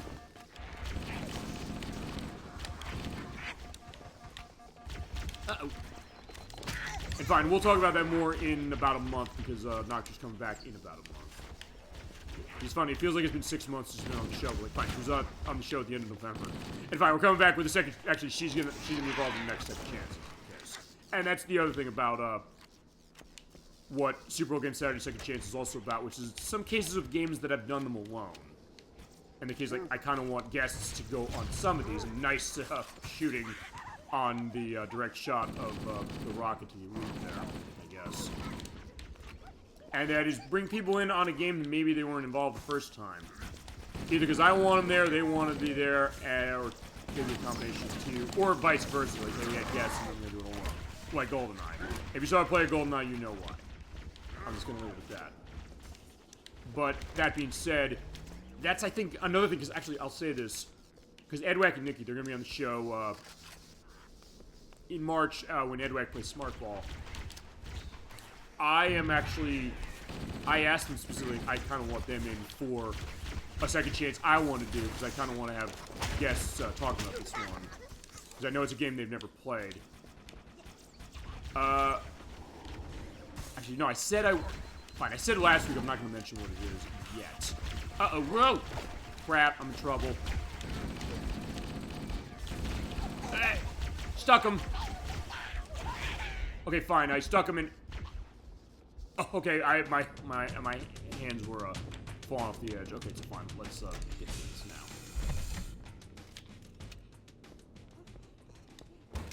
Let me also be careful about how I'm killing these guys. Well, fine, so the jackals are the problem because he saw me. I think I'll go on the patrol. Okay, fine, he's still in the scene. Usually Sirs don't want him to start shooting, the other ones start shooting. You gotta be careful of that. I have only one fragmentation grenade, so I gotta be careful of that. Actually, how many of the... A couple of these. Uh-oh. Yeah, fine, that's the other thing, is like, hey, you know, there's enemies over there. Oh, no. Higher. I was saying, did I stick him? Like, it looked like it did, but then I realized, no, I didn't. Okay. They said, fine, that game I wanted Edwag and Nikki on, which they did agree to me off screen, yeah, they'd be on. I'll hold that till they're on the show. But fine, it's a game we played before, so fine, you can feasibly get a sense of what is this.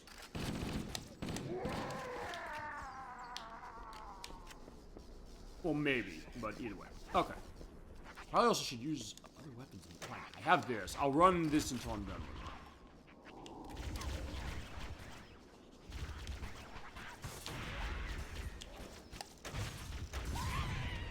Okay, that was nice.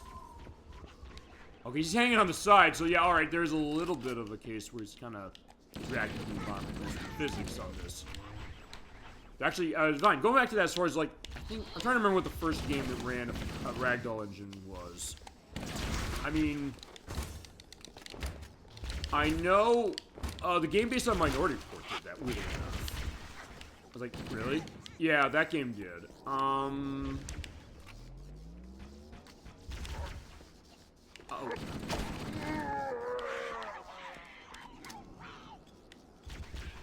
Yeah, I don't know if that was the first one. If that was the first one, I'll keep myself quieter when I edit, or if not, I'll edit it down. What was the first game to use a Ragdoll engine?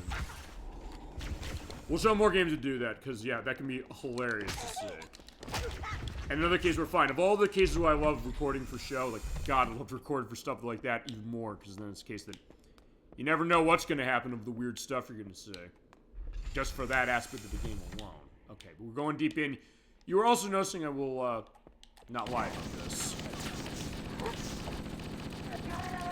You were seeing that, particularly with this mission, also, the 8th mission.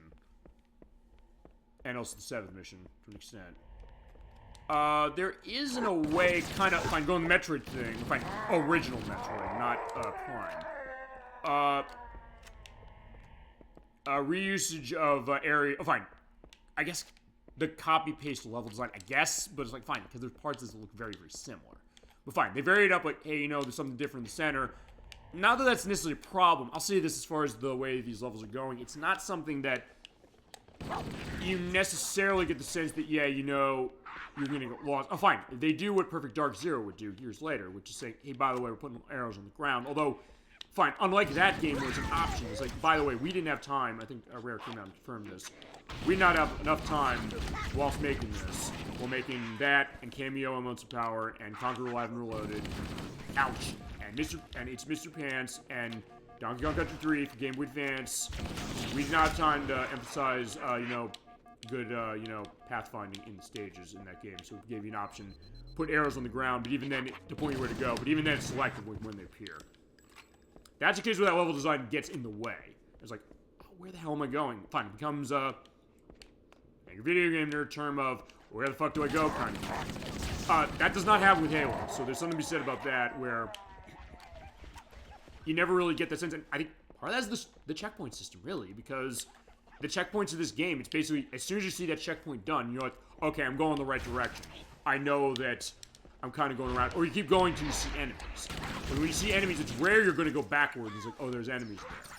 Very rare. Okay, he's tossing over there. Also, fine, pressing in the left arrow to crouch.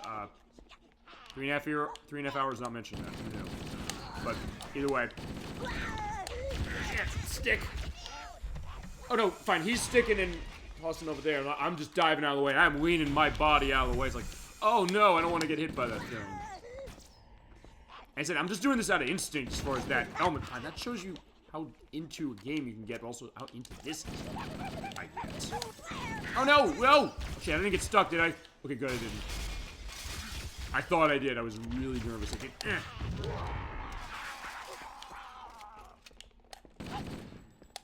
That means that I'm running out of ammo for the rocket launcher. You do not have much. The rocket launcher. Okay, yeah, never mind. I guess I got more ammo for that. Yeah, the rocket launcher does not have a whole lot of ammo as you might expect because of how powerful it is. But that being said, it's something that, yeah, if you're running out of ammo, it's like, yeah, toss for something else. But so far, doing okay with that.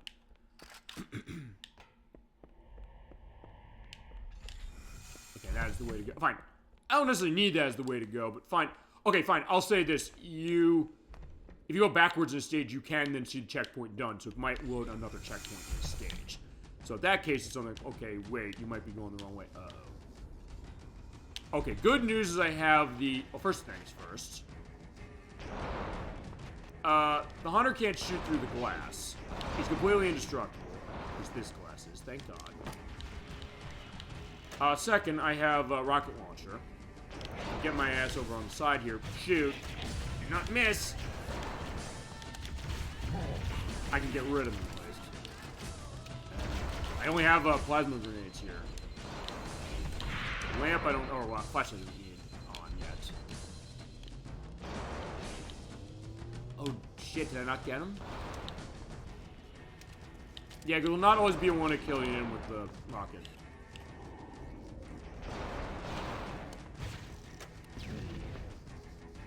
Okay, in that case, kill him. Alright, come on. Fine, this is a preview of what you've been doing on Legendary, by the way. You're basically going to take every element of cover you can. Okay, I'm going to try... I don't know if I can make this work. I'm going to try... I'm going to arc the grenade slightly above. Let me see. Where's it going to go?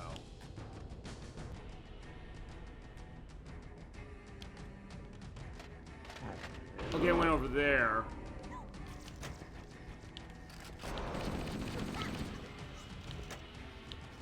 Where is he gonna come over here? That's why I'm nervous, because if he comes past this, and I'm not paying attention to him, I'm in trouble. Okay. Oh, did I get him? Yeah, I got him. Okay, yeah, he just walked out. I just want to make sure that I was not gonna have that happen to me. Come still drin. Okay, fine. Maybe I shouldn't use that. Fine, you do want to use it on the hunters, and I... I remember there's another one, or one more here. Okay, he's just there.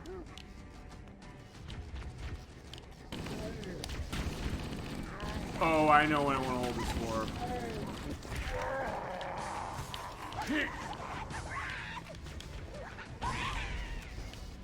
Oh, by the way, the bodies will not hit you, so that's a good thing. Okay, no, that's a camouflage one. Oh, there's something worse coming up here, I think.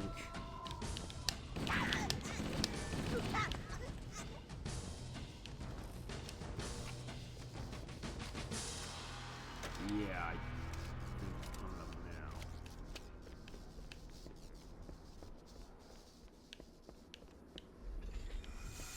now. Or again, maybe I'm thinking ahead. Just keep going.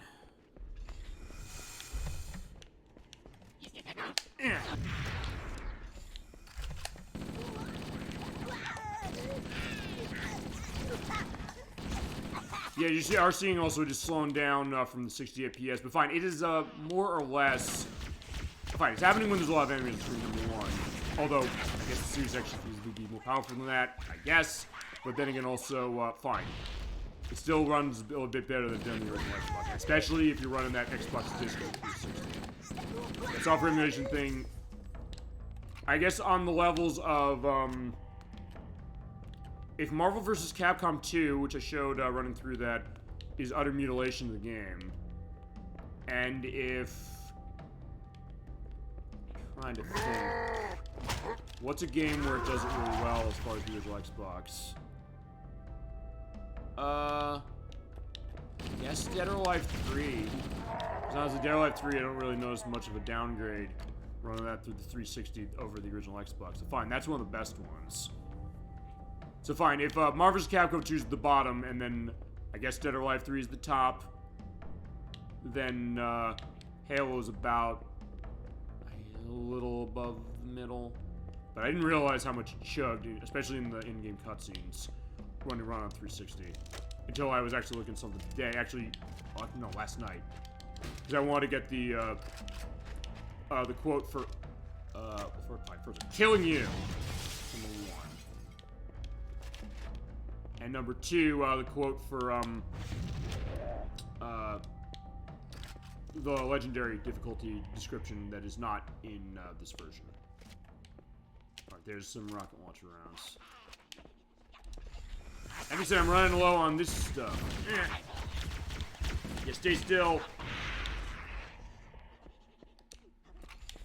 I'm also running out of this, so fine, you know what? I'm gonna take Needler.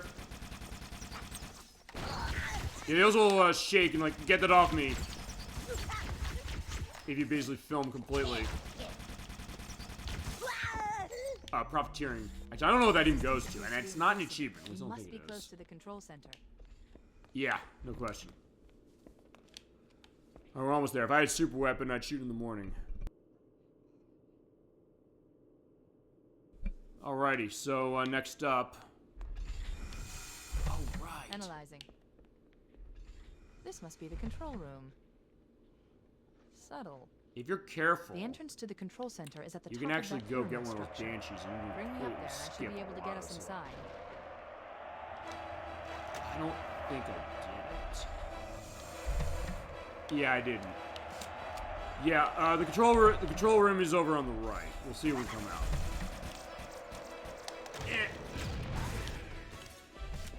I need ammo that's not this.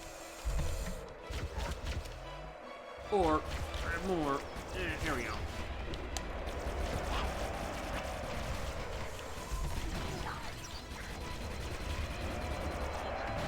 I was gonna say, I want to show them, yeah, because, by the way, the Needler, it does have, more explosive properties the more of the needles you get into them. Come on. Got him. Yeah, okay, the control room's on the left, not on the right. It's over there. The Banshees that were parked here, if you can get to them before the elites get to it, you can basically take that fly over there and be set, but fine. Yeah, that's the thing I'm nervous about. Can I get rid of the Wraith? Uh-oh.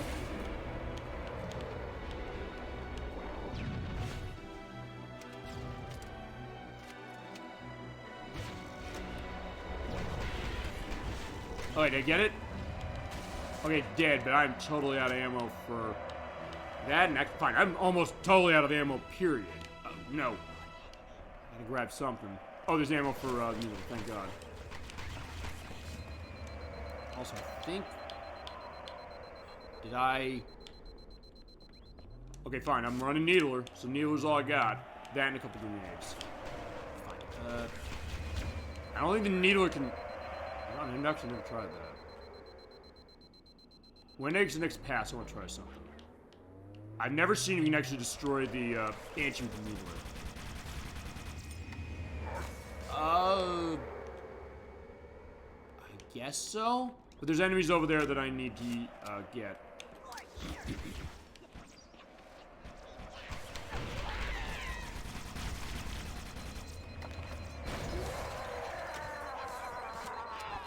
Okay, there's more Needler stuff. Fine, we're getting plasma rifles, so fine, we're running Covenant weapons. That's kind of what you have to do if you're running out of ammo. So I guess in that case, I'm glad I'm running out of ammo to actually show what it looks like. Actually, I think he said not again. At least I think he did. I'll look back on the video to see. Okay, good.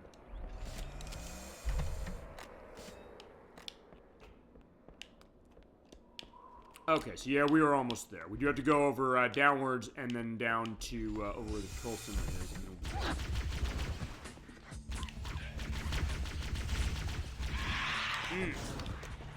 Also, I probably should show the idea like what the melee thing of that. In that case, you're just hitting them with needles. Like stab them in the face. But fine, it goes to probably one of the best lines in the movie Joe Dirt. I don't like that movie at all, but the one thing I like about it is Christopher Walken saying like, "You're talking about God the wrong way. It's the wrong tone. Do it again." Stab you in the face with the soldering iron.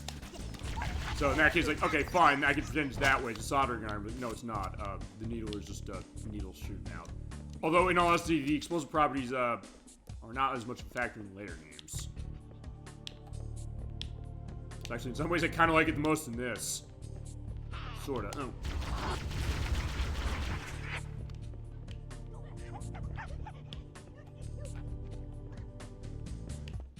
Alright, we are almost where we need to go.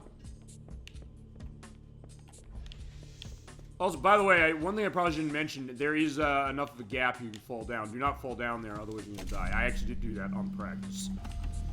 And thankfully, I have not had that happen during this show. Okay.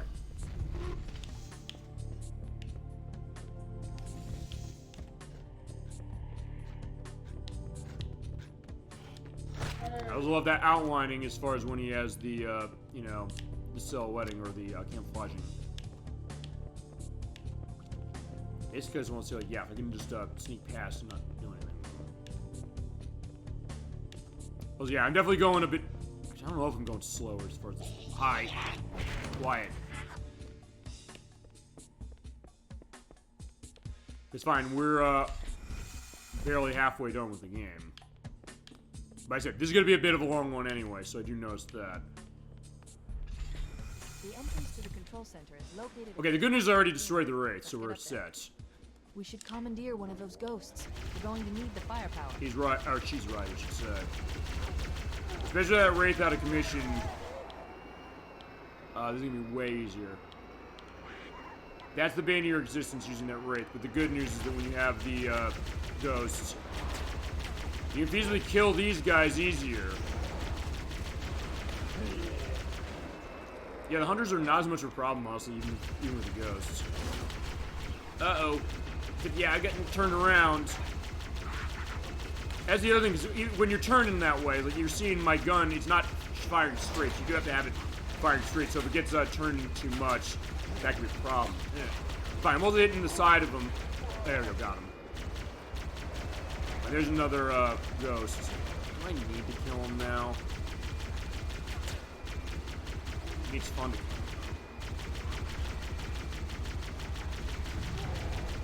Yeah, he's not doing much. Yeah, run away. Oh yeah, they get him? Okay. You basically just ride the ghost up the whole way. Pretty much. And remember, the ghost has infinite ammo. I think any vehicle has infinite ammo.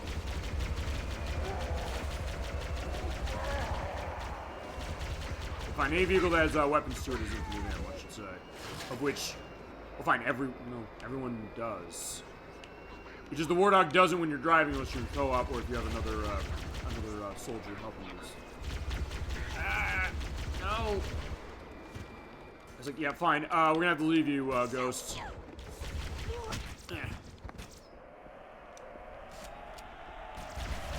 Yeah, why am I using the needle on him? I'll find him. Also, we're pointing out this, when you do have the plasma pistol or the plasma rifle, it will make the shields of the jackals disintegrate. So you use that to your advantage. That's the case, like, yeah, use of Covenant weapons, or weapons for everything. That's one of them. Come on. Yeah, the Banshee is mildly annoying, but it's also the case that I think I'm taking it off from here. Yeah, I might burn my hand in the process. Although that's not causing damage from you. Well, is it? Fine, I'm gonna put that to the test. I don't think you take damage from the hand burning. Yeah, you don't. Okay. I don't think I actually stopped and noticed that. Uh-oh. Uh-oh.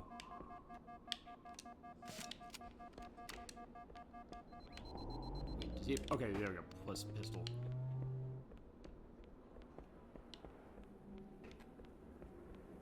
Actually, I think you can sneak up on him and punch him in the back. Yeah, with the melee attack on the pistol is your fist.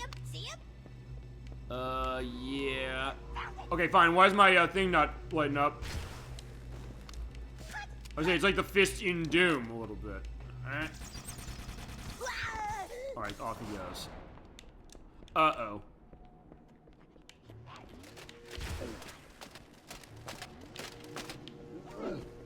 That's weird. Why is the light not going off when I'm doing the charging this thing up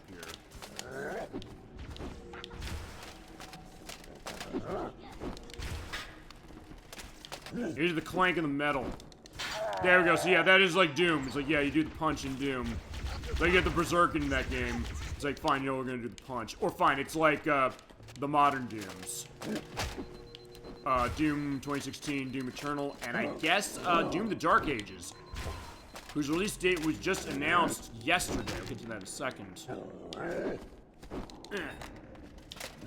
Because Microsoft had a like an Xbox conference yesterday. Talked about.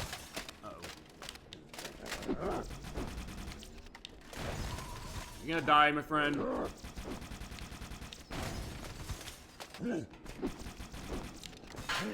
There we go.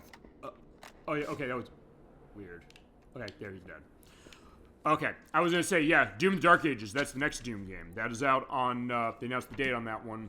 It is out on May 15th for PlayStation 5, Xbox Series S and X, and PC. It's a single-player only game, which I'm kind of glad to see because remember Microsoft said last year we do believe in single-player experiences, even as they made Call of Duty Modern Warfare, or no, Call of Duty Black Ops 6 require online for its multiplayer. Why? Oh no, for single-player, not multiplayer. Like why? Why do we need online for that? But they said, fine, we're gonna do single player only. Ouch. Oh, that was lucky. Jesus Christ. I thought I was gonna die from that. I thought he sliced me and it was done for.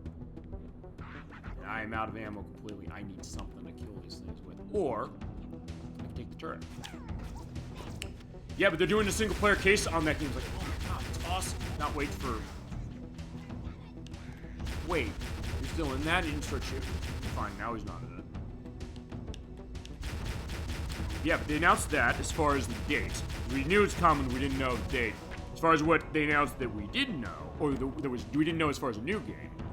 I'm out of juice on this thing, so I need something. Give me something, anything. Another plasma pistol. Okay, so fine. I don't know if it's a glitch with this one, but and I need something to get rid of that.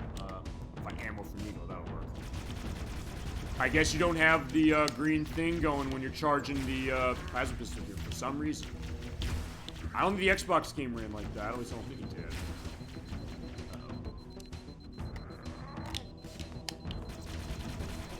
The thing that they announced that we didn't know existed already, they announced Ninja Gaiden 4 yesterday. So we have that 2D one that they announced at the Game Awards.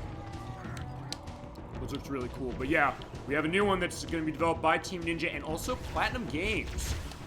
So I'm curious about that. The case that fine, Team Ninja and Platinum Games teaming up to make the new Ninja Gaiden game. And they also released yesterday stealthily Ninja Gaiden 2 Black, which I saw earlier on the show tonight, is on Game Pass. You can download it right now if you have an Xbox Series S or X. There's also PlayStation 5 and PC, and PlayStation 5 is going to have an exclusive physical version of the game, because Microsoft does not believe in physical games to a certain extent. You wouldn't believe how fucking hard, by the way, it was to get a physical copy of Indiana Jones and the Great Circle. I want to get a physical version of that, even though it's another one of those cases where most of the game is not on the goddamn disc. But then again, fine. Modern gaming, I get used to that, I guess. Control center. But we were done with here. But I had to find a physical version of it. Thank God I found one, just because I want to have it. It's a good enough game. I want to have that game on my shelf. So, fine. If you wanted that for Ninja Gaiden 2 Black, you got to buy it on PS5. And they also gave a date on South of Midnight. That's the new one from the, I think it's Compulsion Games, was it? People made We Happy Few. That's out on April 8th, which looks really cool. And also, Clay Obscure Expedition 33, which is no game the Crusader 64 is really curious about. It's coming out on April 24th. That was kind of all the stuff they mentioned. And also Avowed from Obsidian. That is out next month. That is out February... You all right? I don't know where, but okay, we're uploading Cortana here. She's looking at the controller and like, oh my god, I'm ecstatic of all the information here. What do you know about the weapon that Halo is? What are you talking about? What do you mean? Stay focused. Halo. He's like, yeah, Master Chief has to kind of pull back a little bit. What are you using? This isn't a cudgel, you barbarian. It's something else. Something much more important. Yeah, you heard its significance, huh? This ring. It's Forerunner. Forerunner, huh? Give me a second to access. Yes, the Forerunner built this place, what they called a fortress world, in order to... Wait. No, that can't be. What? Oh, those Covenant fools. They must have known. There must have been signs. Slow down. You're losing me. The Covenant found something. Buried in this ring. Something horrible. And now, they're afraid. The Covenant are afraid? Something buried? Where? The captain. We've got to stop the captain. Ooh. Keys? What the weapons cache he's looking for. It's not really... We can't let him get inside. Okay. I don't understand. There's no time. Get out of here, find keys, stop him. Before it's too late! Okay, and we are leaving Cortana. She is not going to be a factor for the next 2 missions, by the way. And something is shaking her to her core. We don't know what it is, but she says, like, you gotta go and find Captain Keyes. He's around here in this forest. This rainy forest. This is also where this game is going to take a little bit of a turn. And it's a really interesting turn, I'll say that for sure. And one that took me by surprise when the game came around. Well Enough Alone. Also, for some reason, the text for Echo 419 drops out a lot quicker. Also, I'm going to show something I showed when we played it last time. There's an achievement in this collection if you jump in on the dropship on a mission that has the dropship while it's flying away. Eventually, as it flies away, you're going to fall out no matter what you do, even if you keep walking against it. And by the way, at that point, you're going to be dead. So bye-bye, Flamer, and bye-bye, Master Chief. Yeah, you get an achievement. The name of that is going to be below. I don't remember what it is. But I did it the last time I played. Actually, I got it live on that show the last time we played it. Just to give an indication of that. Okay, so fine. This is where Master Chief is. This is what it looks like in, in a nice view.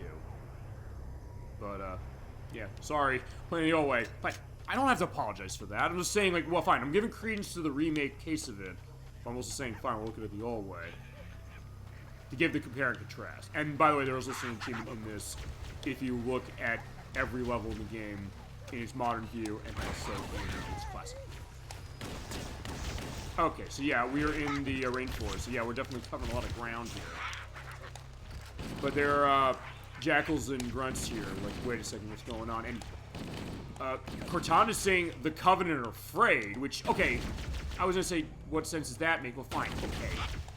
The grunts are, by their nature, the foot soldiers who are very nervous. We showed that. The idea that, hey, you defeat the elites and they run away. They don't know what to do.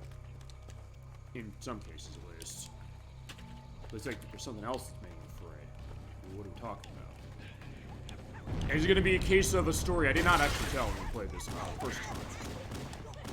Yeah, that's the thing. I've got tons of stories on this game. For me, as I mentioned, I got this with the console when it came out. It's something I played. Actually, I did not play this game actually the most of everything that came out on the original Xbox at its launch. The game I played the most of the 3 I got was Project Gotham Racing, actually. I put an obscene amount of time into that game. And we're going to do a show of all those games at some point. I don't know how I'm going to do that. Or how to scope that. But we're going to do it, no question. But I put tons of time in that. Not that I didn't put time into this or Dead or Alive 3 other games I rented for the original Xbox. But that one I put tons of time into. And then this one I also put tons of time into a bit later. More as a single-player experience, and then also co-op with my brothers, I mentioned.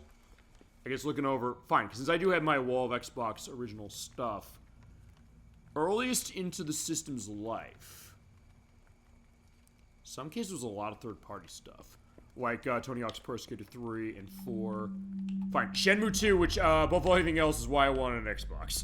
I've told that story before, which is that my mom actually said to me specifically, she was the one who notified me that Shenmue 2 was canceled on the Dreamcast as far as its US release. Like, I was going to get this game for you for Christmas. They canceled it for the Dreamcast, but they're going to bring it to the Xbox. Like, oh, I go, really? I want Xbox. And then it's like, okay, that got Xbox. And the case is like the game came out.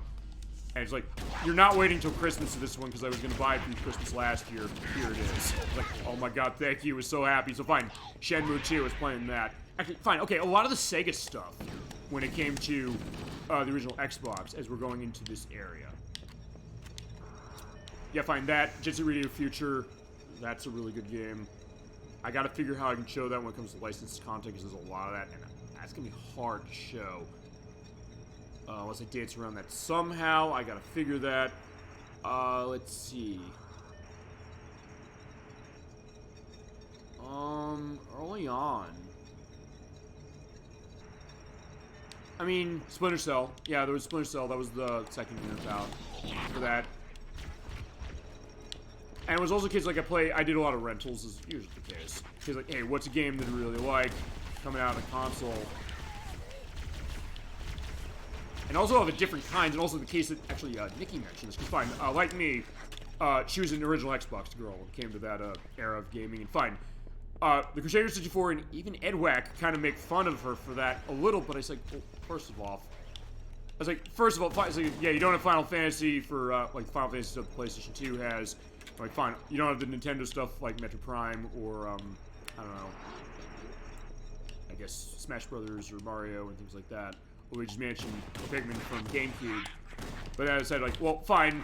First off, she, like me, had access to basically the best versions of third-party games, usually speaking, because fine, the original Xbox, the power of it was a bit more than the GameCube and the PS2, so chances are that games that were on multiple systems usually run better on this console, or have stuff on this console might not have had on other things, including that custom soundtrack. Oh my god, I love the custom soundtrack of the Xbox so much. That was such a great thing they did. Like, I can be like, hey, if I don't like the music in a game, like, let me pull out my original music. Let me listen to Nick Kershaw playing Tony Hawk's Pro Skater. Let me listen to the soundtrack of Saturday Night Fever playing Project Gotham Racing. There's nothing like that as far as it. So, like, there was that, like, but then there's, like, you had that. You had Halo. Halo was the exclusive case as far as this. You had Project Gotham Racing. Shenmue, as I mentioned, I got to play Shenmue 2. That was the game I was loving playing on this console. And other stuff like Fable and Forza Motorsport. Although, fine, in Nikki's case, her element was mostly games that were on the other systems, but usually the case, like, fine, you know what, she got the best version, because fine. She's going to be the one controlling at some point, I don't know when. Crash Bandicoot, Wrath of Cortex. I mean, on the PS2, it has 51-second load times. And even the Greatest Hits version cuts that down by half, but fine. On the original Xbox, it's 3 seconds. So it's like, fine. It looks way better, number one, and it loads way better. So, like, she had the best version of that game, no question. Oh, weird texture popped in, by the way. Also, fine, let's look at what this looks like. It looks more like a space station, but I kind of like how more sterile it looks as far as the old G graphics look. But fine, she, actually, like me, was one of the people who played Fairly Odd Parents Break Into Rules. Most people played on the PS2 or the GameCube. Didn't know if it was on the Xbox. Like, we played on the Xbox, like her and I. Like, we were simpatico that way, playing on that console. And fine, the Dead or Alive games were only on the Xbox for a while. It wasn't until after Dead or Alive 2 Hardcore came out, and Tomonobu Itagaki was saying, like, uh-oh, I'm not going to do this again after, like, the jagged elements of that game's graphics hurt it. Okay, so fine, that was exclusive on Xbox for a while. And Crimson Skies was another great one as far as it. Alright, so that, Don't touch me, you freaks! I won't be like you, I'll die first! Okay, yeah, The monsters are He does shoot you. He can kill you if you're not careful, so I gotta stay out of the way. Yeah, would you believe, by the way, the person who is, Bert the Pencil and the Root Trees in, Jaime Sam is the voice of this guy? I'm gonna stay here and listen to all his dialogue, by the way. He's saying, leave me alone. What are you talking about? Sarge Mendoza, Vicente, yeah, I mentioned them. I mentioned the voice performance lower.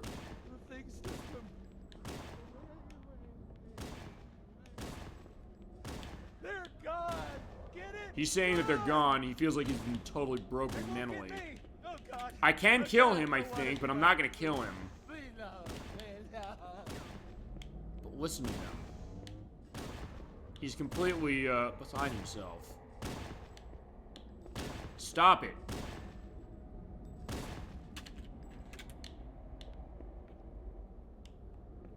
Talk to me, please. Fine, he's killing us. Uh-oh. I was saying, yeah, you're not gonna shoot through the, through that, are you? Ouch. I thought he had more dialogue. I know when I did the test, he had more stuff. Maybe I missed some of it.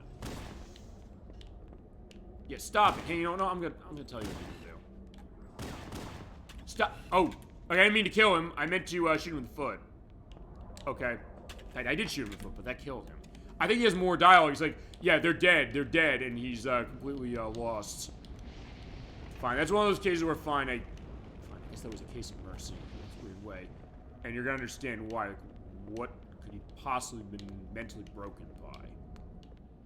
This is one of those where this game is taking a sharp turn that it does a great job preparing you for, but it's also something that kind of you're saying, like, wait, they're doing this? Yes, they are. We see that. And I will then tell my personal story from college when it comes to this part of the game. Actually, I'll preface it this way. I've seen a lot of blood here, and it's this. One of my roommates. It was around the time Halo Reach came out, so it was 2010. He played the entire game on Legendary on his own. He's like, I want more Halo, but my other roommates had gotten home for the holidays. I had late class in the semester. He did too, but it's also something he's like, fine, in between my exams, the way I said, like, I want to play something. I was like, fine. I had my Halo gaming set as far as what it is. I said, why don't you play another Halo game? First he was like, I don't know if I can handle, like, these older, chunky graphics. I was like, well, hold on. Because he looked at Halo 2, it's like, look how primitive this is compared to Reach, which I didn't know. One of my roommates had it, or he bought it. I then said, okay, fine, play Halo 1. And I was like, he's like, okay, fine, it's what I got. I was like, trust me, the campaign, this is awesome. You gotta see it. But, we're gonna get to something specifically, which is kind of a twist. Something he didn't expect, and something he was kind of a little unnerved by, but also cases where he kind of still liked it anyway. He's like, he did play this game completion too. But, oh shit. As we're seeing here, yeah, we have another soldier. And Master Chief saying, uh-oh, I'm gonna be careful with this. So, yeah. And if he's have to give him a proper burial, you'll see this helmet. That is the helmet of Private Jenkins. Yeah, who, as mentioned earlier, is voiced by Chris Wickland. I don't know if you is the name of the character in Freddy Fish 4, but fine, that's who we played. But we're looking back at his, I guess, they have the body cam case with police nowadays. This is like the helmet cam. So what happened? So take a watch. Why do we always have to listen to this old stuff, Sarge? Which is not licensed, by the way, don't worry. Son.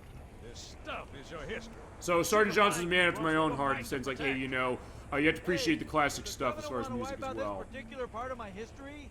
That's fine by me. He's like, yeah, you got to grow some taste, my friends. But I there's like, we want to at least survive. You ask him real nice next time you see him, Vicente. Yeah, Vicente. So fine, Vicente's the guy who doesn't have a lot of taste. As I said, yeah, the voice of Falco in Star Fox Assault on GameCube. Who knew? Go, go, go! But like, yeah, this is not interesting. We got to move forward ahead. Oh, fine, they're going in here. Stay close, Jenkins. Yeah, so fine. We are looking from the view of Jenkins, as we're pointing out. Mendoza, move it up. And then Mendoza. So there's Mendoza. As I mentioned, the voice performer, Mark Diaz. He's the announcer in Mario Golf for the Nintendo 64. Who knew? So it's the case of... Okay, let's move. I'm going to say, oh, too bad, or ooh, into the rough. Also, by the way, the previous and forward, they overlap. I believe that is a glitch in this version, so fine. This is modern way, but fine, when it comes sometimes with modern way of classic games, you don't always do it right. I mean, look at it. Something scrambled the inside. Okay, so looking at this elite, like, you'll have seen the stuff as far as Sergeant John saying, we're gonna tear their guts and tear them limb from limb, but they're looking at it saying, like, wait a second, this is not like bullets. What do we have, Sergeant? Looks like a Covenant patrol. But Captain Badass Keyes is here. elite units, all KIA. Real pretty. Friend of yours? Nah, we just met. But yeah, what's going on? Right, well, let's get this door open. I'll try, sir. But it looks like these Covenant worked pretty hard to lock it down. Just do it, son. Then fine, he's mad saying, like, yeah, you're a quitter. Like, fine, we're not a quitter, just say it's gonna be a hard one to open. So the Covenant sealed this. So maybe Cortana was onto something. She's like, wait, they're scared.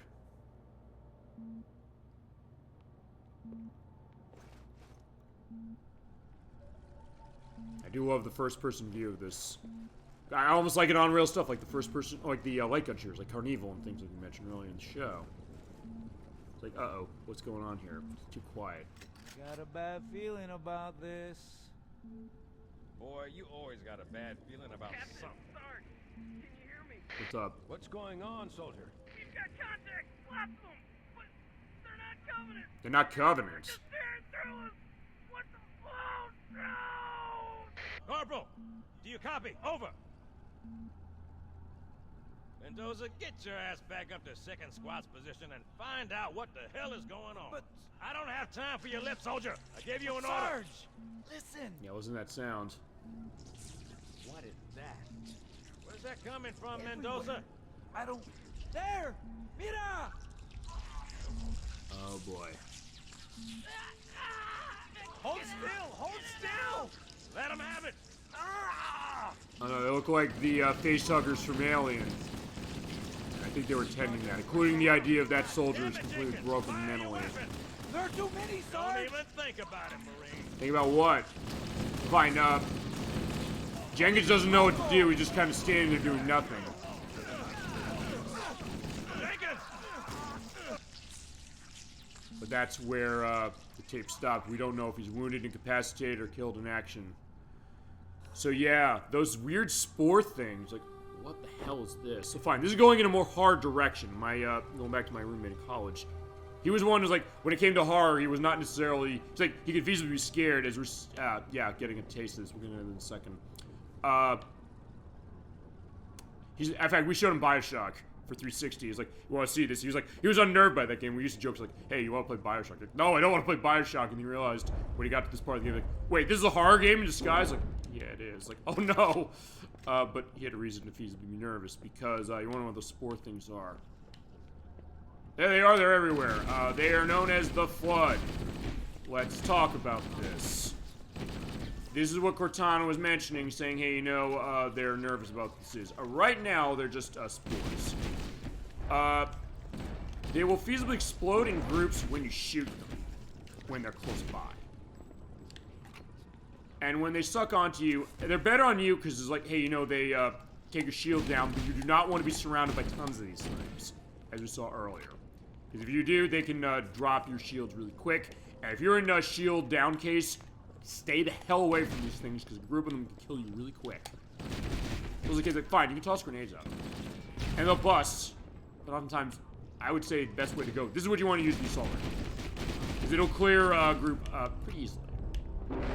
Speaking, but oh no, they're coming in from here. So yeah, it's like, yeah, they're turning this into a horror game, so it's a sci-fi game, and now it's a horror game. It's like, what are these things? This is what they meant, like, they're not Covenants. What do you mean they're not Covenants? Talk about a great twist of saying, after all these hours, 4 hours of us playing this game, the Covenant were our enemy. And they are still. But now we have these creatures. Holy shit, look at these things. Those are the Flood combat form. These are the Flood infection, the little spores. The combat form of these things, we're pointing out, they get down on the ground. They don't always die when you shoot them down dead. So you want to feasibly melee them, or not, turn it back and kill him. Assume like, oh, he's dead. He might come back up like that. Perfect. Thank you for demonstrating that for me. So that, in case you gotta take him down again. For this mission, they generally speaking will show, above anything else, escape. That is our goal. That's all we gotta do. They will generally attack you with nothing. So they'll do melee stuff, but that is not a guarantee. We're gonna see them the rest of the game, and they are going to be easily attacking with anything they have. Including a new weapon that I'm gonna be using very significantly for the rest of the game when I get my hands on this. They'll be on the next level. Which is also the most infamous level of the game. Even fans of this game are like, oh no, this level. We'll go into that, trust me. But it's also one of those cases we sometimes mention this, like, hey, you know, there are parts of a game that we might not like, even a game we love. In fact, I know Lek first mentioned that we played Kingdom Hearts, saying, fine, I hated Atlantica. Fine, a lot of people said that about Kingdom Hearts 1 and 2. And by the way, see this nice bridge. That's wait a second, hold on. Yeah, you see, oh fine, you're seeing that. The Flood are killing the Covenant. So that's why the Covenant were worried. So fine, the Covenant are still our enemies, but it's also the case that they'll oftentimes be interspersed now with the Flood around. So you use that to your advantage, but it's also something that, yeah, if the Covenant see you, they will easily try and get rid of you too. So you gotta be careful. Ouch. Hear these gurgling sounds like, it's like, yeah, it's very unsettling in a great way. And honestly, I think because of the fact of, you know, the mutation of the creatures here and all that stuff, that is, I think, the reason why this game has a mature rating. The first, like, I don't know if I understand it completely, but then you see, like, what they're doing. They're feasibly eating the insides of people and, like, gutting them out and things like that. That's like, okay, yeah, it's getting way darker. Again, not insanely gory or violent or maybe as unnerving even as, well, fine. This came out a month or two after Silent Hill 2 did. Unless you're talking the Xbox version, in which case that came out about a month after this. But it's maybe not as twisted as that is, or maybe as scary as that, but it's also something that it takes you by surprise. You're not expecting. You're not expecting to say, oh, by the way, uh-oh.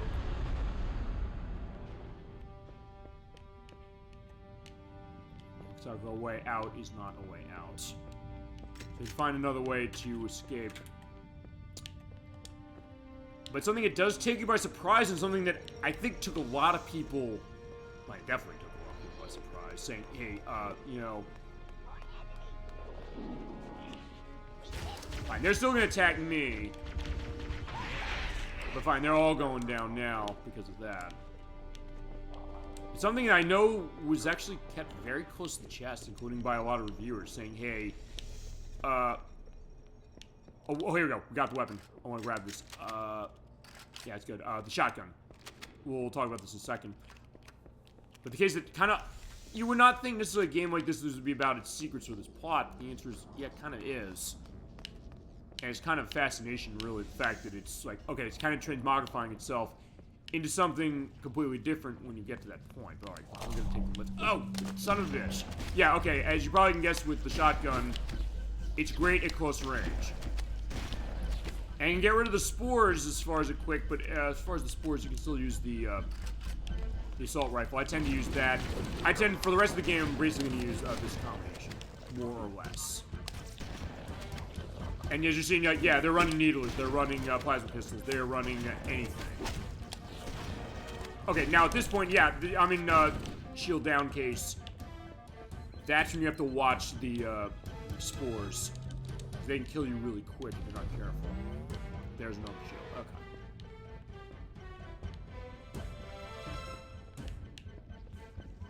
Okay. Yeah, well, also what's going on here is that, yeah, that nice energy bridge, that is out of commission.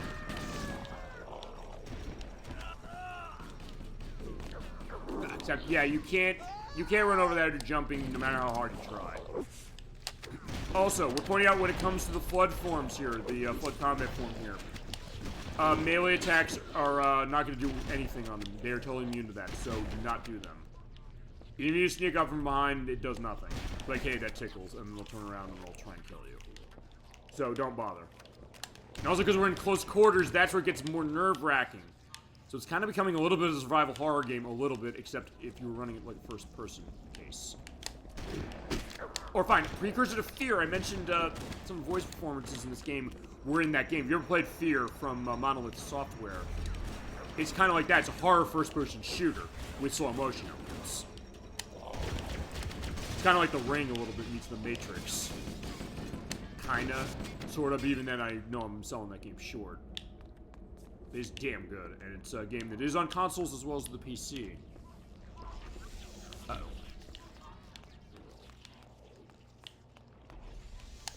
So yeah, boom.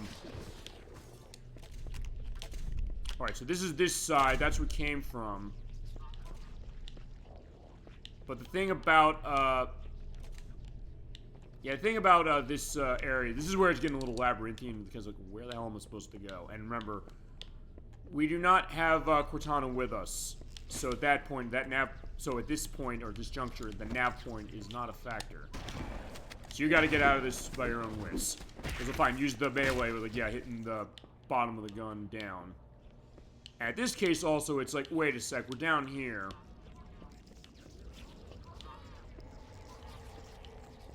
You have to know to, well, fine, pull this out.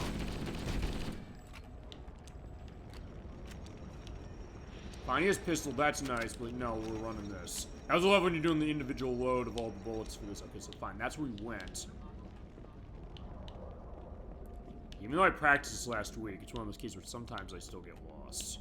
So fine, this is one of those cases where you're gonna get lost, maybe, although I think maybe that's kind of the point to a certain extent, saying like, well, fine, what's going on with this? You need to get stuff going. Okay, fine. Like, that's where I came from. Oh, right, it's over here. I have to go over this way. Sometimes, like, yeah, where's that one thing? And fine, also, since I have overshield on, I may as well try and hold on to it as long as I can. And fine, in that case, the spores are noise, because you can toss it off. Fine, like anything can. And, but, also, to point out, the flood enemies are the only enemies in the game that can carry fragmentation grenades. So you can easily pick them up from them if they have them.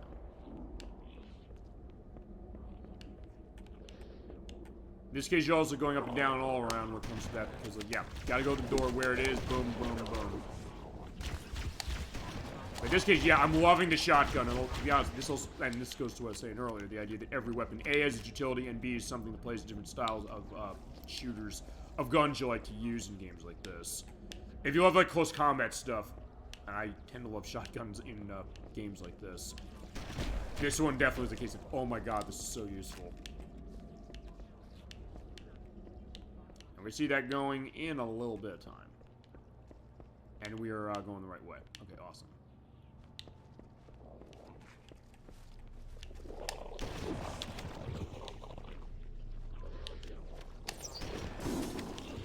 That was also the case. I'm waiting for him to stand up again, or stand up again. Fine, he does, and then he does.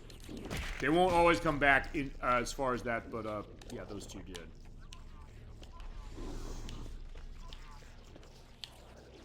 Yeah, we're almost at the end as far as getting out. This level is honestly not that long. It's just that it's very labyrinthian, and also... Actually, wait, this is not the way to go. I have to go the other way. I have to go over here. Well, there's a lot of dead ends. And also, yeah, you're kind of in close quarters, so like, yeah, be careful getting your way out. But the good news is because they carry such a wide variety of weapons, you are going to be able to get to a case where no matter which pick to run, you can still have enough rounds for whatever it is you want to use. So at this point, your choice of weapons is kind of easier to manage here than other points of the game, because you're going to run into cases where you're going to find whatever you want to run. For better and worse. We'll get to that as we see that. Okay. With that, hit this adage bridge, and with that, we can go across. Also, even though it is a short-range weapon, it still can stop things from a distance to a certain extent. Nice clicking as far as the reload. Fine, reloader of the gun when you're doing the shot, and also, I'll show this. When you're reloading from an empty clip completely, the last part of the animation is to do like, it's like, God, I love that. You have the pump action going on. Yeah, we're almost there. In fact, this is our way out. Okay, thank God. This is Echo 419. Chief! Yeah, hi, Full Hammer. Yeah, we got some weird shit going on here. What's going on down there? Yeah, she doesn't know. Oh, hey, soldiers. Let's go.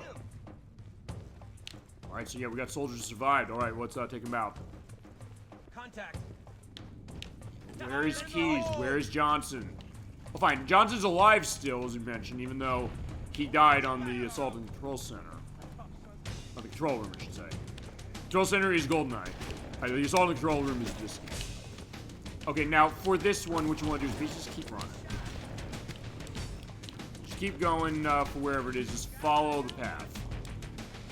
It's kind of going to go straight. You're pretty much, in a way, going back where you came, but it's actually less confusing being out here than it is, you know, being, or fine, getting, than it is getting.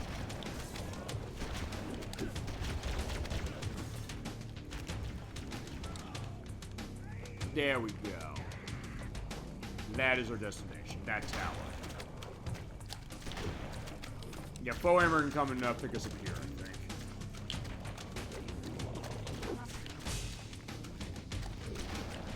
Also, you have those weird robot flying laser things. They are killing those guys, though, so that's good. But, here we go, we're done.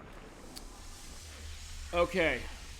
Greetings. You. I am the monitor of Installation 04. I am 343 Guilty Spark. Yeah, this, by the way, being where 343 Industries gets its name from. Just to go into background on them. As I mentioned, they took over for this franchise when Halo 4 came out, but they were also involved with co-developing Halo 3 ODST and Halo Reach. And actually, this... Well, fine, we are gone, so Foreigner's like, where'd you go, Chief? Sorry, we are gone. Taken away by 343 Guilty Spark. As I mentioned, the company, when Bungie left Microsoft, this company's created. It was Xbox General Manager Bonnie Ross. She kind of wanted to go in a new direction when it came to the backstory and universe of Halo that she really liked. And as you're basically on the basis of this game, understandably so.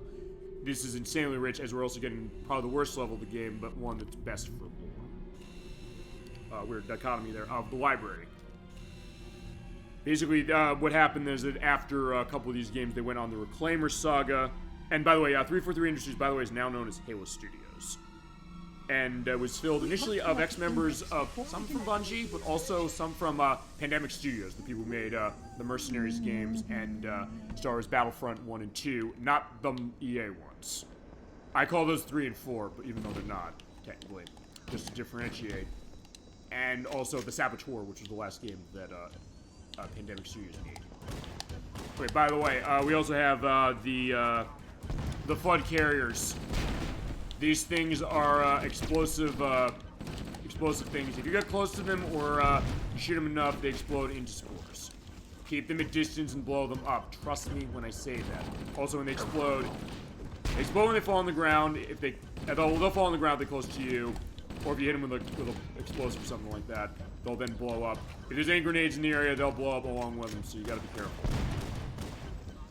And for the library, we're gonna be following 343 Guilty Spark here to the index chambers. Like, we need the index. He's saying we can do something about this. Ah, now, ouch. Crap! So this is something you got to be very, very, very, very, very, very careful when using grenades here, because yeah, look at that, I'm already down to my last bit of health. But I do need this. And I do not have enough ammo for... Fine, I don't know. Shotgun. Grab that, because we need the assault rifle rounds. Oh shit, no, no, no! Yeah, you see like there, it exploded. The other one's gonna explode when it makes contact with the ground. Yeah, you have to be very careful around those carrier forms, my god. Hello. The energy field of Roberts contains the index. We must get up there. Okay, so yeah, he's gonna give aspects as far as what he knows about the Flood and also what the index can help us with. By the way, let's talk about the voice actor for 343 Guilty Spark, or as he's also known, the Monitor. Let me kill these dudes first before I talk about that.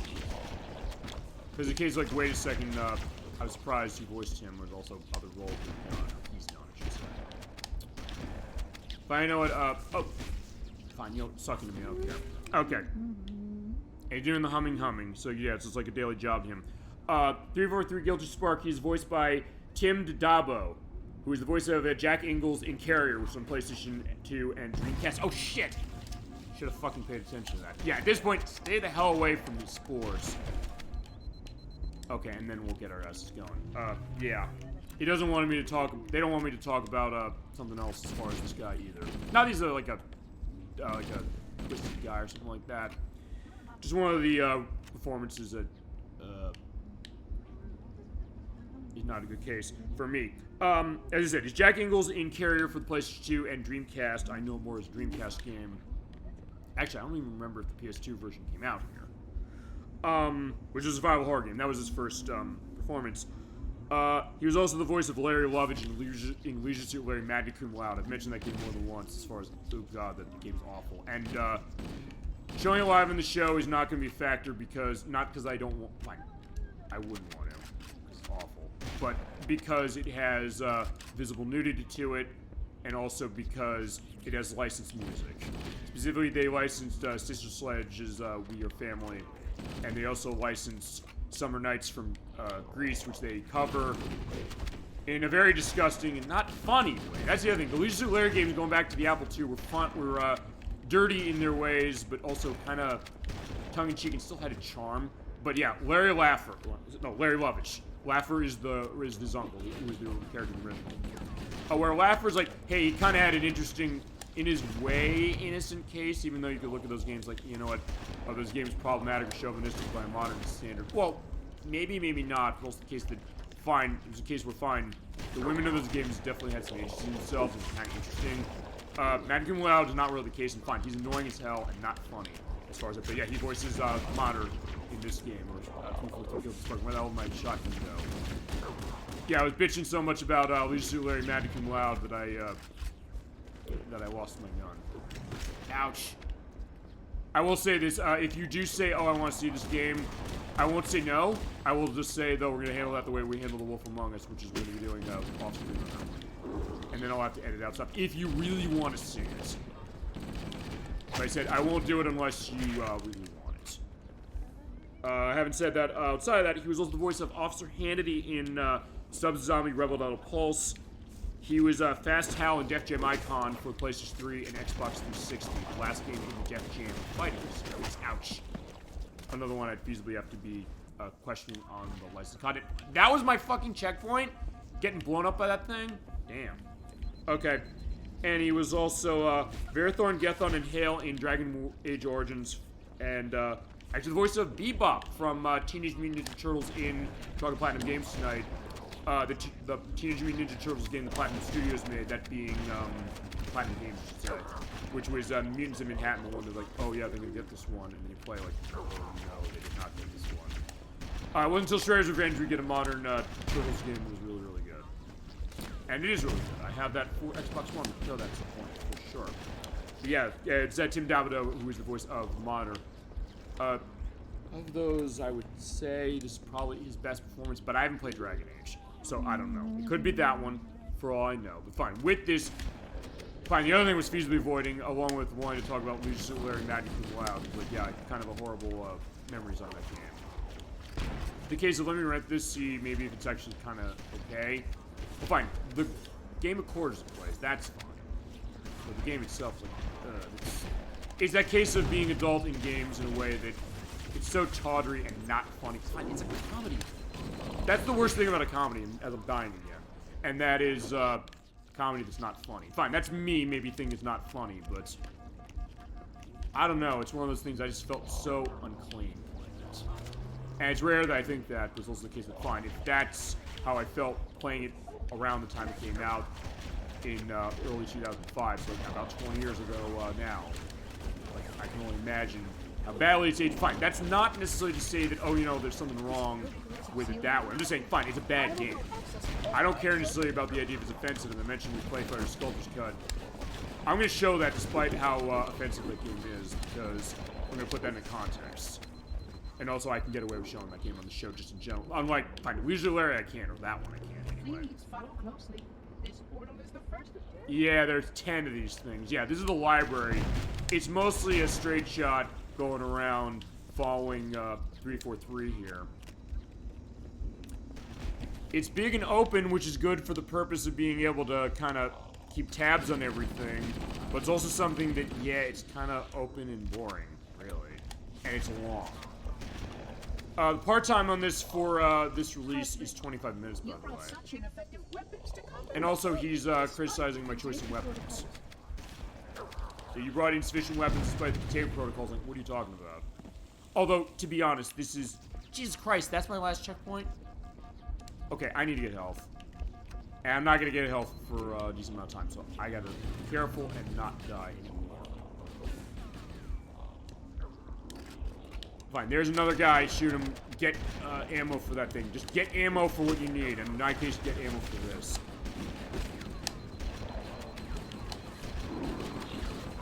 Oh no! I saw that coming. I saw that thing exploding. I'm also looking back on the video and realizing, wait a second, my checkpoint for library there was, you know, seeing, you know, me being blown up by the flood. What's it called?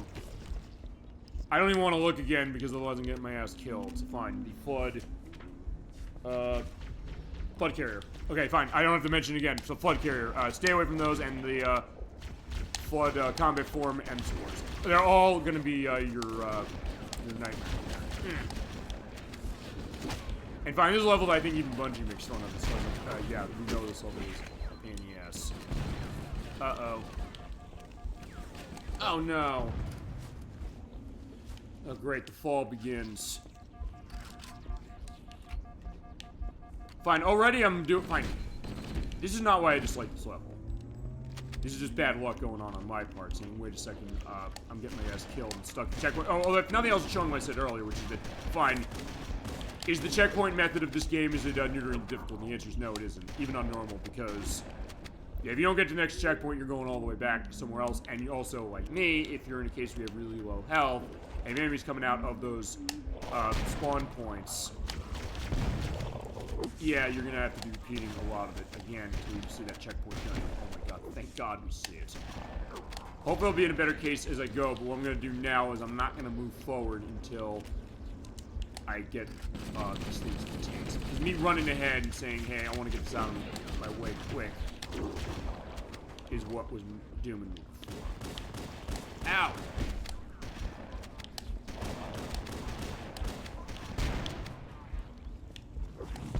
And by the way, they will not come infinitely. I don't think they do. I don't remember them coming infinitely when I was doing the tests. Or in all the years I was playing this game.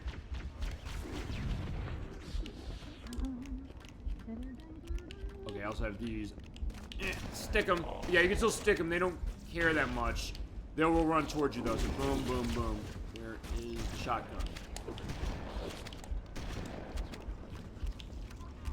Those are the kind of thing you're going to pay attention to the sound design. I guess I've given a little credence on that. But the idea that when you're hearing the gunshots, you're like, wait, I'm using how the shotgun sounds. So you get tuned to what that audio is. And you're like, okay, by the way, he has that. In that case, he has the assault rifle rounds, so I can have that on. But yeah, let's get going, please. Let's through.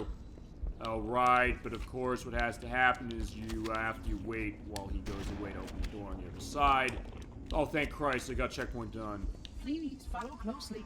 This portal is okay, fine. I didn't get it before because I didn't kill all the enemies, so that's what happened. Like, okay, fantastic. Oh, and I got one right there, so fantastic. Just get our asses going. And we're getting close to where the help is. You brought such ineffective weapons to combat the flood. I just brought what I had on my person. And fine, we also have what he has, fine, what they have. He's like, yeah, fine, your weapons are not going to help much. But, fine. 343 is going to tell us more about what's going on with the flood, and I do love... Fine, this level's annoying. But he does give some good story lore. They did what's going on with the flood, saying, hey, the body was transformed by the genetic restructuring of the infection. So, the spores get into things, they turn them into the combat forms. The flood is virulent in the sense that it is able to mutate and produce spores that pass along to others. So yeah, we talked about when we played Parasite Eve. In fact, maybe not dissimilar to Parasite Eve in the sense that it's about an infection that is, you know, causing havoc to a lot of people. Not to us, but feasibly to other soldiers, I guess, when you think about it. Sorta. No! I was like, yeah, fine. I didn't stick. Oh, I'm running out of juice on this. There's an overshield in here, and grab that. I do love that overview of that, or the overriding, or the overflowing of the bar for that. Yeah, you want to look in those pit areas, because that's where you're going to find health. Not yet. Back off. We must continue. This way, please. I mean, it is a straight shot. That's the other thing. Fine, this level's a straight shot, which is good for the purpose of you're never going to get lost. Really? This installation's research facilities are most impressive. Oh, there's another shotgun. So the kind of thing you're going to see the weapon hold. It's like, oh, I need ammo for that. We'll just grab it.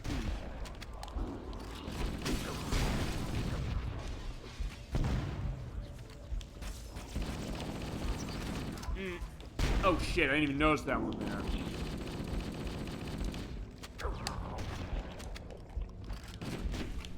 Oh man. Okay, maybe this is also the thing. I said before when we played this the first time, saying never again after 5 hours and 50 missions. Oh shit. Fine, we're at 4.5 hours now. I think we're running longer than that.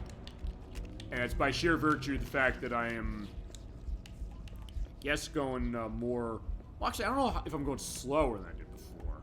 I don't know. Okay, there's a checkpoint. So much like, hey, I'm kind of covering more ground. Supplement your combat systems, but I suggest you upgrade to at least a Class 12 combat skin. Your current model only scans as a Class 2, which is ill-suited for this kind of work. Wait till the sequels. We'll get that going. We'll find those laser things. Those are called Sentinels. They will help us shoot those things down. Pardon me.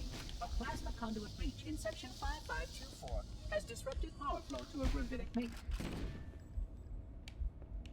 Alright, so you're saying, hey, I gotta repair something over there, I'll be back.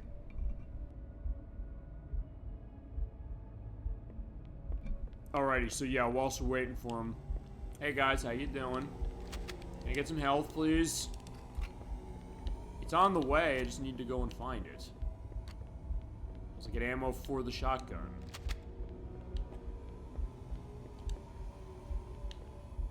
Yeah, look at this, the green mess. Jesus Christ.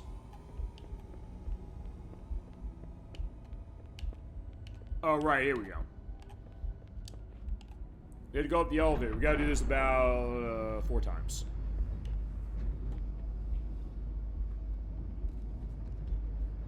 Nothing else, these areas are good for water breaks. But wait, it gets worse. Fine, even the game feasibly knows. Although, fine, I said, as a level, this is absolutely the low point of the game, and even Bungie said, fine, we know it is. But I do love the lore going on. He's saying, what's going on with the Flood, how they come to be, what's going on with them. Feasibly doing a read on us saying your weapons are not good enough, your armor is only class 2, you need class 12.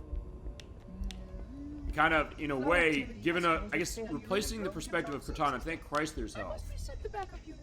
Please continue on. I will rejoin you when I've completed my task. Okay, fine. He's not helping in combat, so it's like, whatever. Fine. Descent. Uh-oh. Shit. That's also the kind of thing you might not see where the, fine, the carriers. Fine. I call them, wow, I'm thinking like boomers from, Left 4 Dead. Fitting, because Jen Taylor is also in the game. And also it's a horror vibe to itself. And it's a first-person game. There you go. Alright, wait, hold on. I need shotgun shells. I am running out of juice on this. To where I might have to not use it. Oh shit. Good news is, let me ask down here. Oh no! Boom. Oh, except the explosion hurts me too. It's like falling out of the index. Sorry, I'm dead. I can't. Alright, so let's continue this again. I hope this is the worst as far as running to keep dying.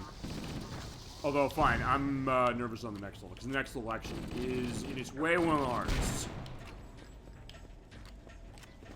The last one actually isn't that bad, especially because I know how to manage it. To the point where actually off-screen I was able to do it on Legendary. It's like, I want to see if I can't edit in that, special, sequence that goes to, beating the game Legendary. But fine, look at them jumping there if he's been taking the Sentinels out. Fine, Sentinels, it's like the, Marines. Like, they'll be of some help, but not always of, the most help that you want. And, oh shit, no, don't come by here.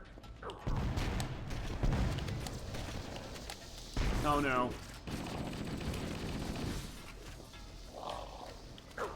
In this case, I don't even want to bother getting another gun until... Uh-oh. Oh no! I knew that was gonna happen, shit.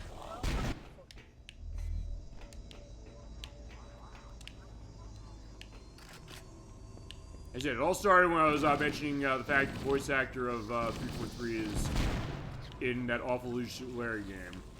And it just kind of spiraled from there. Fine, that's kind of what happens. Although I guess that's the idea. Like, hey, you know, the Flood are a nuisance, and they're also, you know, dangerous. And they're also dangerous because they're in high numbers.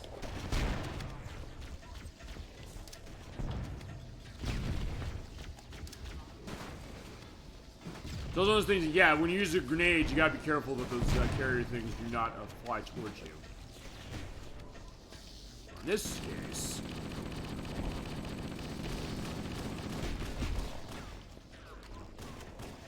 Thank God, just spore cases, and fine, they... Alright, so yeah, this is going way better this time. Wait, now we can follow them on the index and kill you. Thank God. Oh, there they are! Boom! No, don't come to me. Oh, thank God, we got a checkpoint. Yeah, you're gonna love seeing that checkpoint done thing more than at any other point in the game, and we'll tell you that right now. I guess that's gonna be every level, really, going forward. Yeah, it's basically follow the blue light.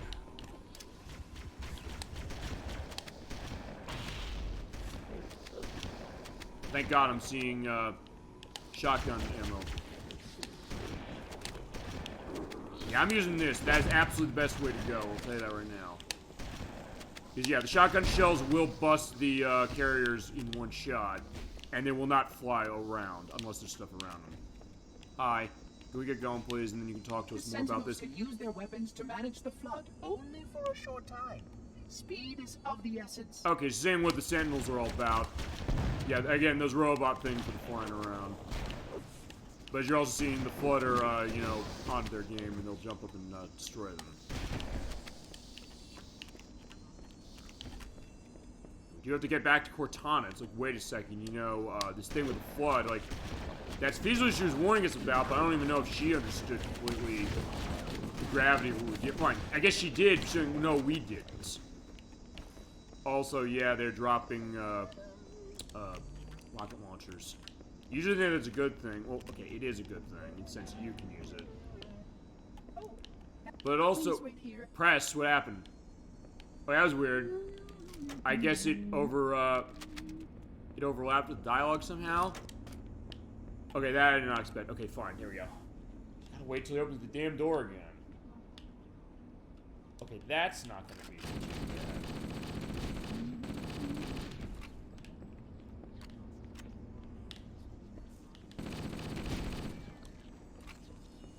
Alrighty, so what's going on here? As far as them, and also what's going on my tech. Uh-oh.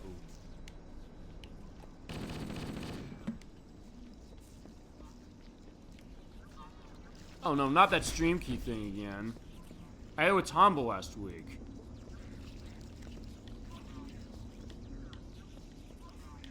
Alright, fine. I'm gonna do the same thing I did last week, which is... Yeah, fine. I gotta see what that stream key thing is. Alright, fine. I don't want to do the library right now as far as, like, hey, sticking to it. So, like we did last time, I'm gonna stop recording and we'll be... Oh, okay, so... Alright, you were not seeing this, but the stream is disconnected. It's trying to reconnect. But locally speaking, it holds the local recording. So nothing else to just explain why everything is set, so I'm gonna try and reconnect. I'll be back. Okay, so yeah, Twitch was annoyed with the library as well. Alright, we're back to Halo again, as far as it. Okay, yeah, I don't know why that happened. I'm gonna have to look at that stream key thing, because that's what happened with Tombo last week. I hope there's nothing off with my tech, and I'm definitely gonna look at that for next week, because fine, I'm not alone next week. Okay, but we're back, thank Christ.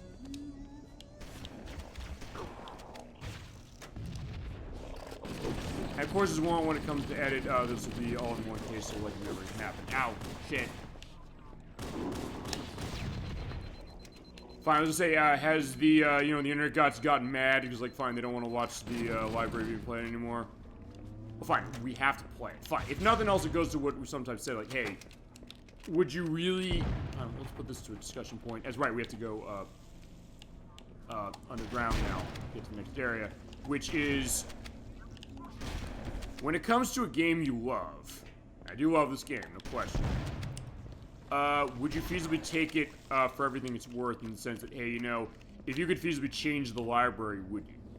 And the obvious answer might be thinking, well, of course, this is annoying. But then again, I don't know. The case that isn't necessarily the game without this one point to kind of put everything in context, or for that matter, it's like, fine, this level does justify itself in the sense that it tells stuff with the story and the lore of this game, of the Flood, of 343 Guilty Spark. And oh, I hear charging going on. And so in that case, it makes sense. Just like, yeah, playing it. Should serve you well when the flood begins to alter the atmosphere. You are a good planner. Okay, but you said, like, fine, it's not good enough when it comes to, you know, getting, you know, what is it? Being prepared for it. Like, it should be class 12. Like, fine. Which is it? Make up your mind. But, oh shit, right, that's what I was saying right there. Look at all those, oh shit, all those things, uh-oh. I'm getting, shotgun, goddamn, I'm almost dead. Yeah, it's one of those cases where, yeah, you want to get rid of those, things then, like, oh no. No, back! Because that guy had a rocket launcher, and I had to be careful of that. Whoa. Oh, did I get him? Okay, good, I got him. Yeah, the ones with rocket launchers are the ones you really need to be nervous about. Oh, but there's health up here. Awesome. And rocket launcher. You know what? I have more shots of that than I do on the shotgun, so yeah, we're tossing shotgun for now. But I'm gonna be a little more, specific on when I'm using this. The installation was well. Yeah, like now. Uh-oh. Oh no.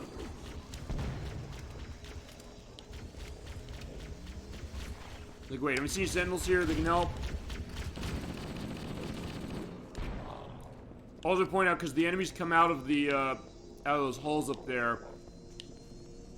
Don't think, like, oh yeah, you know, I could feasibly just run past everything. You have to pay attention to where everything is, so see, something's not going to jump out on you. Oh, right, we're good. Oh yeah, I probably should show what this looks like in, the new mode. Like, okay, fine. Actually, the Flood look really cool when it comes to these, enhanced graphics. Actually, to be honest, I do like the way the library looks in this, but I don't want to ride the elevator. Well, fine, I do want to ride the elevator, because it means we're going to get to the end of this sooner. Oh shit, he's there! Oh, fine, fuck you, you're off.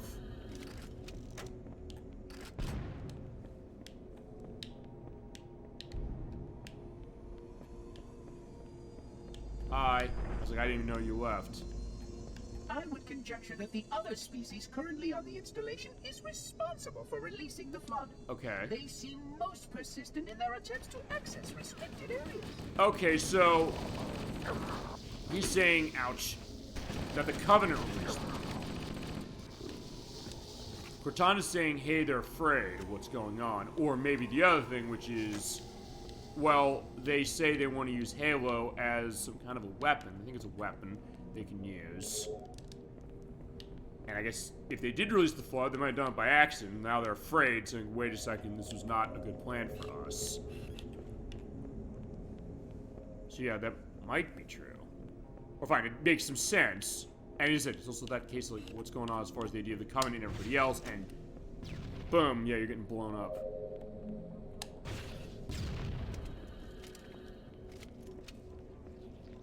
Yeah, don't want to use it for that, though.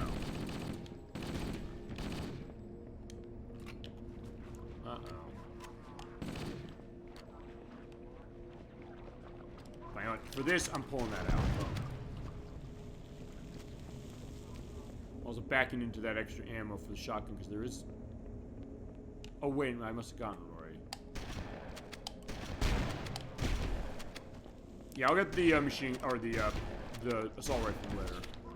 Okay, fine. Let me show this also as well. Like, hey, ooh, okay. I love the way that the carriers look in the enhanced graphics. It looks even creepier than it already did. That's one of those cases where, yeah, talk about taking the tech and then also taking the great art direction that we already had before on original Xbox and like really enhancing it. I mean, I'll say that the Anniversary Edition changes, they do feel, as far as the graphics you say, they do feel in line with what you knew with the original release. So they're actually very smart with how they updated it. They kept the great art direction and also just enhanced the details. Like, yeah, it looks even creepier than it normally does. Like, yeah, look at that. Ugh! Just the fact that there's more texture to this thing. Fine, look at that. Like, and like an eye there. Like, oh, Jesus Christ. You can't even see the eye there. Unless... Okay, fine. Unless you put the flashlight on. Yeah, that way it's almost as grotesque looking as any of the things in Silent Hill 2.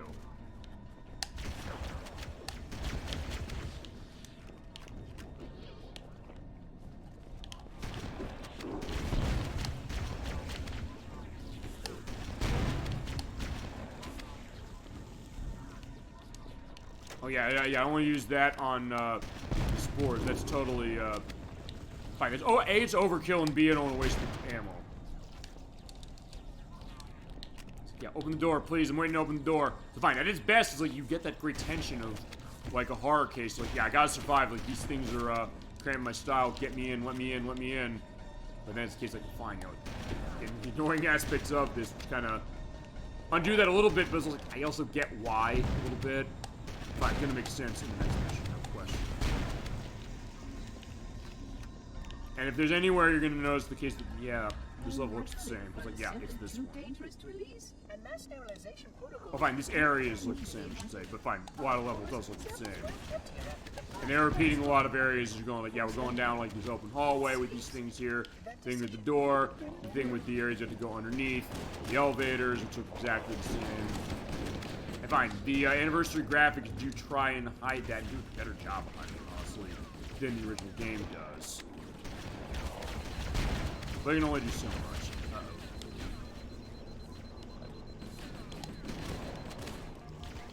Oh no. But no, I want to try with a whole group of these things. Okay, sort of get through them.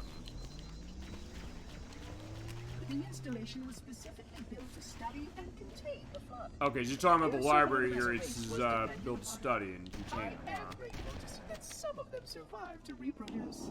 Yeah, why are you saying that you're grateful they survived to reproduce? Because, like, yeah, look at all the trouble they caused. You're also saying, like, fine, you know what, we have to stop these guys, and I know how to do it with that index.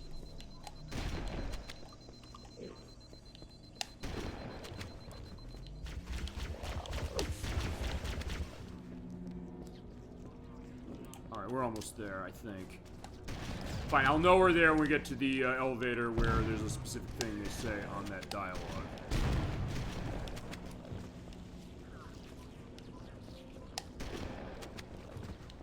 Okay, great. Now I'm in a way better shape when it comes to my shotgun.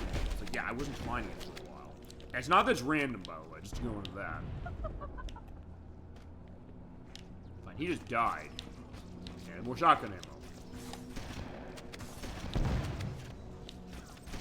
You're seeing, yeah, they came from over there. Like, uh-oh.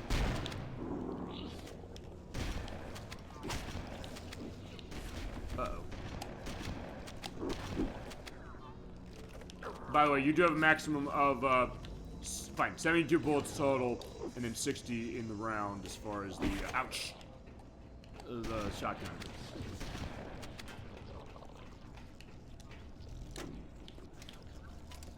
I also don't know how I'm necessarily holding on to this thing, but it's like, alright, fine, I guess it's probably good to have.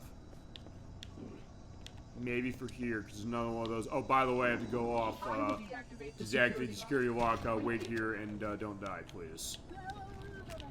That's the idea. It's kind of repetitive. I mean, fine. We talked about the 30-second cycle thing earlier. Fine, it's doing it. But I don't want to... Fine, I don't want to take it. Uh-oh.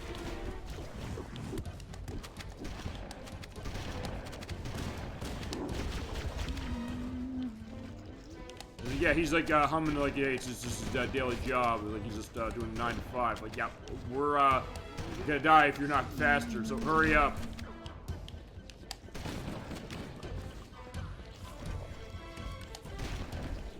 You get this great frantic music going on. So there's that. It's kind of, I think, the theme of the flood. I think the idea of like, deep, deep, deep, deep, deep, deep.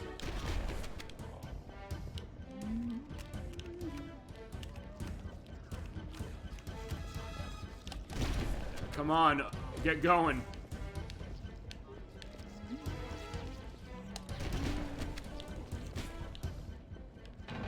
Yeah, there's a press thing again. What the hell is that?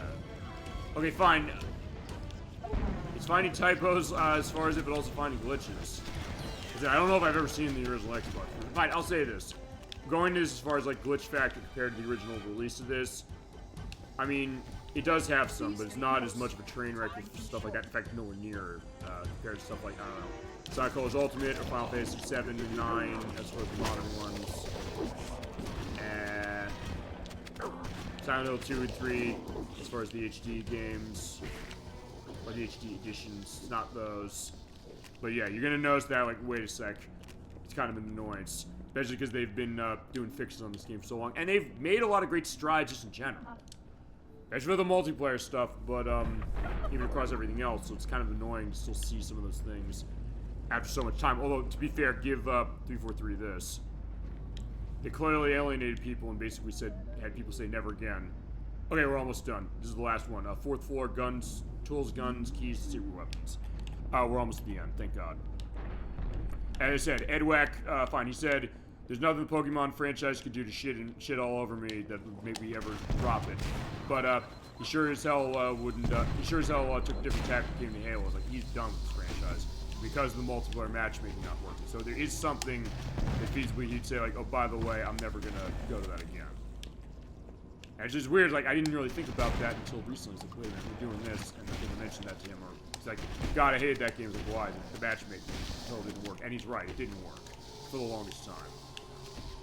But at least 343, to give them credit, they did own that, and they did come correct.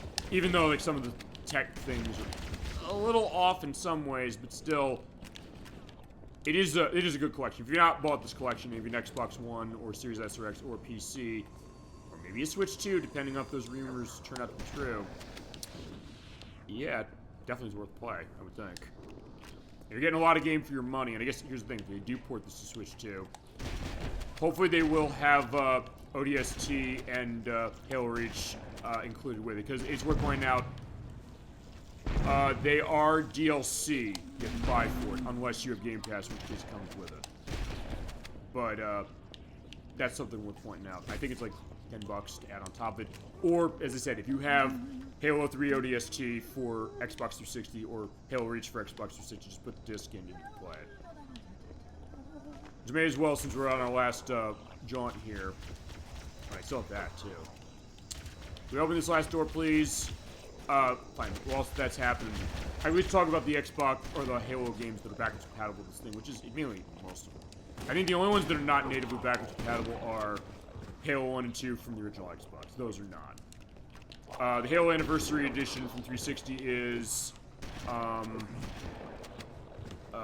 3 itself is, both discs of ODST are, Reach is, Halo 4 from 360 is, Halo Wars from 360 is, as I mentioned, Spartan Assault was from Xbox One.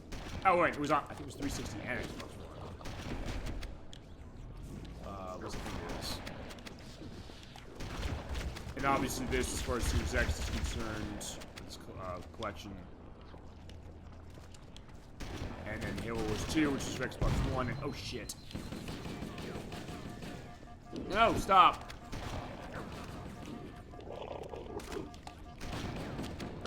I think we're almost done. I think there is some health, I should say, also around here too. So, come on. Come on, 343, let's get through the door. What's the case where, wait, no, I gotta go oh, fuck, the other way. Crap. Alright. I am a genius. Okay, fine, there it was. So yeah, fine, he has delusions of grandeur as well as you're hearing, like, about how he's a genius. Fine, I don't know, I guess he is, in the sense he's able to open all this stuff, but still.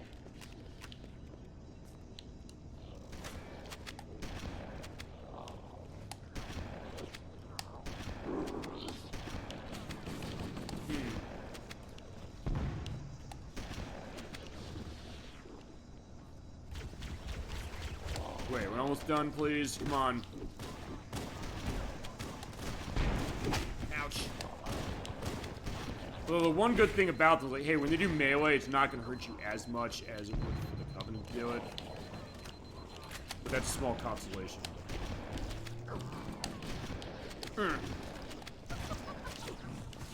Oh, we got that door open, so fine, let's get our asses out. Oh no! I think he's alive again. Crap. Also, because there's so many of them here, it's also something you can't necessarily check constantly. It's like, hey, kill that guy, or kill that guy and then hit him while he's down. Well, fine, that doesn't always work. Fine. Yeah, why am I meleeing if I told him melee doesn't do anything? Or fine, when he's dead, it's like, fine, it might. Okay, we are almost out.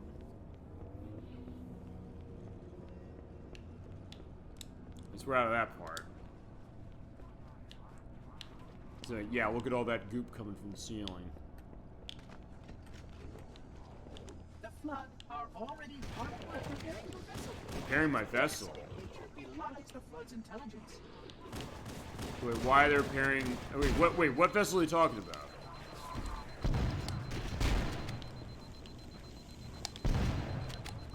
You tell me we didn't come here.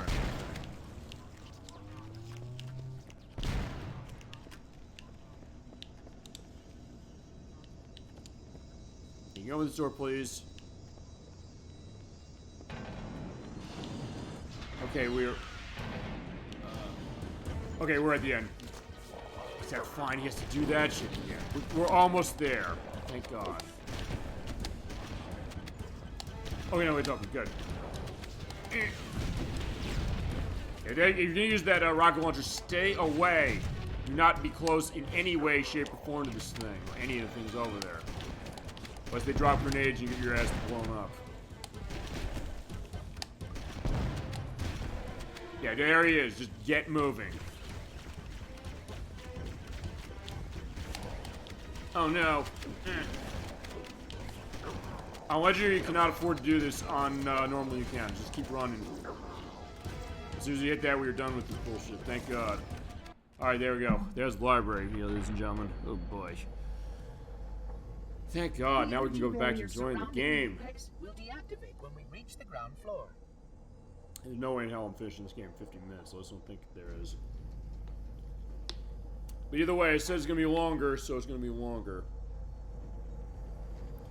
Alright, but you said, like, yeah, we got to go and get the index. So finally, after all that, we can grab it. And only we can grab this thing. Thank God. Oh boy. Has that nice little, I don't know, pick. It's green. I mean, whoa, hold on. That's mine. That I take possession of the index for transport. What? Your organic form renders you vulnerable to infection. Oh, fine. We haven't been infected before we saw all that stuff we had going on, right? Fine. I can't fall in the hands of the Flood before we get back to the control room and activate it. The Flood is spreading. So we're going back to the control room, and we'll be able to put that in. Thank God. Okay, so that is the end of that level. Now we're going back to the control room. Also, it's worth pointing out the next two levels are basically going to be covering, to a certain extent, ground we've already covered. Which means that any organism with sufficient mass and cognitive capability is a potential vector. And Master Chief's like, oh, okay, I get it. So we had a long discussion about what was happening, but... No. I'm alright. Splendid, shall we? Alright, let's go. So yeah, this index is going to help us stop the Flood, I should say. Unfortunately, my usefulness to this particular endeavor has come to an end. Okay. Protocol does not allow units with my classification to perform a task as important as the reunification of the index with the coma. Okay, so yeah, we are going to be putting it back in. Reserved for you, Reclaimer. Reclaimer. Yeah, why are you calling us that? But either way, let's put it in. Boom. Alright.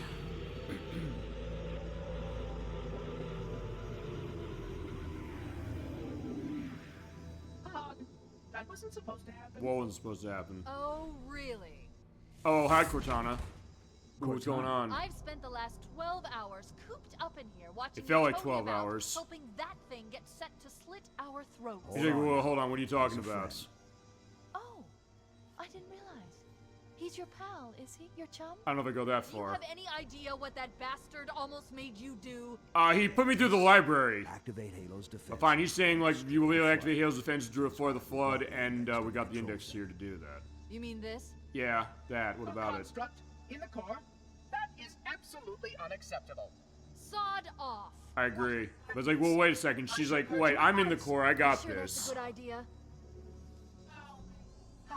How dare you? So yeah, 343 and Hale and the Cortana are index. really You can just float and they're at each other's sputter. throats. Enough. But fine, she's saying he's gonna kill us. What are you talking about? The flood is spreading. If we activate Halo's defenses, we can wipe them out. You have no idea how this ring works, do you? Hmm? Why the Forerunners built it? Halo doesn't kill Flood. It kills their food. Okay. Humans, Covenant, whatever. And We're since, all yeah, remember they said the flood equal. feeds off The of only way to any of its stop the parasitic flood is to elements, or starve finds them parasite to in death. anything. It And starves that's them to death, it's gonna exactly kill what everybody Halo here. is designed to do. And Wipe basically the it's gonna galaxy kill clean all of life sentient of the life. galaxy. You don't believe me? Ask him. Yeah. And it doesn't make sense now. And also, like, why was he saying, hey, I want to see More them or less. reproduce? Technically, this installation's pulse has a maximum effective radius of 25,000 light years. But once the others follow suit, this galaxy will be quite devoid of life. Or at least any life with sufficient biomass to sustain the flood. So he wants to let the flood going, but he also wants to turn this on to kill everybody. How couldn't you? Left out that little detail, did he? Well, fine, he was giving clues to it, and actually that's one of the great things about the library from a story element, if nothing else. He was giving little hints and clues that he was I'm picking planning up this. movement. Why would you hesitate? But first time you play it, you would not know, and I didn't We actually need when to I first go played it either. right now. Cortana's saying, like, Last let's time get you our asked asses me out of here. If it were my choice, would I do it? I didn't ask him that, or fine, I didn't ask him that on screen. He's like, hold on, Cortana, get back in my head. There is no choice. We must activate the ring. Get us out of here. If you are unwilling to help, I will simply find another. Still, I must have the index. Give your construct to me, or I will be forced to take her from you. Okay, he does realize now, like, yeah, you want Cortana, I'm not letting you have So her. be it.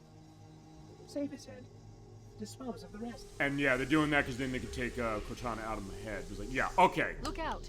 Now the Sentinels are gonna hurt us. And now the glowing of this works again, and you take advantage of the fact that they seek on. Also, don't do what I did, which is walk off of that. I did that twice during practice. Also, by the way, even though you do have in the cutscene your assault rifle, you do not start with in this mission. You start with shotgun, and you start with the plasma pistol. There we go, we're done. Now we got a gun pointed at the head of the universe, we gotta stop it. So what do we do? We can't let Because the Cortana monitor was here, activate she can tell Halo. us what's going We have to on. stop him. We have to destroy Halo. We have to destroy Halo if he turns it on, According but to what do my you think we analysis should of the do? available data, I believe the best course of action is somewhat risky. What is it? An explosion of sufficient size will help destabilize the ring, and will cut through a number of primary systems. We need to trigger a detonation on a large scale, however. She's saying basically we blow up Halo with something large enough, we can take care of that. Also, yeah, now in this case you gotta destroy the Sentinels. See if I can locate the Pillar of Autumn's crash site. If the ship's Okay, and that's engines also what are still relatively 343 was intact, saying, like, hey, we you can know, they've use them taken over to your destroy vessel. Halo. Because at first, like, what were you talking about? But that is a hint. He's saying, like, yeah, the Pillar of Autumn, they've already taken it over. Because remember, it did crash land on Halo, as Captain Keys said a while ago. Yeah, we do still have the Covenant we gotta deal with because they're gonna be in our way. Yeah, now going through two betrayals like this is gonna be an annoying one. It's definitely a long one, and one where, fine, we are technically retreading ground of a level we already went through, and same kind of with the next one. I don't think there's really an easy way to get out of this one as far as the Haven't located shortcuts. the crash site yet, but we No. need to buy some time in case the Monitor or his Sentinels find a way to activate Halo's final weapon without the index. Okay. The machinery in these canyons are Halo's primary firing mechanisms. They consist of 3 phase pulse generators that amplify Halo's signal and Okay. allow it to fire. So deep basically into she's saying, space. hey, we gotta sabotage The power levels Halo are a little bit to give the enormous. construct Can't some even time. begin to You have to calculate focus the on pulse that range. until we'll be able to. So, if we damage or destroy these Yeah, generators, so bust the generators Monitor will need to there repair in the them before mountains. Halo can be used. So that means we're That not should fly buy us some today. time. In fact, down there is one of the things we can use With to the do nav that. point, we need to move in and neutralize the device. I definitely want to be careful here because I died a lot when we did this last time. I'm clearly not doing a good job being careful. So fine, right there. See that Banshee down there? We're gonna take a flight on that, but of course, fucking Wraith. And I'm not equipped to handle that thing.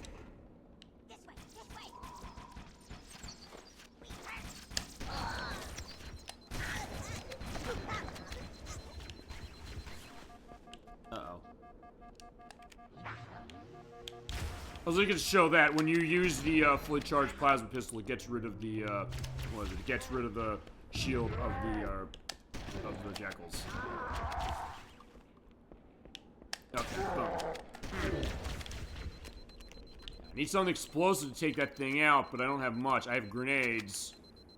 I mean, I could try sticking that thing, but here's the thing. As soon as I'm walking there, it's gonna see me. In fact, We shit, should it sees me commandeer one already. of those Banshees. We'll need it to reach the pulse generator in time. And this is the hard part, because, yeah, usually wherever the,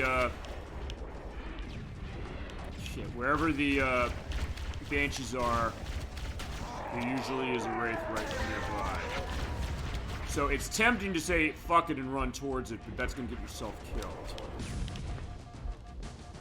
Oh, fine, I'm also gonna get killed another way, just being get shot at.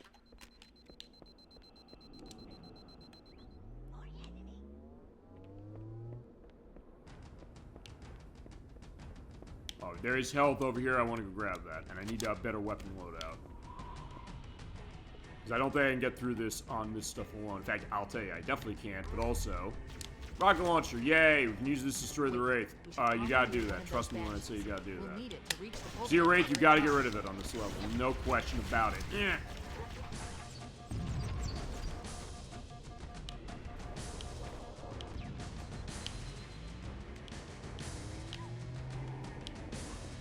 Yeah, if I can get my way out that way to avoid them. You can usually outrun the Covenant. They will not go to some of the Banshees around. Yeah, because I hit them on the side. Uh-oh. Okay, good. Got him. Just what I want to see.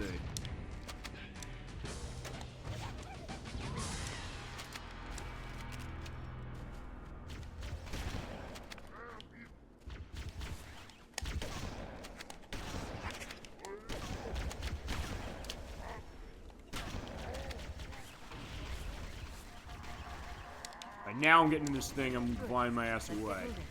The nav point marks Same way of controlling it as before. You use left analog stick for accelerating, and then right analog stick for moving and aiming where you're going.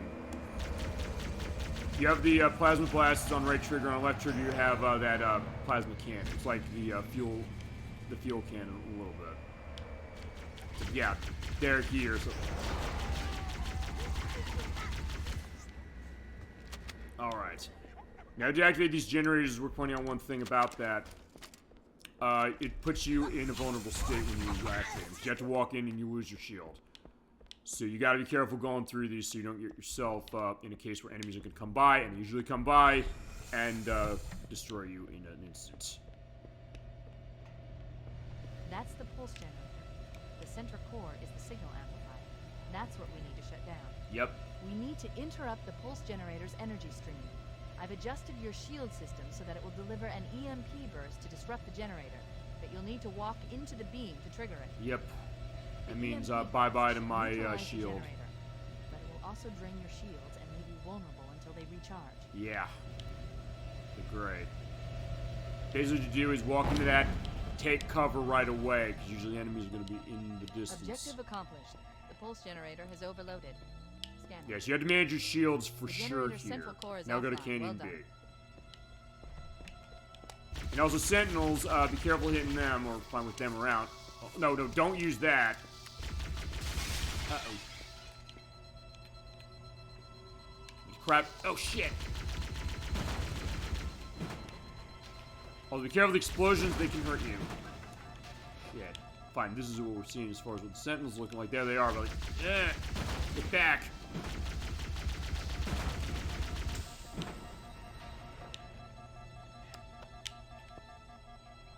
Good.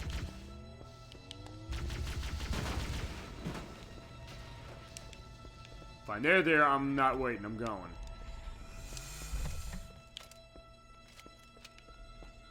Yeah, the problem is I can't necessarily use the Banshee the whole way. Right, breaking stuff to look tough. And also breaking stuff to survive, so let's get going. It's located in the adjacent canyon.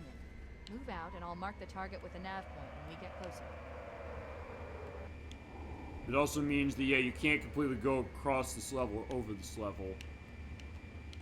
Also fine, remember, we gotta go that way. We have to go back across that bridge where these things were last time. Head through that door. That's the way to the next one. And guess what we can't do? Bring the Banshee in there.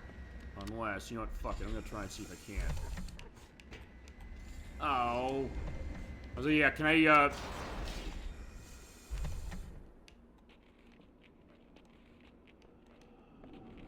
fuck it. Oh, shit, I was gonna say, can I try?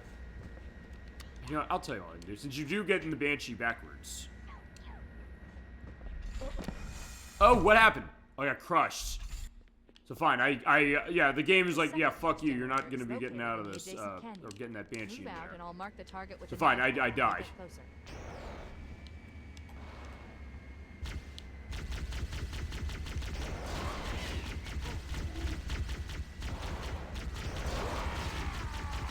Head through that door. That's the way to the next canyon. Alright, fine. I tried to fight it, and the game said, no, you're dying. Alright.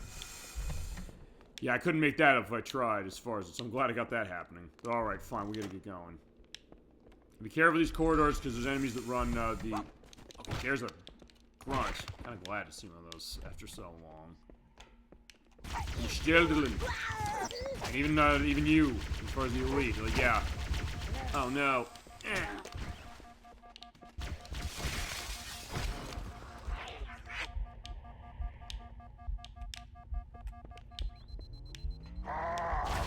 No!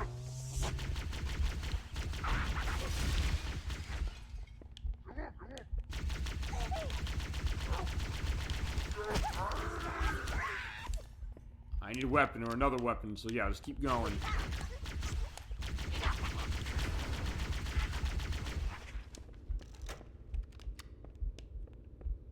Yeah, this is where I'm getting nervous. These long hallways, you gotta be careful in here.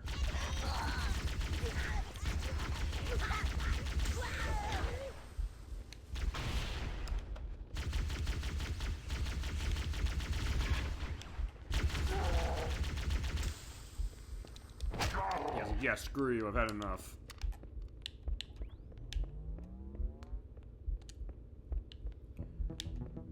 Okay, good. But of course you have a flutter here.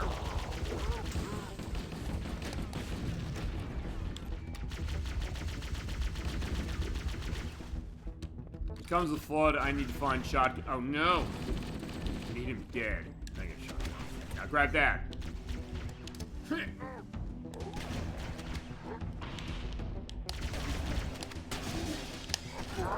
Alright, there you go. They both died at the same time with the same shot. Oh no! Okay, fine. You have the yellow ones. They don't have the... Fine, that one doesn't have the sword. But it is a little stronger, to a point out, than the other ones. Fine, the blue and the red elites.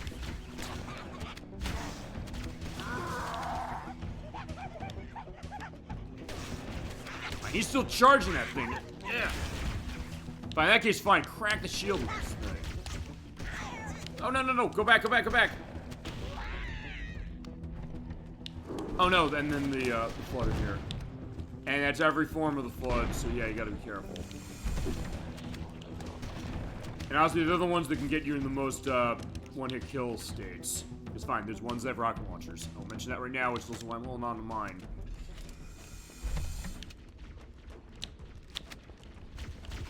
You still also have to worry about the Covenant here, too.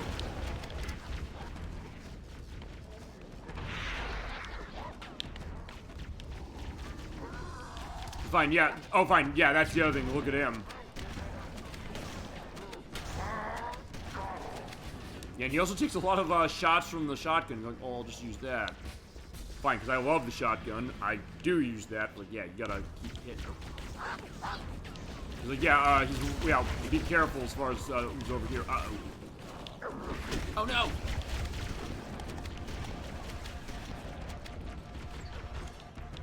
I'm running out of juice on this thing. Oh, no!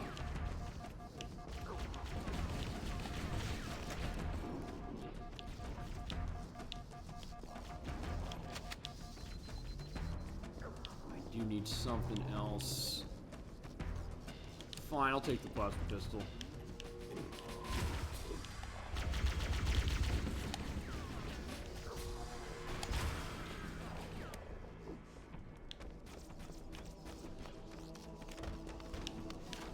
Oh, okay, good, he's gone. Fine, there's plasma rifle. That's pretty good for now. Yeah, just gotta keep going.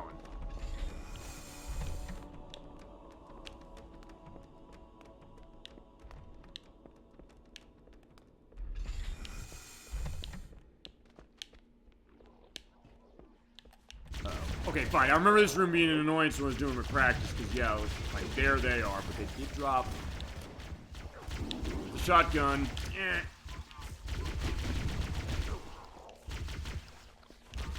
Oh, there it is. Okay. Oh, he's alive again. They're both alive again.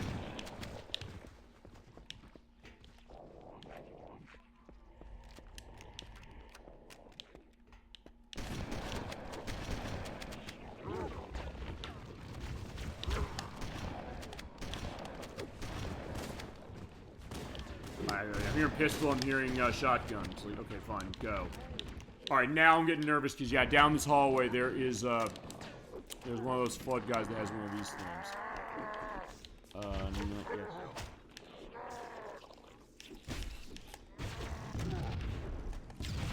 yeah. Hopefully I got him from here.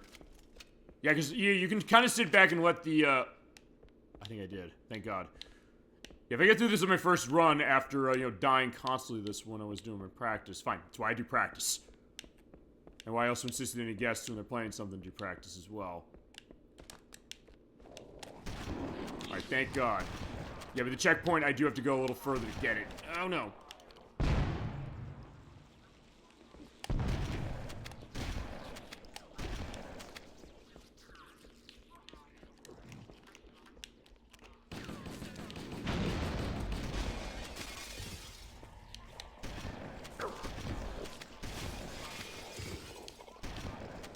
There we go. Uh-oh.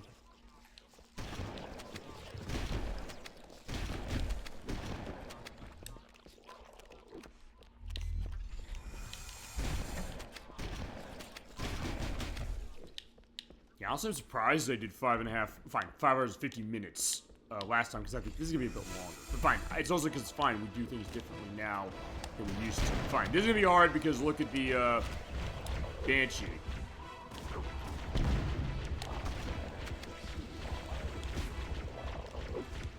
You have to pay attention to that as well, but if it does come by, you can hit it with the shotgun or use the rocket. I'm going to use the shotgun if I can do that.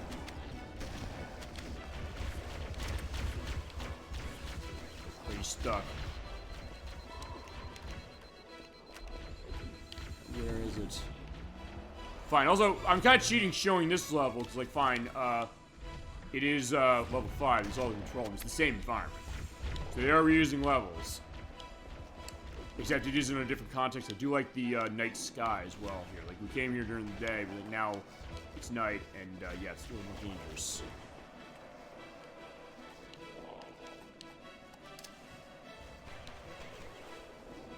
Okay, fine. He didn't care that he got stuck.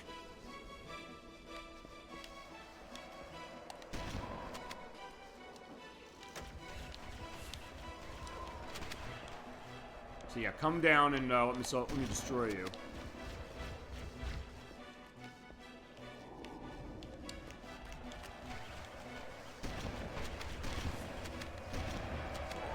Yeah, got him.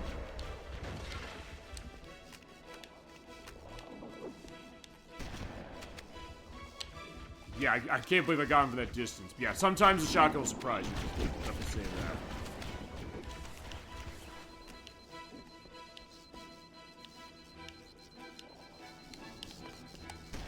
In this case, I'm also being as careful as I can, preserving my shields here. And you gotta do that. You absolutely have to do that on this level. Fine, more than anywhere else.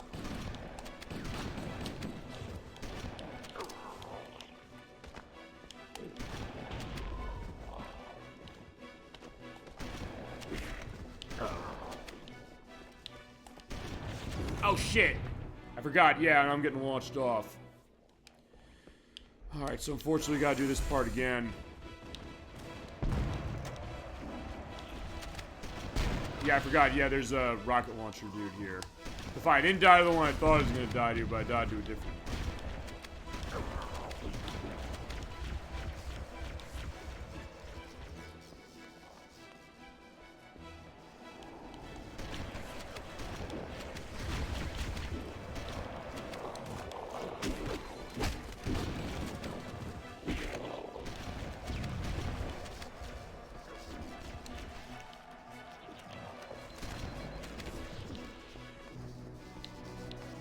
You hear the strings come in. Oh, no, fine. Like the horns come in. You don't know you're getting closer. Yeah, so the music is dynamic. Oh, shit. Fine, there are a couple of them here that have them. Yeah, I only have 2 shots at this.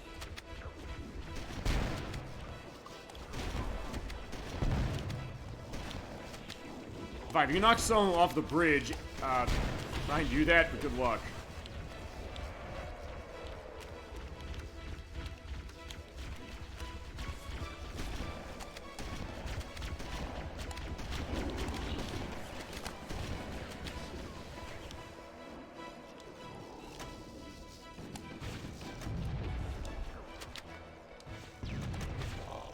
Oh no.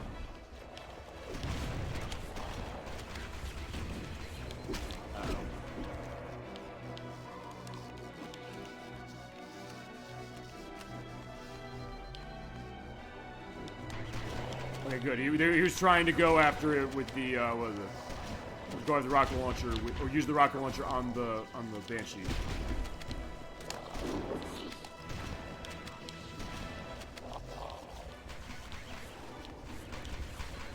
Oh no.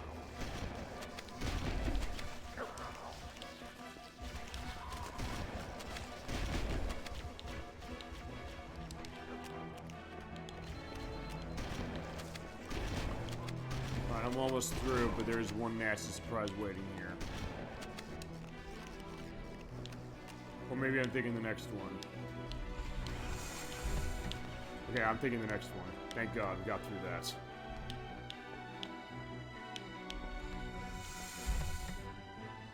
There you go. They are, you know, feasting on the Covenant bodies.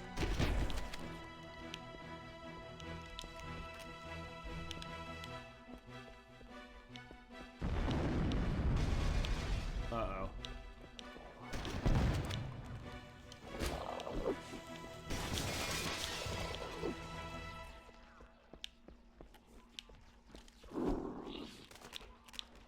Yeah, we're almost out of this. Oh, right.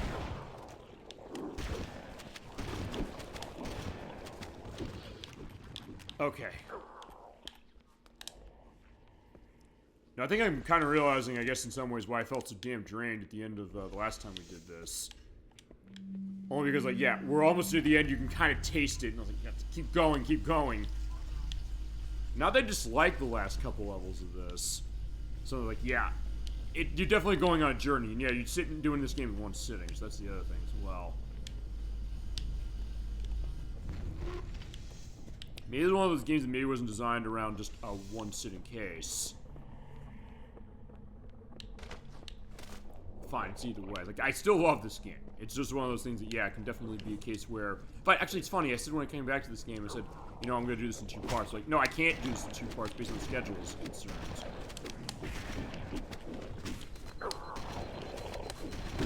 Ouch, stop it. No. Okay, at least I'm not coming back too far. But yeah, if I went back to that bridge, that would be insane. Yeah, can you imagine running the skull that takes you back to the beginning of the level on this one? As I said, it's the Fighting Force 2 effect. It's the Soul Fighter effect. I'm thinking of games that do that, and like, yeah, nobody likes them for that very reason. And also feasible other games that did not come out in the year 1999.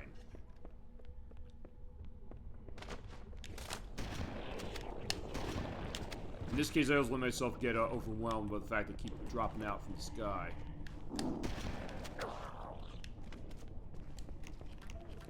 I think this is also what happens. Like, yeah, I want to feasibly get through this quick just to... Like, get it over with is probably the wrong way to put it. Saying, like, yeah, just to survive. And it's that, yeah, you just do worse because of that.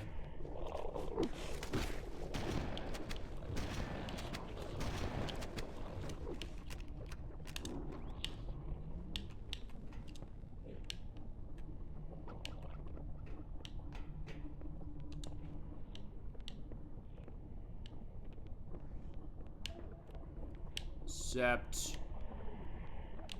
Okay, yeah, here's the other thing. Since you're going through this level backwards, compared to when we were here the first time. Yeah, hold on.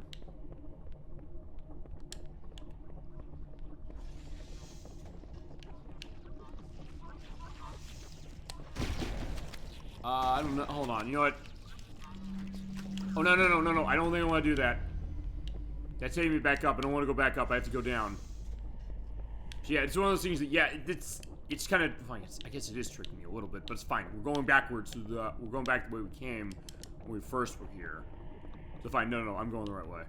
I just saw that going up. I was like, uh-oh, it's going up. I don't want to go up.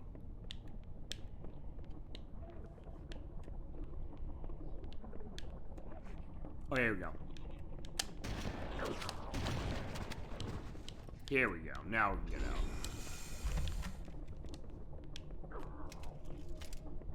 Other pointing out when it comes to the loading, compared to it on Xbox, it does actually have a noticeable pause. Oh, here we go.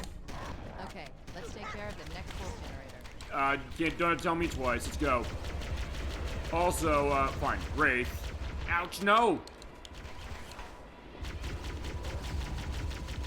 So I have to go get that. But there is help down there, and I definitely want to go get that.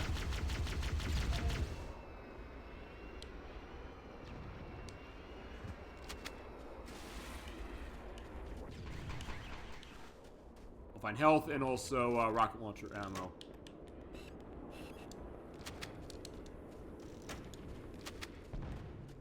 There's a second one, and they do design that if you're playing co-op to give a sense that, yeah, both players can get health recovery if they need it. If you're playing single player like I am, it's like, yeah, okay, I got this going, so fine. Here's the other thing. I can also say, fuck this thing. I'm gonna do that. I'm gonna say no. I don't want to fight him.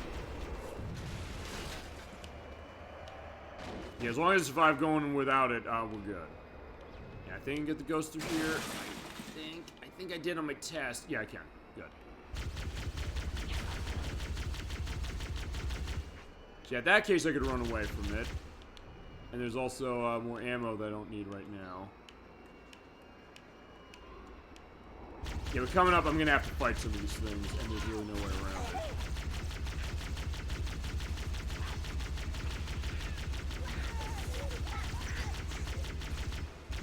I do need to get a checkpoint because I don't think I saw one pop up recently.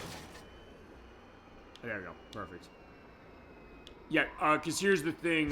The Banshees are here.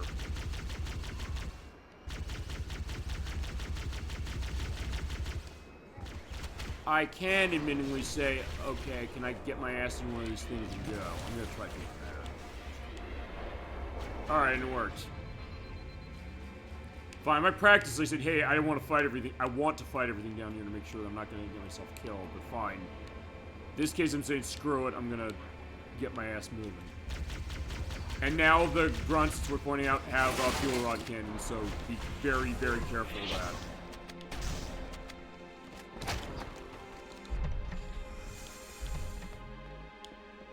Alright, but we have the next pulse generator here, and then we have one more afterwards.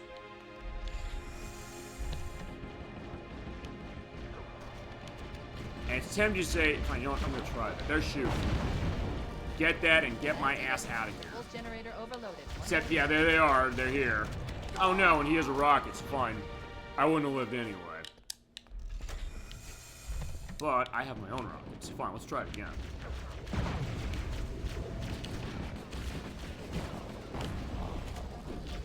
That did it. Pulse generator overloaded. One more to go. And then the Sentinels come out. That's always the problem. Ah, crap. So if nothing else, I'm also showing, yeah, why not to rush that, or try to rush through. It's fine, I'll tell you what we're gonna do. We're gonna do something different. Rocket launcher and blow them all to smithereens, and also get rid of the, was that the rocket that hit that? I'm gonna have going back on the video on that. The videos, as it's turning out.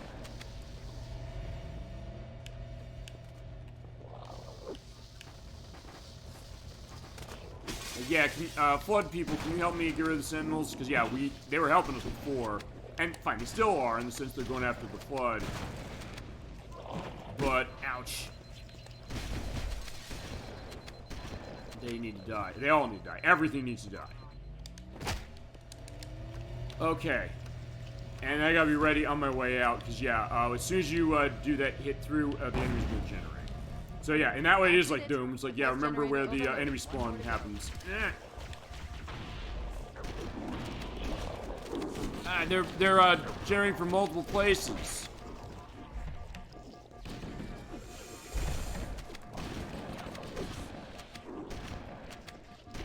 Yeah, get out of the way. Okay, so that's better. Alright, so we did get out. Okay, there is my Banshee in the door. So, the tunnels below. Yeah, we do have to go to the tunnels below, and that does mean that we have to put ourselves in danger of the raids, so be careful. Energy readings show her fusion reactors are still powered up. That tunnel leads to the next section of canyon. The final pulse generator we need to destroy is through there. Yeah, just be careful. Yeah, because they can feasibly throw and stick the plasma grenades on them here. And also, in that case, that guy's gonna shoot the rockets. Oh, and shoot you out of the fucking sky. Oh, you gotta be fucking kidding me. I'm gonna do that again. Great. Okay, I need to get a checkpoint.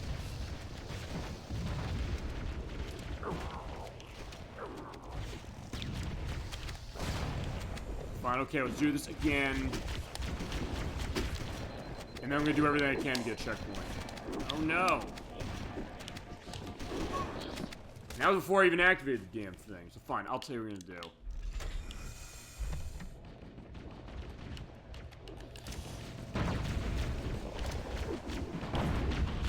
I'm gonna try and make a run for it. Pulse generator overloaded. One more to go.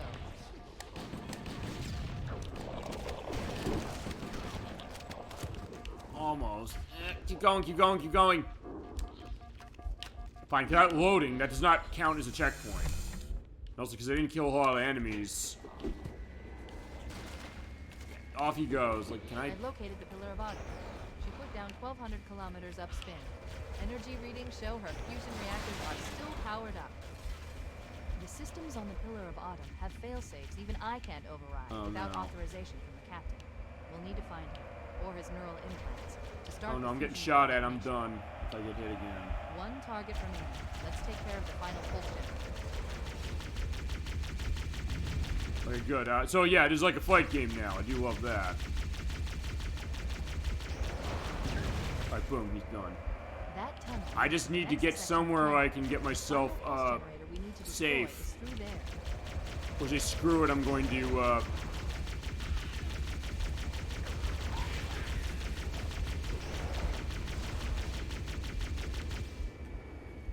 no, fine. I should have this here, but I'm not gonna. I'm gonna go out on foot.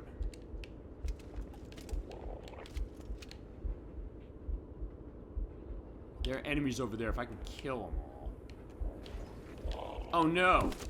Flood! Oh, I knew he. I know he's coming. Oh fuck! I knew they were coming. Damn.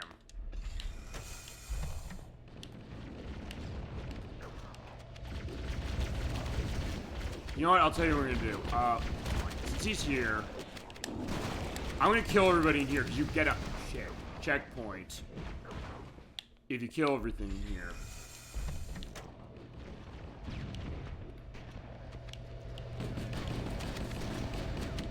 I'm gonna turn this on. I'm gonna take cover. That did it. The pulse generator overloaded. One more to go.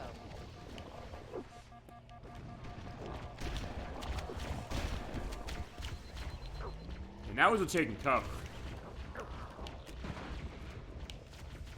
Then hopefully they're distracted enough when it comes to that they won't go after me.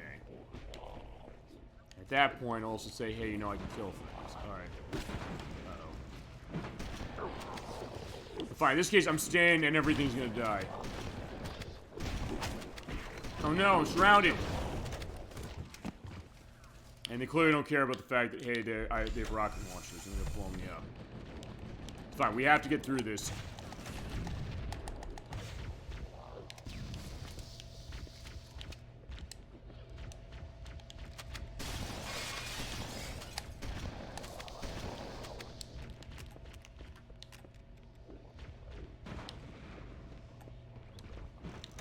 At least I got the one with the rocket launcher, so at least I have more ammo for that.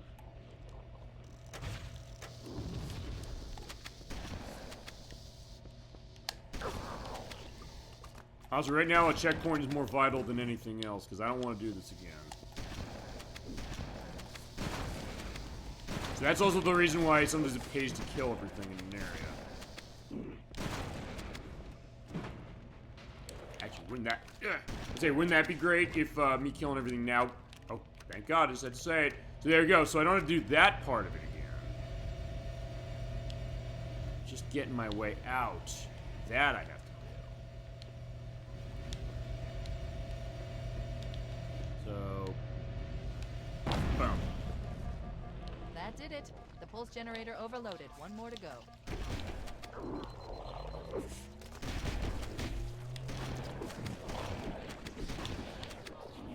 I just stay here until I get a case of, you know, getting everything dead. And at that point, I won't do this again.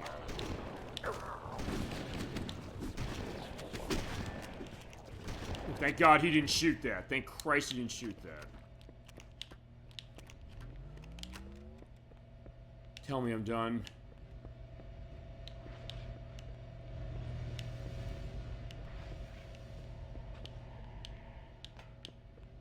Oh no, I'm not getting a checkpoint here anyway, am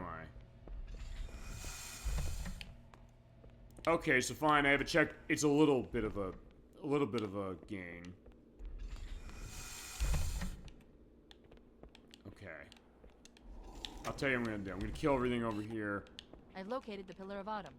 She put down 1,200 kilometers upspin. Energy readings show her fusion reactors are still powered up. The systems on the Pillar of Autumn have fail-safes even There's the fuel rod cannon guy. Kill him first.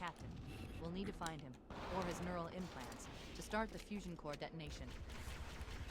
One target remaining. Let's take care of the final pulse generator. Trying.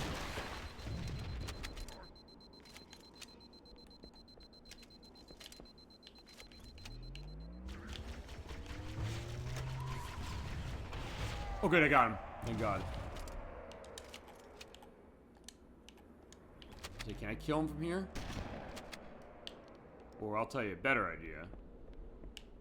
Get in Banshee and go kill him now. If I kill him and kill him. Back up a little bit and... Fine, screw this, I'm getting out.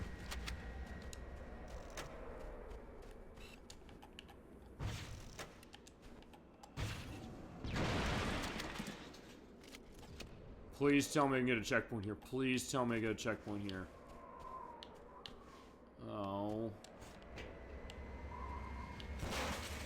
Or, okay. Actually, no, I think I know how I can get a checkpoint. Oh. Okay, I killed the Wraith. I probably should do that.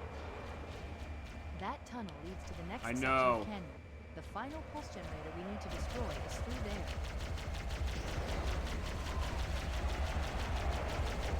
And also to point out, you do not have the barrel rolls and things you had in Halo 2 with the Banshee, so you just have to fly around and shoot.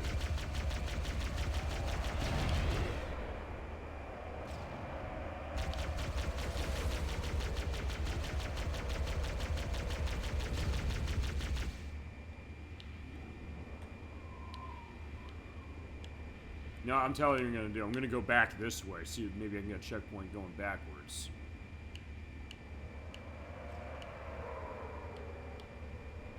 Please.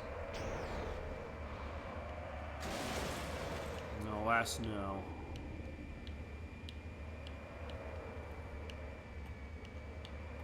I guess the Banshee, or not the Banshee, I guess I gotta kill the Wraith, or find the Hunters. Because I let them live. I'll just go back in the tunnel and just make sure that I can survive. Yeah, this is merely one of the most annoying parts right here. Okay, that one's not dead.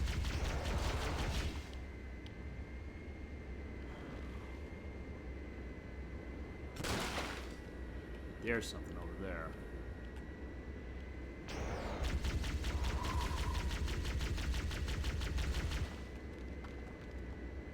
Oh no! He's got the rocket, I know he does. Oh no, no, no, no! I only have one shot. Fine, that's the last shot I had.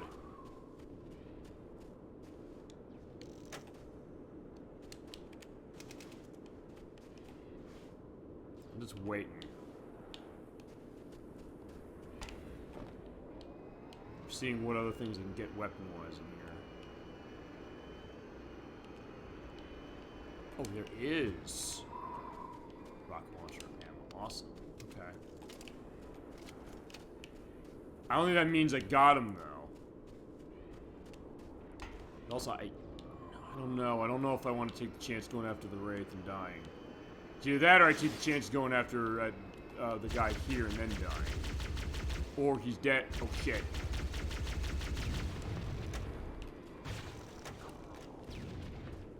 Come on, come on. Oh no! Oh fuck. So close. Oh. Okay, I guess I got a checkpoint going out. Okay, I'm glad I got that. Don't know when that happened, but okay, fair enough. I'll take that. Energy readings show her fusion reactors are still powered up. So fine, I'm gonna do what I was doing before, which is I'm gonna try and brute force my way through that. There's one other part I'm not gonna do that, but for this I think I have no choice. Start the fusion core detonation. That tunnel leads to the next section of canyon. The final pulse generator we need to destroy is through there. If I hit them all with this thing. Oh, whoa, what happened? I got shot down by the rocket there.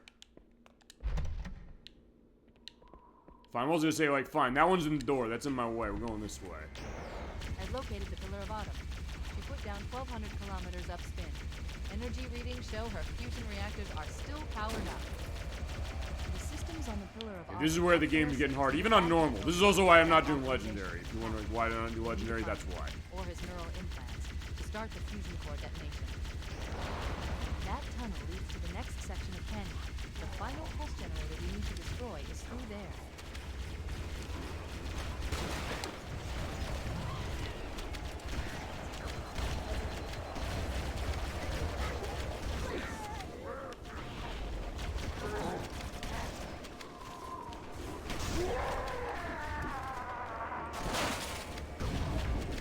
Fine, he's gone. Oh shit.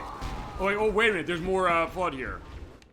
Or more flood that appeared that I did not see. Yeah, fine, I didn't like that one anyway. It's falling off the mountain. She put down 1,200 kilometers upspin. Energy readings show her fusion reactors are still powered up.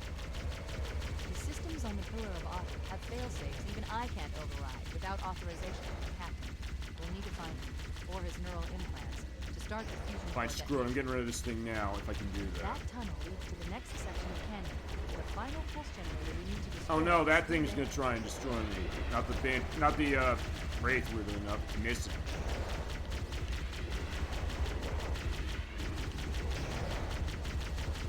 Okay, I got rid of the Wraith. I'm glad I got rid of that, although fine, that's not really a threat here, shot. As they screw it and fine, I guess we'll just destroy everything here.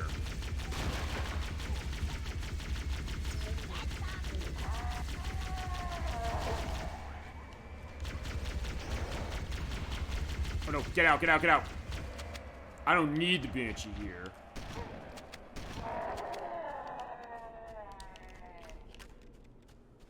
All right.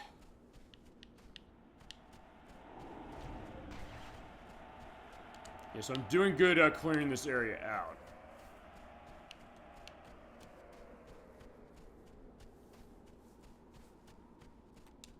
Those are the things I wish I had the sniper rifle. Uh-oh.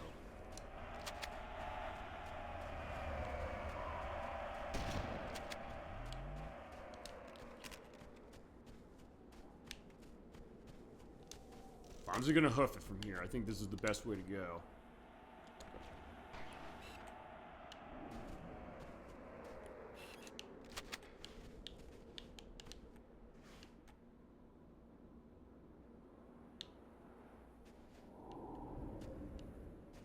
Oh, maybe it doesn't see me. I just want to make sure that Banshee doesn't see me anymore. Okay, there is Flood. Okay, the Flood came to town and killed them, which is good.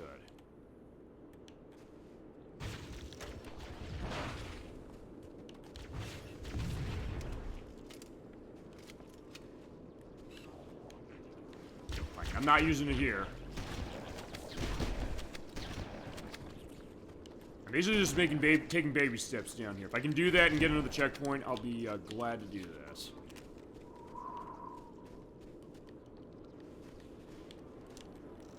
Okay, they're down there.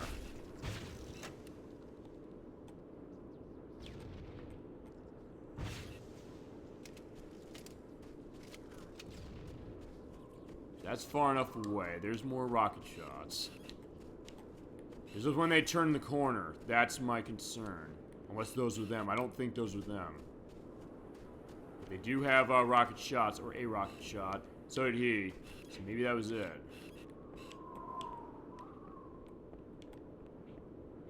I know they're feasibly there, so I'm getting ready. Oh, okay. Oh, that was lucky. I think the one had it.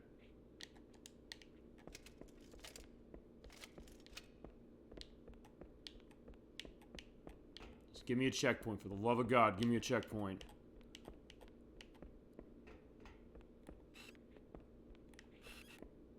Yeah, this is how tense this game can get, ladies and gentlemen. Just being quiet and being careful. Did I get a checkpoint? I think I did. I think I did. Oh, right. Actually, I can't take the Banshee here anyway. Yeah, thank God we were done. As far as that goes. Oh, boy. Oh, we have to go through this. Fine, I'll take that over what we just went through. Jesus Christ.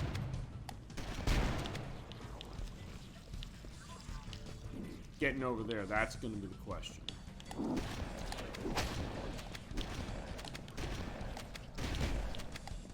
Thank God we don't have to do that again. That's where it comes to later in the game. It's like, yeah, we don't have to do that again. Thank Christ we don't do that again.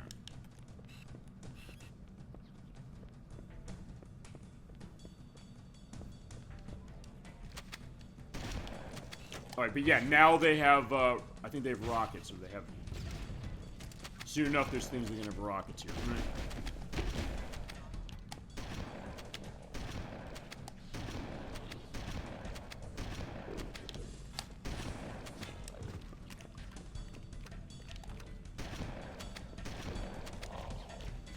Oh, no. Oh, he has rockets.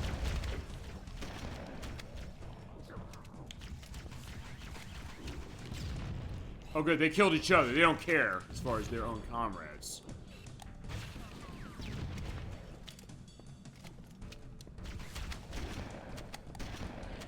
Easily, key here. Kill the ones with rocket launchers as soon as you see them. Alright, there we go. If you have one, all the better.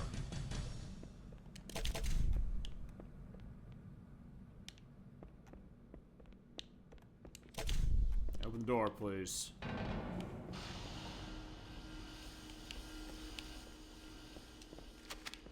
Alright, we are almost through, but fine. There is one other challenge we have to go through to get a Banshee.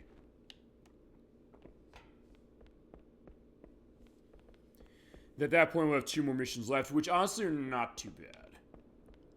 And the last mission of the game is not bad at all. I can manage that no problem. Especially because I know how to make that operate really quick. For the most part. Oh boy, here we go. If there's anywhere else I'm nervous on this level, it's right here. The final run. Because in order to get to the next case of the generator, the last one's up there. We're on a battlefield where everybody's fighting.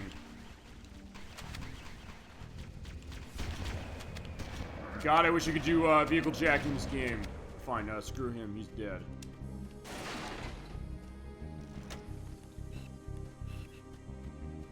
You love the music here, that's for sure, though. I have to go across the snowy field and go find a Banshee that's on the other side, or Banshees. And of course there's a Wraith there.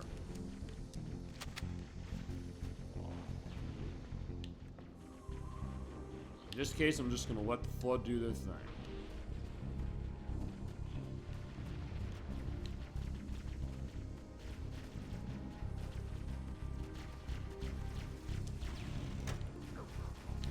Now it does have rocket ammo. Fine, the Covenant see me, but they're also focusing on the Flood, generally speaking, so... Yeah. Fine, just get rid of them, then here comes the Flood. I'm out of juice for this, so I need something else.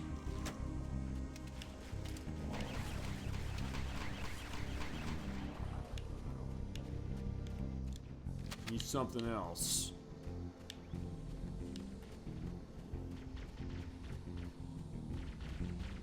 Here we go. Yes, let him go and stay out of sight as much as you can to start.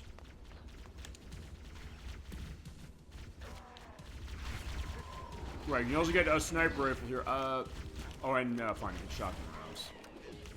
Okay, actually, for this, oh, fine. I do want this to take care of the Flood. But I want the sniper rifle to deal with something else and have to deal. Ouch.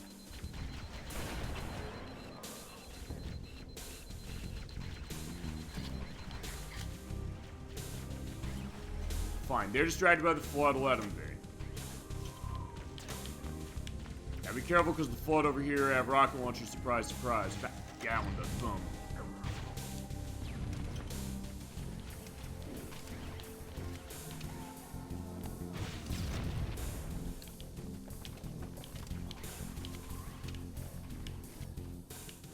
Yeah, basically just avoiding them because, yeah, this is the part. Over here are a couple Banshees, but there's also a Wraith, and it's mostly Covenant over here. So what you want to do is you want to have a sniper rifle. So just take care of them from a distance as you can, and let the Flood do their thing. And take care of that Wraith. That's the thing you need to get rid of. It is extremely hard to just make a run for the Banshee and survive. There you go. There is the Wraith. Just busted. That's all you gotta do. As long as you take this out, you're good, but there's also second. I forgot about that.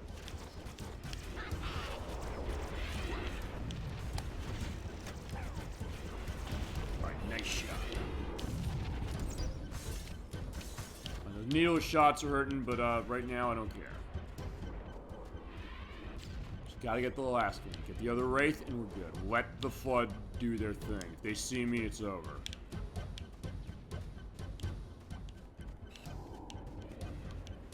Or, to be honest, you could...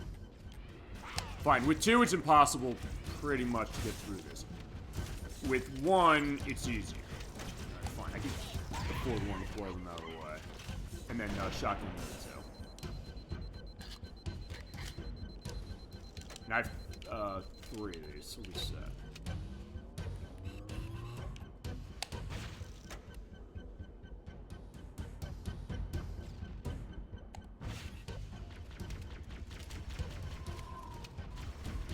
Okay, it's done. We got them both. So. Oh, right. I forgot. You got hunters. Shit. Uh-oh. Go. Yeah, the Covenant didn't see me. No! Crap. Fine, that was not the thing I was expecting to kill me, but fine. Even the Covenant, as far as how they are, could be a big problem. So fine, new plan. Take care of the Wraith, of course. The Wraith's, get rid of the turret guy.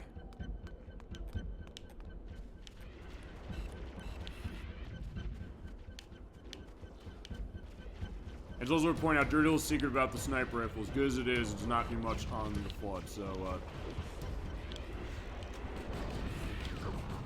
no.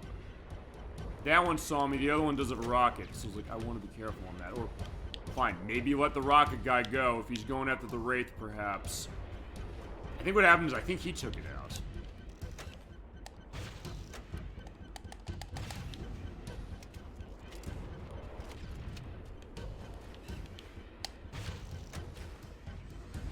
Whoa, that was close. I got that one down.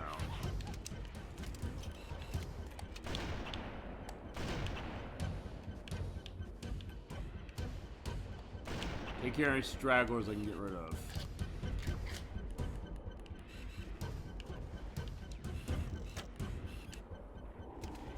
Since the Wraith is in my sight, go after that.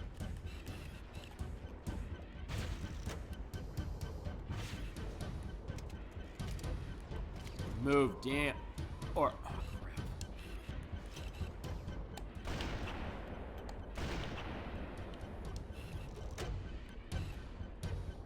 Hopefully the Wraith will stand still.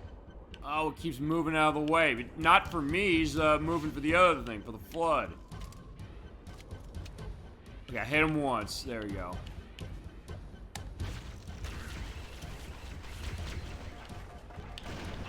Oh, well. Camouflage, elite.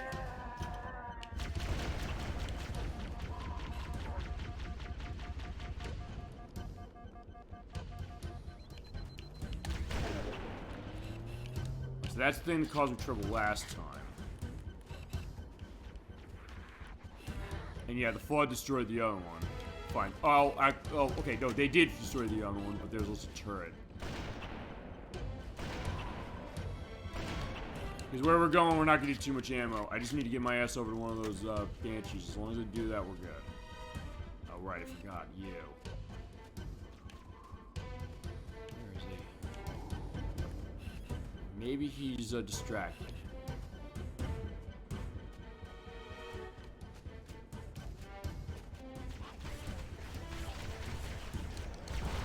Close. Oh, I just made that, my god. That was lucky. But if I get hit again, I'm dead. But thank God I got checkpoint. We do not have to do that again. We just fly where it is, and that's the end of it. And as soon as we do that, we are done. And we have 2 more levels to go. Okay, so maybe it was 6 hours and 15 minutes I did. I don't remember as far as last time when we did the show. Okay, here we go. It's here, but Sentinels are in the way, which is like, fine, screw you guys, I'm jumping out. Oh shit, and landing here. But I got the, either way, it's fine. I got the checkpoint. That's the only reason I took that risk, because it's fine, you know, can I, make that jump enough? Or I'll hit from a distance. I'll try to see if I can't hit the Sentinels from a distance, because yeah, that, if my Banshee, gets hit, really even once, I'm screwed. Or maybe not as... Ah, crap, I just got out in time. Was getting out in time and just died. Alright. So even that last point, like, yeah, you're making little inches. That is how True Betrayals works. It's basically about making little inches towards your goal and then being able to get that final push. Or that final run, as the game is calling it.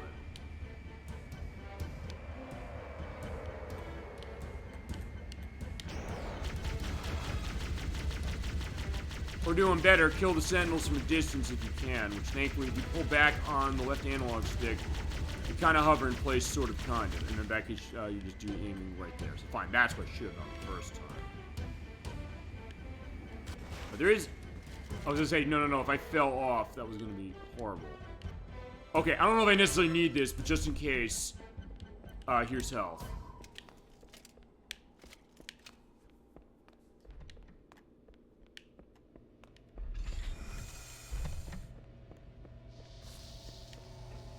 There's Sentinels, I don't give a shit. Let's go.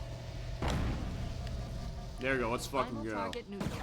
Let's get out of here. Yep, and by the way, when that happens, you beat the mission. Thank God that is over. Oh boy. Let's find a ride and get to the captain. Good idea. No, that'll take too Oh? long. You have a better idea? There's a teleportation grid that runs throughout Halo. That's how the monitor moves about so quickly. I learned how to tap into the grid when I was in the control center. Okay. Unfortunately, each jump requires a rather consequential expenditure of energy. Something tells me I'm not gonna like this. But I'm pretty sure I can pull it from your suit without permanently damaging your shields. Needless to say, I think we should only try this once. Do it. Okay, so we are doing a transport, so off we go to second to last mission. Take us back a place we went a while ago tonight.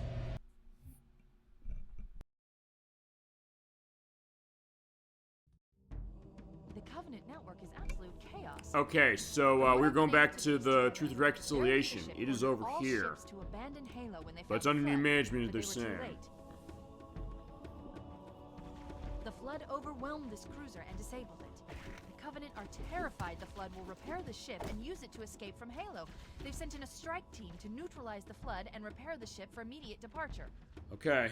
I've got a good lock on Captain Key's CNI transponder signal. He's alive, and the implants are intact. Okay, so Keys is There's over. some Thank interference God. from the cruiser's damaged reactor. I'll bring us in as close as I can. Okay.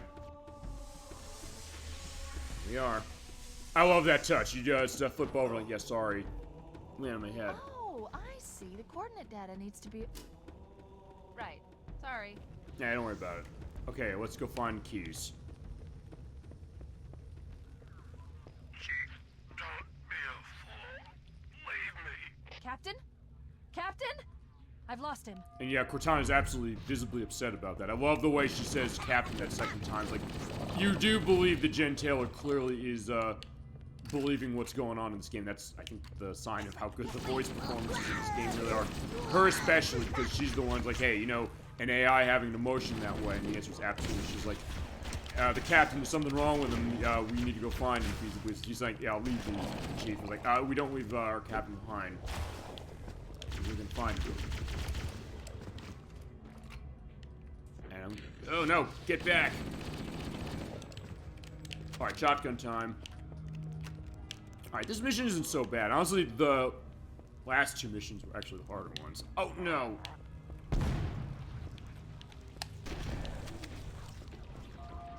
That means oh shit! I forgot to I did that on the test play as well. You go to that door and she says something that I actually forgot to give credence to. Analyzing damage. This hole was caused by some kind of explosive. Very powerful if it tore through the ship's hull. All I detect down there are pools of coolant. We should continue our search somewhere else. And that's checkpoints. We're not going to hear it again until I edit in on next week. Let's get out of here and find another way back aboard the ship. I agree. I'll remember to do that. I always forget to do that. It's like, yeah, you just walk over because it's a big ass hole in the Truth and Reconciliation. And there's also a case where using the flashlight is going to be very favorable.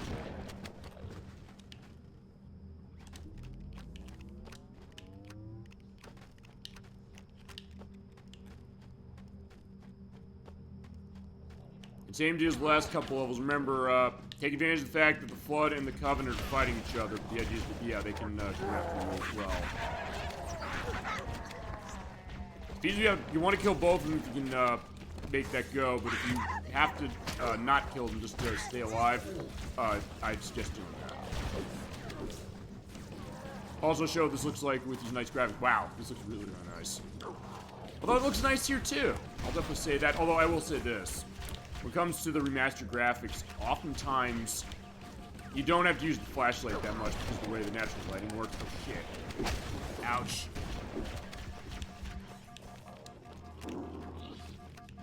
Oh shit, I was gonna say, can I outrun that? And the answer is no.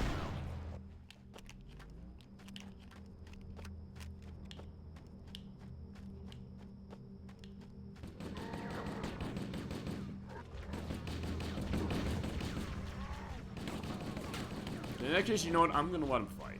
I showed you what you can do by going over there, but in this case, I'm just gonna go right through the canyon. If you are in close quarters, getting hit with a shotgun by the flood is actually a lot easier and more deadly. We should head this way, towards the ship's gravity lift. Okay. Oh, yeah, but watch out for falling flood carriers.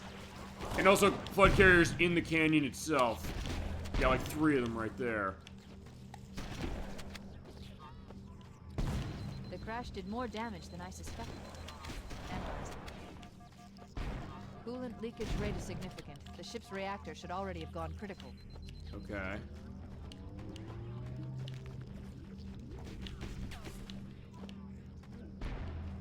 I'm gonna use the sniper rifle here too. Use that night vision to try and... Oh, wait a second. That was the... You see what they're doing in the hunters.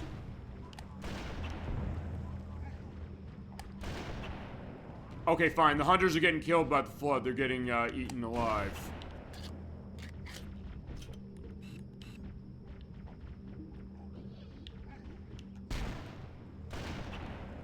And fine. As I mentioned, don't use the sniper rifle up on the flood, because yeah, they're generally just gonna shrug it off. Uh-oh.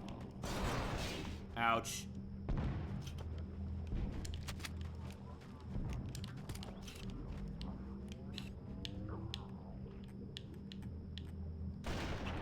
Oh yeah, nice shot. Okay. Where's my shotgun? Okay, there it is.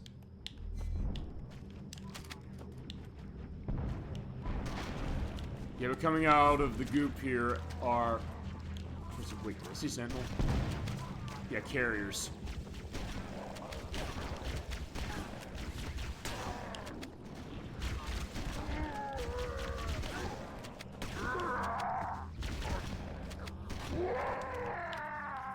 Okay. As you're also seeing, that shotgun does go through the shields very nicely.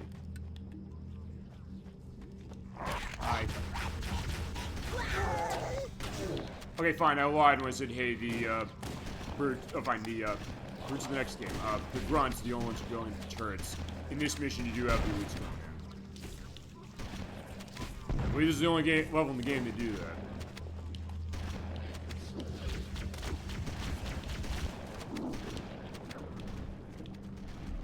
Those are when you're under the water, the sound effect of the bullets are pretty much obscured.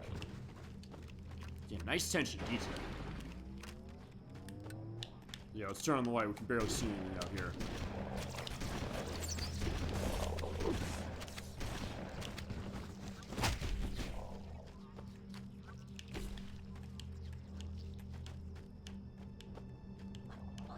Okay, so yeah, that is where the nav point is telling us to go. We gotta go to the gravity lift, as Katana was mentioning. Ouch. Wait, oh, I got crushed by that thing. Okay, I was like, wait, what happened? Well, okay, that's the other thing, because the carrier came by.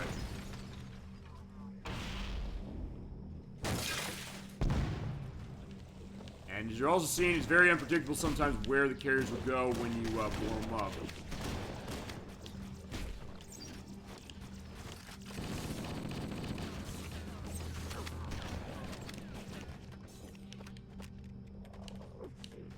Can I stick him through? Yes, I can.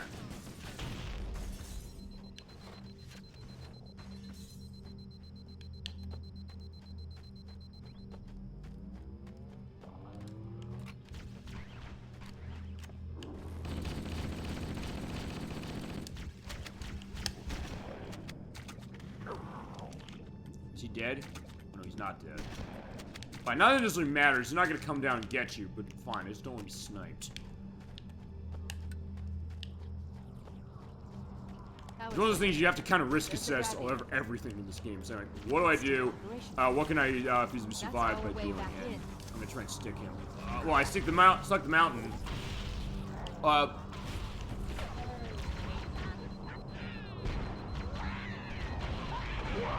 Okay, they did the job for me. I heard a heads up. As I do it. Okay, they threw it, so fine. They went and did the job for me. Thank you. Also, as a broken down Banshee, we cannot use it. But fine, we don't need to use it. Well, it'll be interesting to say, hey, go up that gravity lift. But alright, fine. Here is the gravity lift. We made it, but there is one last thing we gotta do. Hold up whilst it charges. Oh, fine, never mind. We're set now. Okay, that went way easier than I thought it was going to. We should be able to get into the ship's control room from here. Alright, so welcome back to the Truth and Reconciliation. So we're going back to the control room. The Covenant BattleNet is a mess. Oh boy. I can't access the ship's schematics. My records indicate that a shuttle bay should be here. Alright, so we'll go here, or there. Uh-oh, whoa!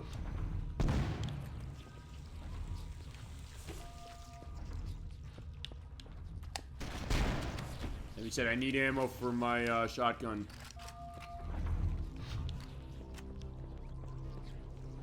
Look, in the corners. The Flood are gathering bodies here. Yeah, she's not wrong. Yeah, as we're... Yeah, fine. They do want to get the bodies of the Covenant and feast off them. So we gotta put a stop to that, but also in case that, you know, we gotta stop the monitor from turning Halo on. Because otherwise we're all gonna die.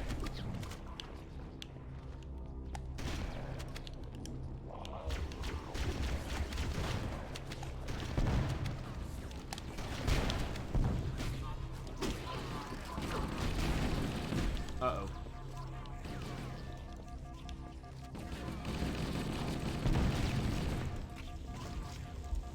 No, I was like, yeah, that one was eating me, so I was like, yeah, I gotta be careful. One more hit of that woman, that stayed him dead.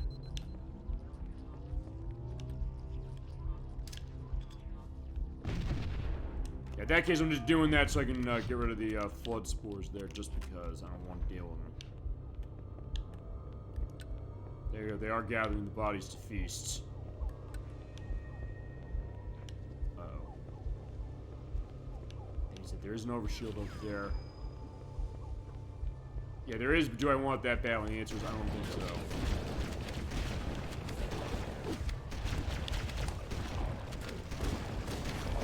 Oh no! Uh-oh. Fine, it was still really dangerous down here, too. You know what? Screw it. I'll tell you what we're gonna do. We are gonna go after that overshield.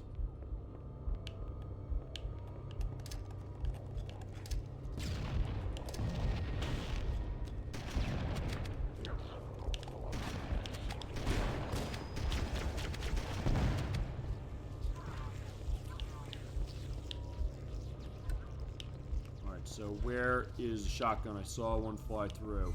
But there's a health pack as well, thank God. So probably it's a good thing I came over here.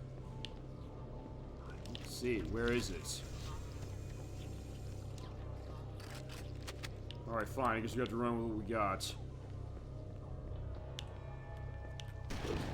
Oh, there's some more. Yeah.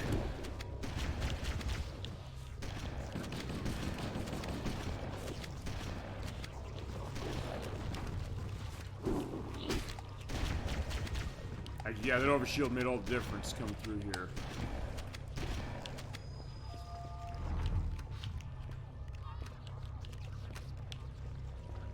Oh, right, I forgot. Yeah, you come down here. Shit! Yeah, there's part in the next level I'm gonna remember, you know, to not walk down there. I forgot that was a hole. The next one I will not forget that, because it's actually pretty early in the level.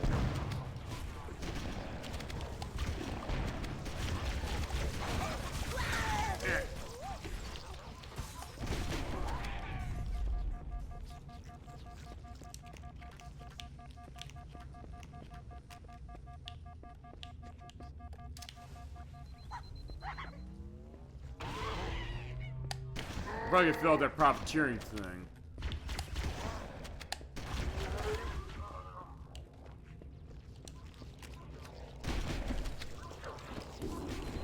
Uh-oh.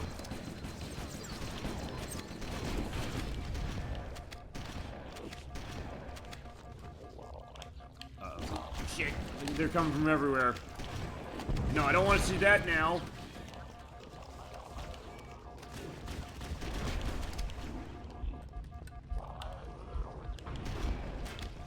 Get away!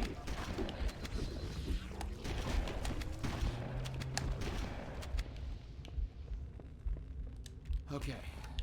There we go. Yeah, I can breathe. Seeing that, yeah, seeing the checkpoint. Oh, crap, he's there! Damn. Crap. Although fine, at least it was not too far back. Like, yeah, you get that sense like, wait, where are they?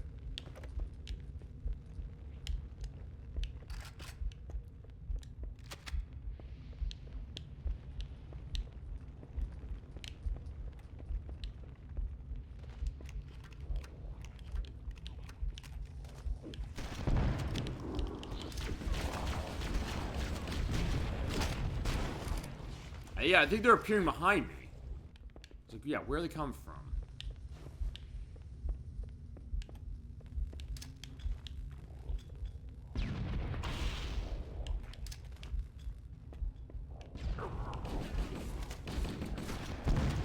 Oh, they're coming down from the grates, I think.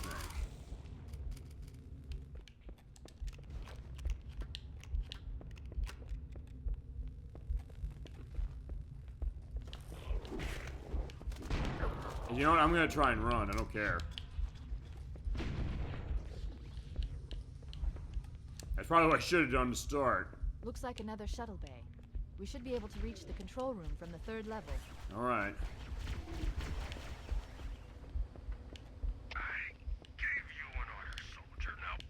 He's delirious. In pain. We have to find him. I will find him. Don't worry.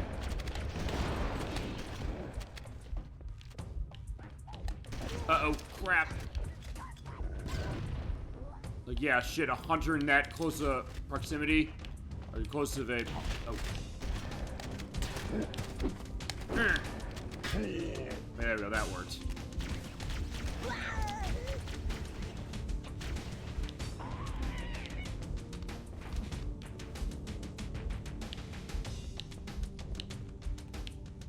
Nothing here. Well, in that case, it's good as a dead end because it means that I'm able to get checkpoint A and B. Take a little bit of a breather.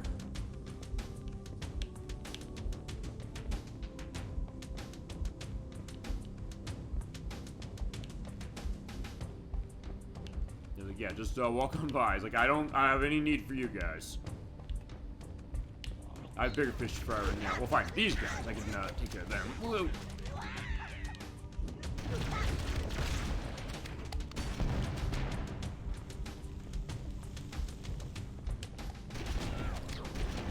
Yeah, we're getting close to... Actually, I've been lucky this whole plane not getting stuck myself with those plasma grenades. That's a good thing. There's nothing worse in the world than getting stuck with one of those things. Because as soon as you're like, oh, okay, you know you're dying.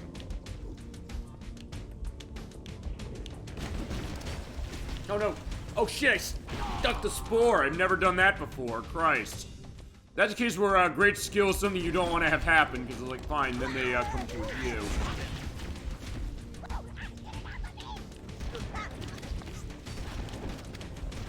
Yeah, I think that's a new case. Like fine, I did something so good it actually ended up screwing me over. Whoa! Fine, there we go. Trying to hit on them.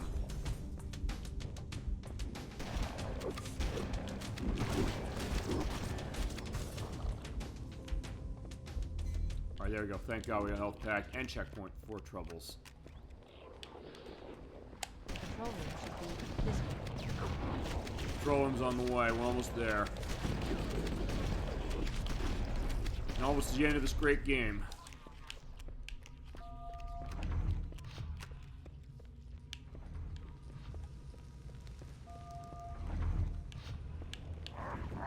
And just wait, this is probably gonna be one of the longest shows that I've done myself in a while. Uh-oh.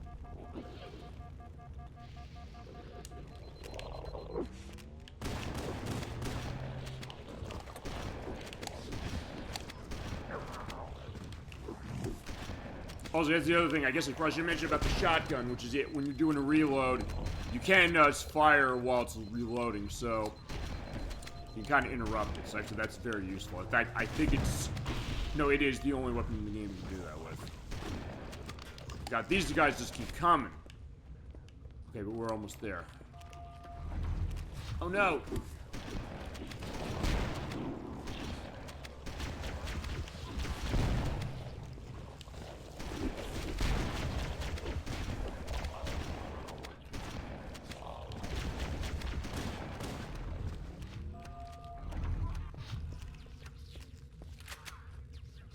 Okay, there we go.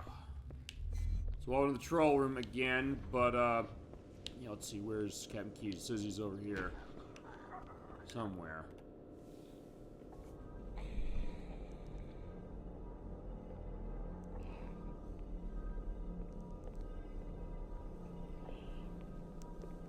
Yeah, no sign of him yet. Oh. No human life signs detected. The captain... Yeah, he was He's turned one of into a them. flood. He was infected, and, that is him. We can't let the flood get off this ring. You know what he'd expect... What he'd want us to do. Yeah, take care of it. So we're gonna get ugly on this one. Yeah, we puncture his brain and get his neural impulses out. Alright. It's done. I have the code. We should go. Yeah, rest in We need peace, to get back Captain to the Pillar of Keyes. Autumn. Let's go back to the shuttle bay and find a ride. Yeah, good luck with that. Oh, wow. Ain't that.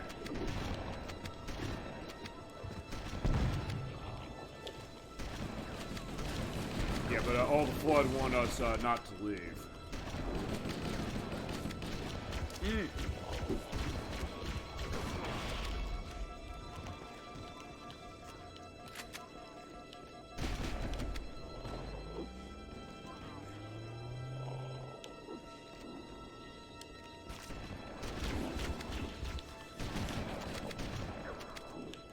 I do have fragmentation rounds. I do want to hold those for another purpose.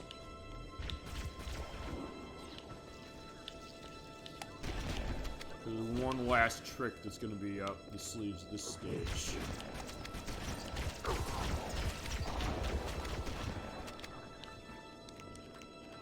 Yeah, because we cleared the room out, but we're not done yet.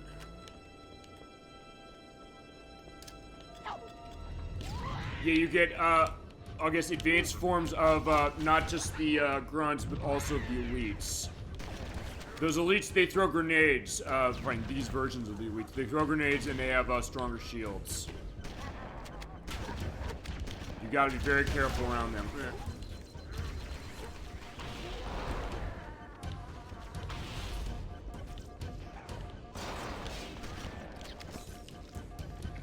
Uh-oh. And those grunts, by the way, they also have, We need to get back to the Pillar of Autumn. Let's go back to the shuttle bay and find a ride.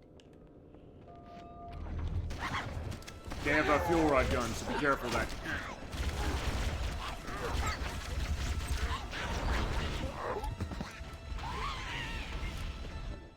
I know, I'm gonna try and rush this. I'm sorry, I gotta go. Let's go back to the shuttle bay and find a ride.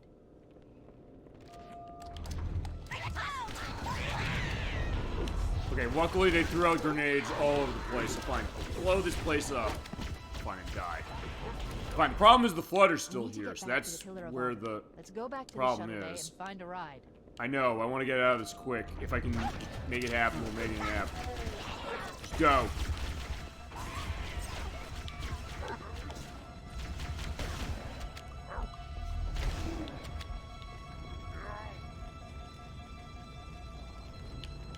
Alright, that was lucky. Okay, that worked way better than I thought it was going to. But, yeah. Whoa!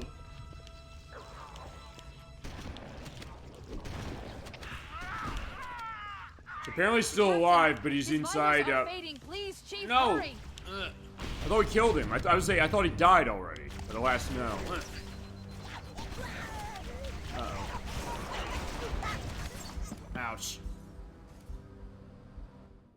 Oh, I have to do that shit again, so I fine. It didn't do me any good. And find a ride.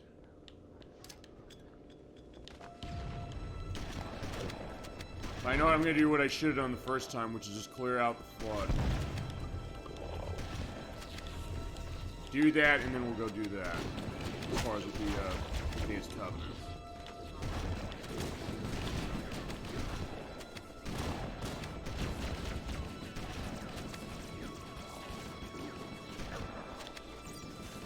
Okay, just play it safe. I thought I got a checkpoint with... Yeah, you saw that as far as the captain thing. Although, wait a minute. Oh, wait a second. I skipped that. Okay, so... Wait, did I... Actually, yeah, I guess that's what happened. I guess I skipped that part by going a different way. Yeah, you're supposed to see the captain go through, but I was like seeing it leaving when he's already dead. I was like, wait a second, that seemed... Why did that seem weird? But that's exactly why. Alright.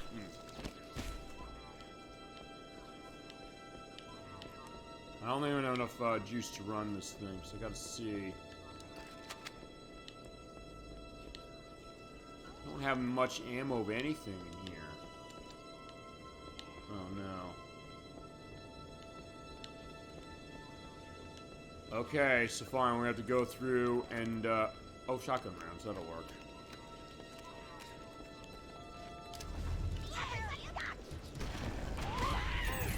Oh, profiteering, alright, I got it done. Oh no! Fuel rod cannon, no!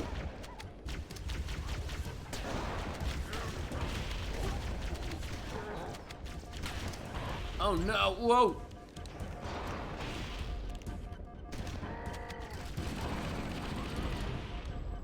Whoa.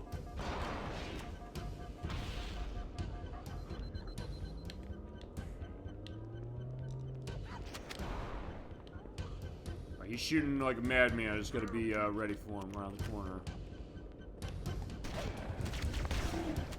And by the way, when they die, the fuel rod... Wait, what happened? Oh wait, did it go off? We need to get back to the Pillar of Autumn. Let's go back to the shuttle bay and find a ride. Fine, screw this. Fine, stick him.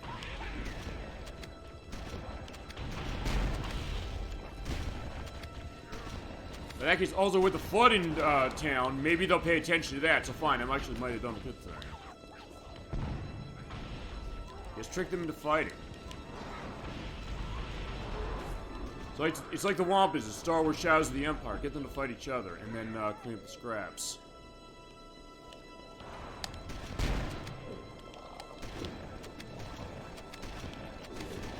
That probably worked out really well, because it seems like, yeah, the flood tore the Covenant apart.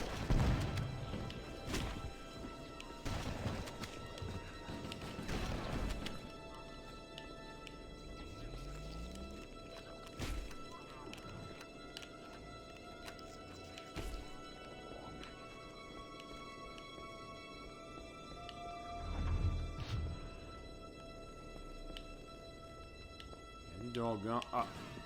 Oh, fine, that one's not gone. Now he is. That should be enough. Tell me that's a checkpoint for killing everything here.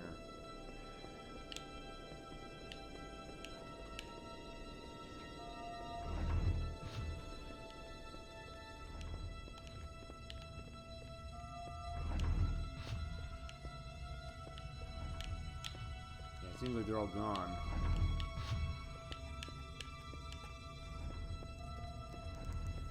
Right.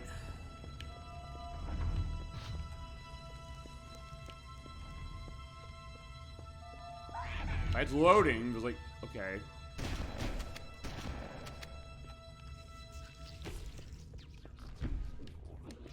Yeah, fine. Showing the captain after I already did this. I think it happens before. It's supposed to.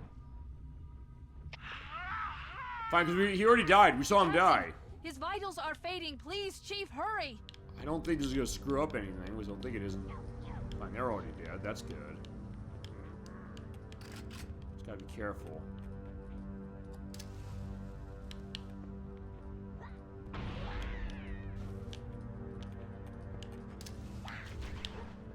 Get the one with the fuel rod cannon. That's all I care about.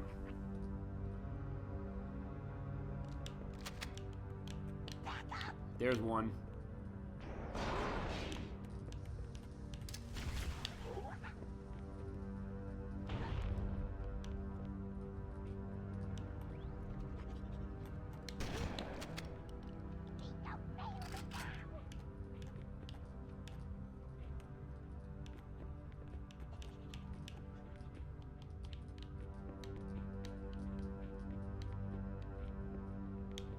There.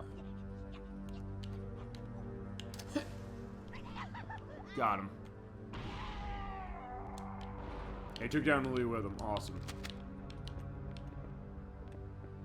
Give me a checkpoint, for Christ's sake. I'm looking for a checkpoint. Okay, fine. I gotta go there. Oh, there you go. Perfect. Awesome.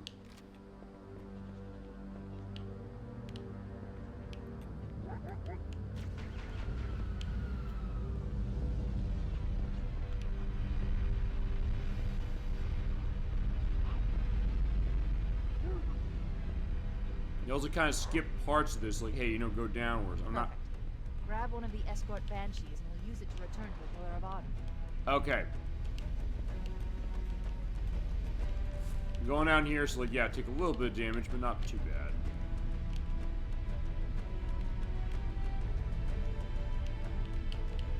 So I'm at full health. He's there. Go. We are making our escape. Off we go.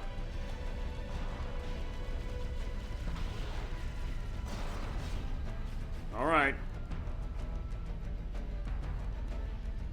One more level and then we are done with the game. Alright, welcome to the Maw. This is it. It's not gonna be too hard. With that, we'll be done with the game. And, yeah, definitely has been quite a marathon.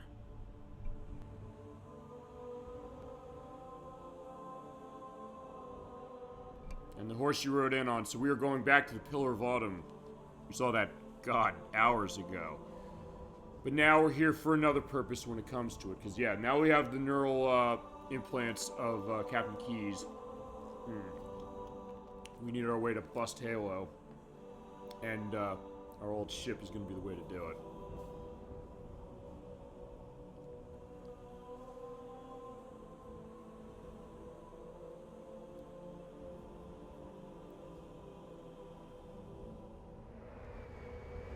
Here we are.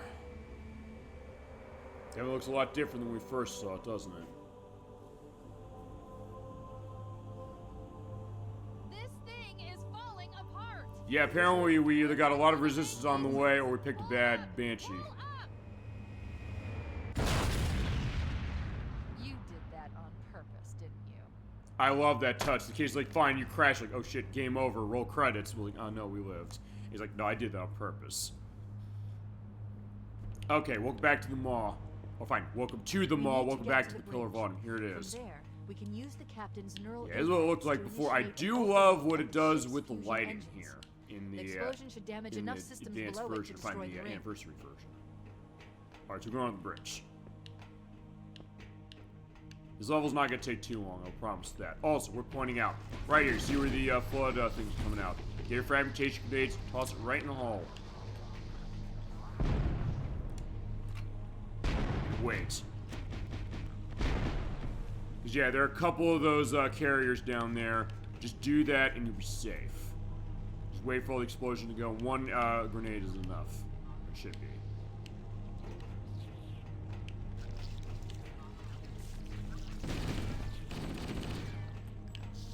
But Sentinels are back, and you do start also with a plasma rifle. To start, may as well use that to get rid of these things.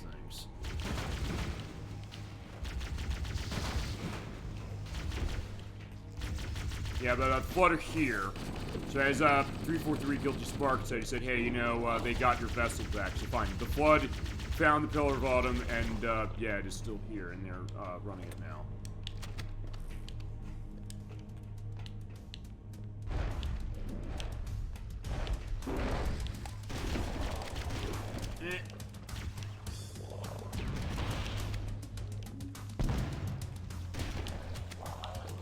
If you run this on a legendary, I'll tell you this right now, be careful every step in here.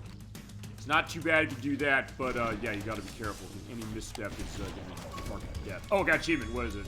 Rare one, thanks a Killian. Kill 20,000 enemies or players. That's across anything. Multiplayer, all the games, and anything within story or multiplayer. So, awesome. Okay. There's got an achievement pop-up going on, so that's cool, and that's a rare one. There's some health, but right now I'm not going to need it. I was like, oh shit, but yeah, Covenant are here.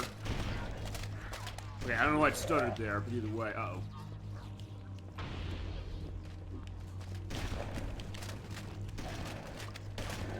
Ouch.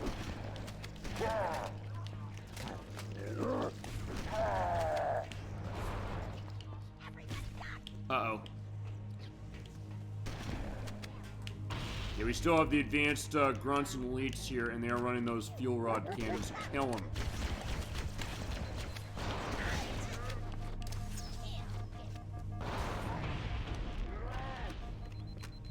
But if you do need that health, it is there for you.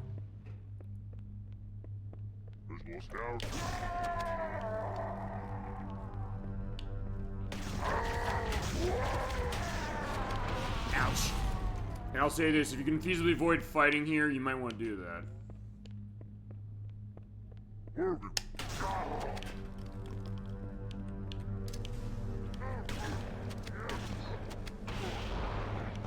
Oh, I see a fuel rod cannon coming from somewhere. Yeah, that thing is going to be a one-hit kill if you get hit by that.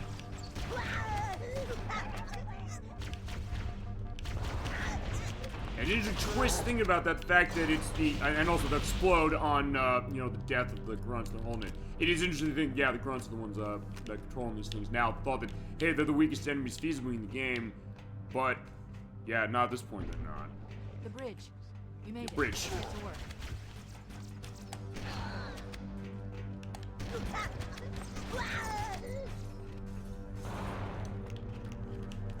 Oh no! He's alive still. I need you to upload me into the control systems. The terminal is located next to the main view screen. Alright, so back where we started again, right here. Alright, so out of my head, Cortana, remember, welcome back home. Home for a few days and look what happens. Yeah, I know. This won't take long. Okay. There. That should give us enough time to make it to a lifeboat and put some distance between ourselves. Alright, so you got 15 minutes, this place is gonna blow. I'm afraid that's out of the question, really. Oh, look who's back. Hell. Ridiculous! That you would imbue a warship's AI with such a wealth of knowledge? Weren't you worried it might be captured? Or destroyed? That's why we're He's in taking my care of data it, you arrays, know? A local tap. Uh-oh. You can't imagine how exciting this is! To have a record of all of our lost time! Yeah, he said he wanted that record. He loves maintaining the library. Fascinating. And so at that point, he's like, no, I'm not gonna let you stop the flood.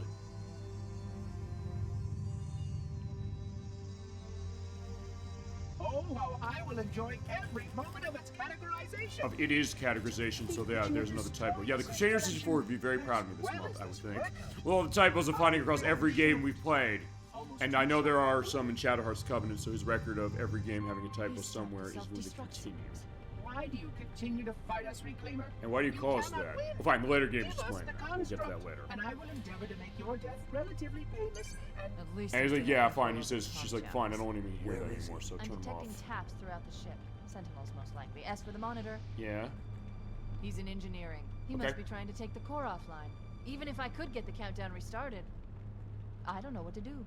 She's like, wait a second, I have no idea where we should be dealing. Like, what do we need to crack the shields of the engine? A well-placed grenade, perhaps, but why? Well, yeah. That ship comes with explosives, so, yeah, I have an idea. Okay, I'm coming with you. Alright. Chief, Sentinels! I do love that, the idea of the bond between Master Chief and Cortana. Oh, shit. Now, you can't fight them, don't fight them, just go. The ship was heavily damaged when it crashed. Head to the cryo chamber. We should be able to get to the engine room through there. They will not catch up with you, so don't worry about that. Alright, so now we gotta go through, but yeah, look, the flutter back. Ooh. Oh no! I was like, wait, I stuck something. Someone.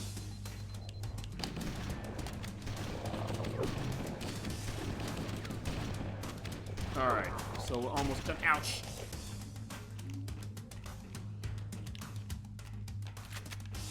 Now, as far as our weapon loadout, that is going to be a little different as we get closer to the end. Fine, the Covenant and the Flood are fighting, let them. It's actually a really easy one to do part time for. Shit! If you move fast, if you know where you're going. Oh no! Shit, it's like the spores are here.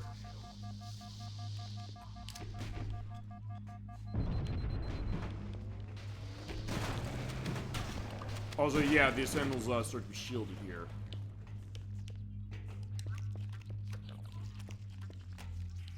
Okay.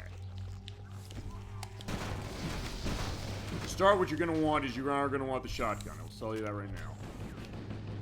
And remember us going to the cryo chamber? It's like that's where we started, but we're going up over to... Fine, that's where that is. There's health.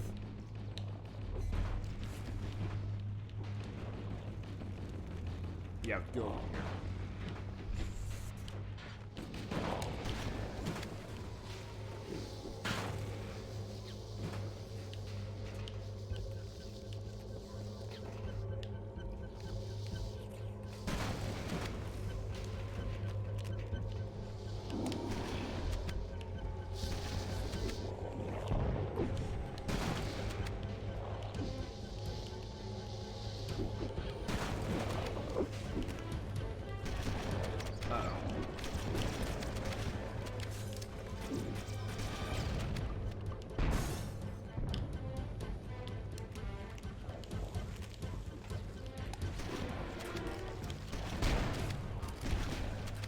Almost there.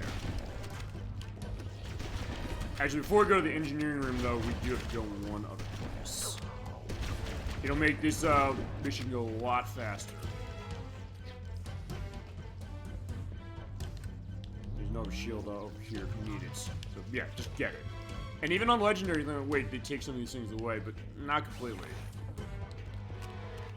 I did do adjust some of that, but I know that they actually do keep the overshield there. But then the increased damage output is what kind of makes it not really much of a difference, like whether they have it or not. Alright, so yeah, that's dead end, so we're gonna go the other way.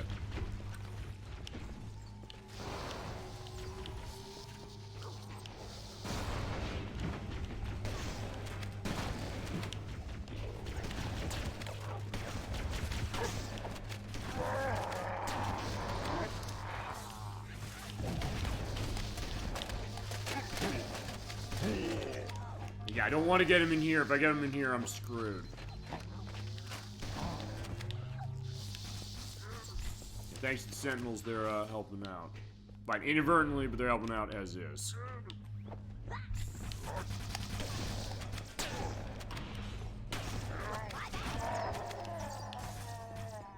Alright, so engineer's over here. We're not going there yet. We have to go over to the armory. Fine, you don't have to do this, but I'm doing this. First off, you get tons of ammo for anything you need, and you want to come in for one other reason. We want the rocket launcher for this. This makes this part of this way easier. Oh, except there is a camouflaged flood. If you ever run out of ammo, come back here. It is infinite. But the easiest way to do this is using the rocket launcher, so bring it with you. So I got 2 steps. Light fuse, and then run away. Engine room located. We're here. Okay, awesome. Alert! The monitor has disabled all command access. We can't restart the countdown. The only remaining option is to detonate the ship's fusion reactors. Alright. That should do enough damage to destroy Halo. Don't worry, I have access to all of the reactor schematics and procedures. I'll walk you through it. Fantastic. First, Thank we you, need to Cortana. pull back the exhaust couplings. That will expose a shaft that leads to the primary fusion drive core. Okay. In the meantime, what you want to do is use the shotgun to get rid of the flood as they appear. So yeah, these things. Activate it with X button, jump here, and get your rocket launcher out. Pay attention to the exhaust couplings. It's opening with the flaps like that. Wait till it opens and it's red. And fire a rocket right into it. Use an explosive. I recommend a grenade or rocket. If you run out of explosives, there is an armory station located near the engine room's entrance. And if you shoot it wrong, it's like, wait, it's not gonna work. So for years, like, wait, how do I do this? Damn it. Analyzing. Fusion reactor number 1 destabilizing. Use explosives on the other 3 reactors. That should be enough to trigger a wildcat explosion of the engines. Okay, and if you do need help, there are 8, count them, 8 med packs. There's 4 on this side and 4 on the other side.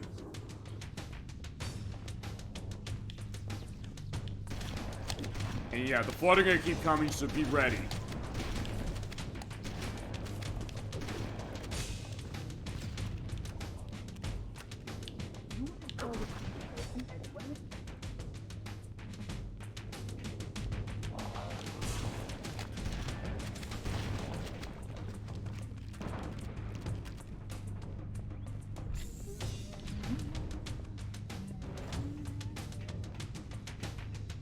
unacceptable, Reclaimer. You must surrender the construct. Yeah, I'm doing what I have to do, so screw you.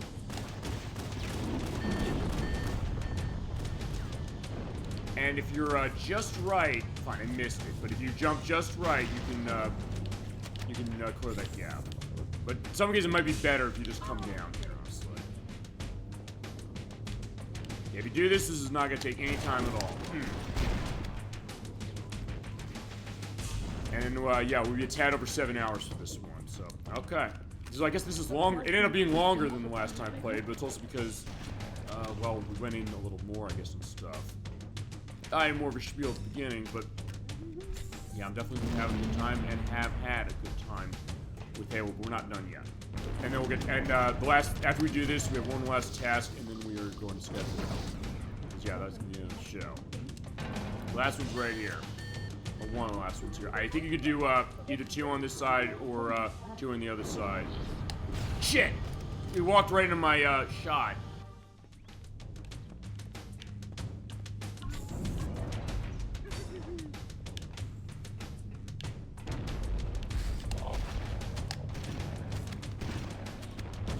Okay, at least there's a checkpoint right there, so fine. I'm putting this one. The reason you want to do this one, why that?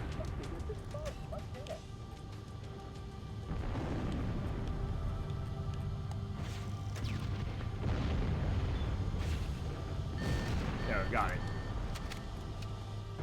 You have to do 3, you don't have to do... Only one more. Actually, wait, no, we do have to all do all of them. Okay, never mind. But that's also why I did that one, so I have a quick way to get over here. But yeah, the Flood are gonna come through this room, and it's gonna be in case we have to fight them off quite this. Unless maybe not.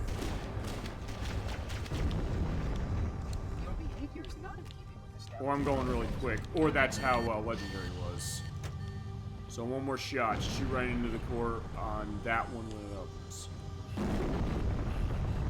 Come on, come on, come on. Boom. That did it. Alright, we're done. So let's walk our way out. We should have 15 minutes to get off the ship. We don't have much time. We should move outside and signal for evac. Accessing schematics. There's a service lift at the top of the engine room. It leads to a Class 7 service corridor that runs along the ship's dorsal structure. Hurry! Okay. Now where that is it's over on the left.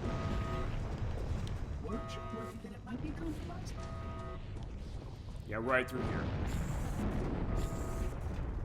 But be ready, because there's one last challenge coming up. It could be a doozy. Oh shit. Well, first things first. Fire rocket there.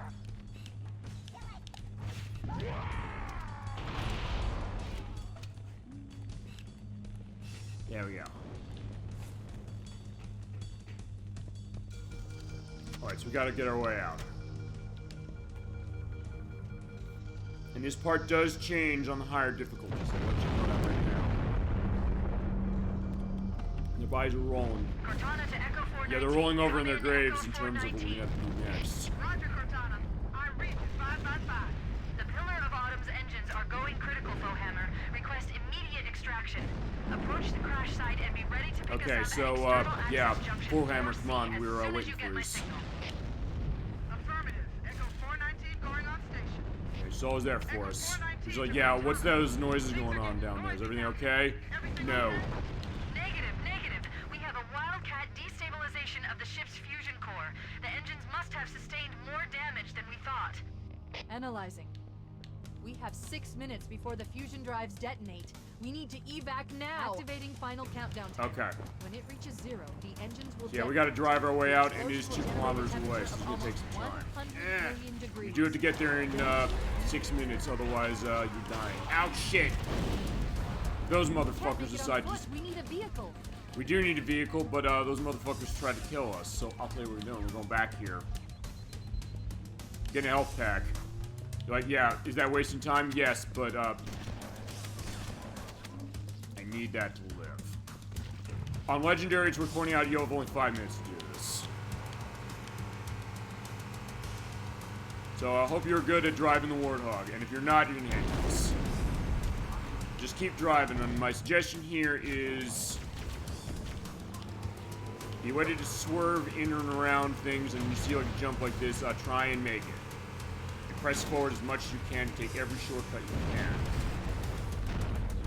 Sometimes you get stuck like that, and if that happens, your car flips over. It's worth pointing this out. There's an achievement for this, of not flipping the Warthog once when you're doing escape. Good luck getting it. I got it, but but already I'm wasting tons of time because the flood are getting in the way. Fine, if you do miss that jump, swerve around the pillars here, and then you can go through the tunnel. Or say screw the tunnel and go this way. Ouch.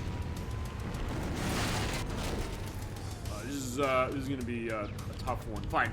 I don't know if I can make it on the back of this.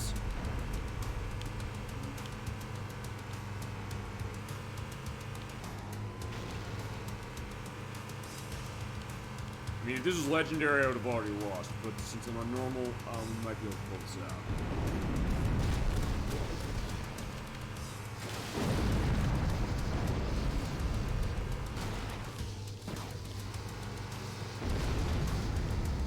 Oh no. Oh no, I don't want to get in the gunner seat. Ah, crap. Yeah, and that's the other reason I went back for the health, because, yeah, those sentinels can cut your health down really quick if you're not careful. There's also a point out, there's jumps over here. You can go across them, but it just takes some time, so basically just slalom around, quick speed. Basically, they'll alternate on which ones have the ramps on them. So the ones on the left, the next one's going to be on the right, and so on and so forth. And for this, go to the side and go over here. There's a bridge that will take you straight across. Okay, yeah, I'm definitely making up the time I had. I don't know where he is, but there is actually, I think at some point later on, there's like a Covenant or some soldier, something. It's around, it's just like, I don't want to die. I'll have a video of that. I'm not stopping yet, I'm sorry.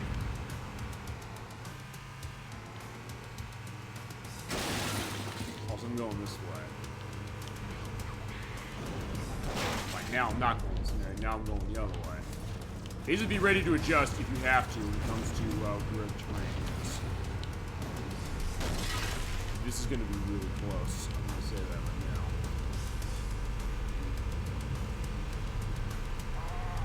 We're almost where we need to go.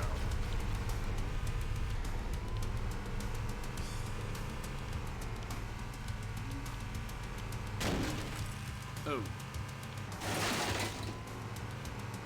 Okay, here we go. Wait, made stop. it, but This Foehammer's is where gonna be Foehammer here, is so coming maybe to we pick us got no up. time. Hold position here. Cortana to Echo 419. 2 Covenant Banshees are approaching on your 6. Evade. Say again, evade. But yeah, Foehammer got hit.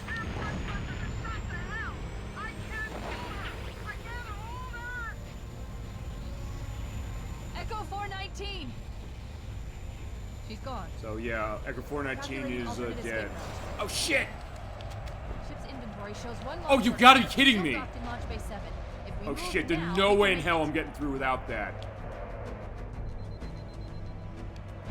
I need a vehicle, but I don't have one. I've never had that happen before. You know what?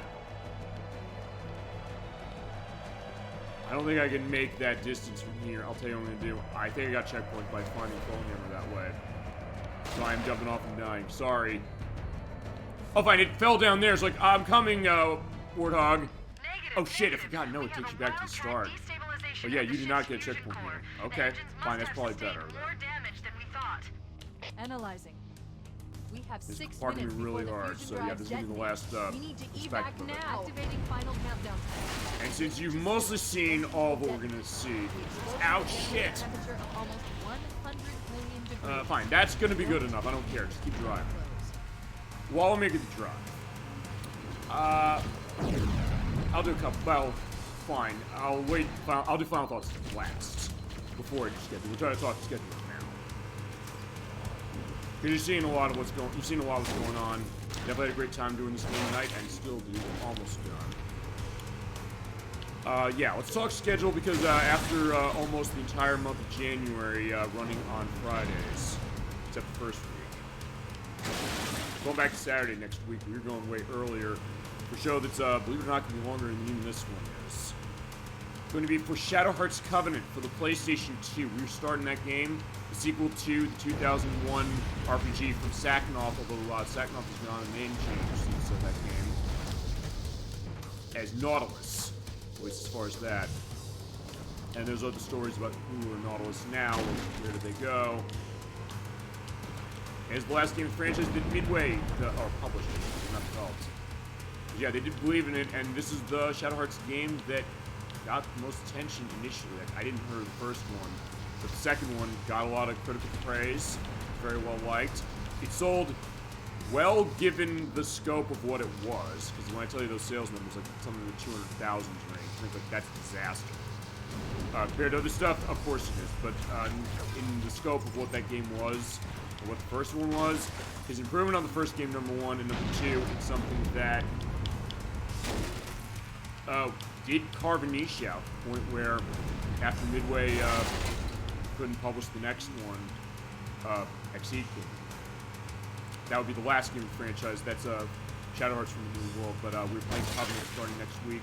Crusader 64 loves this franchise, as we showed when we played the first one, and this one is the conclusion of Yuri Hyuga's story. Yeah, we saw him last time with the first game as far as Shadow Hearts is concerned. We loved him, the rude hero who becomes much more than just that. There's a lot of depth and layers to him and experiences he had with the Nets. And after what happened at the end of that game, well, he's continuing onwards, and he's going to find himself going on with a bunch of new characters in these situations. And we're going to start our experience with that. That's going to be 8 hours each part.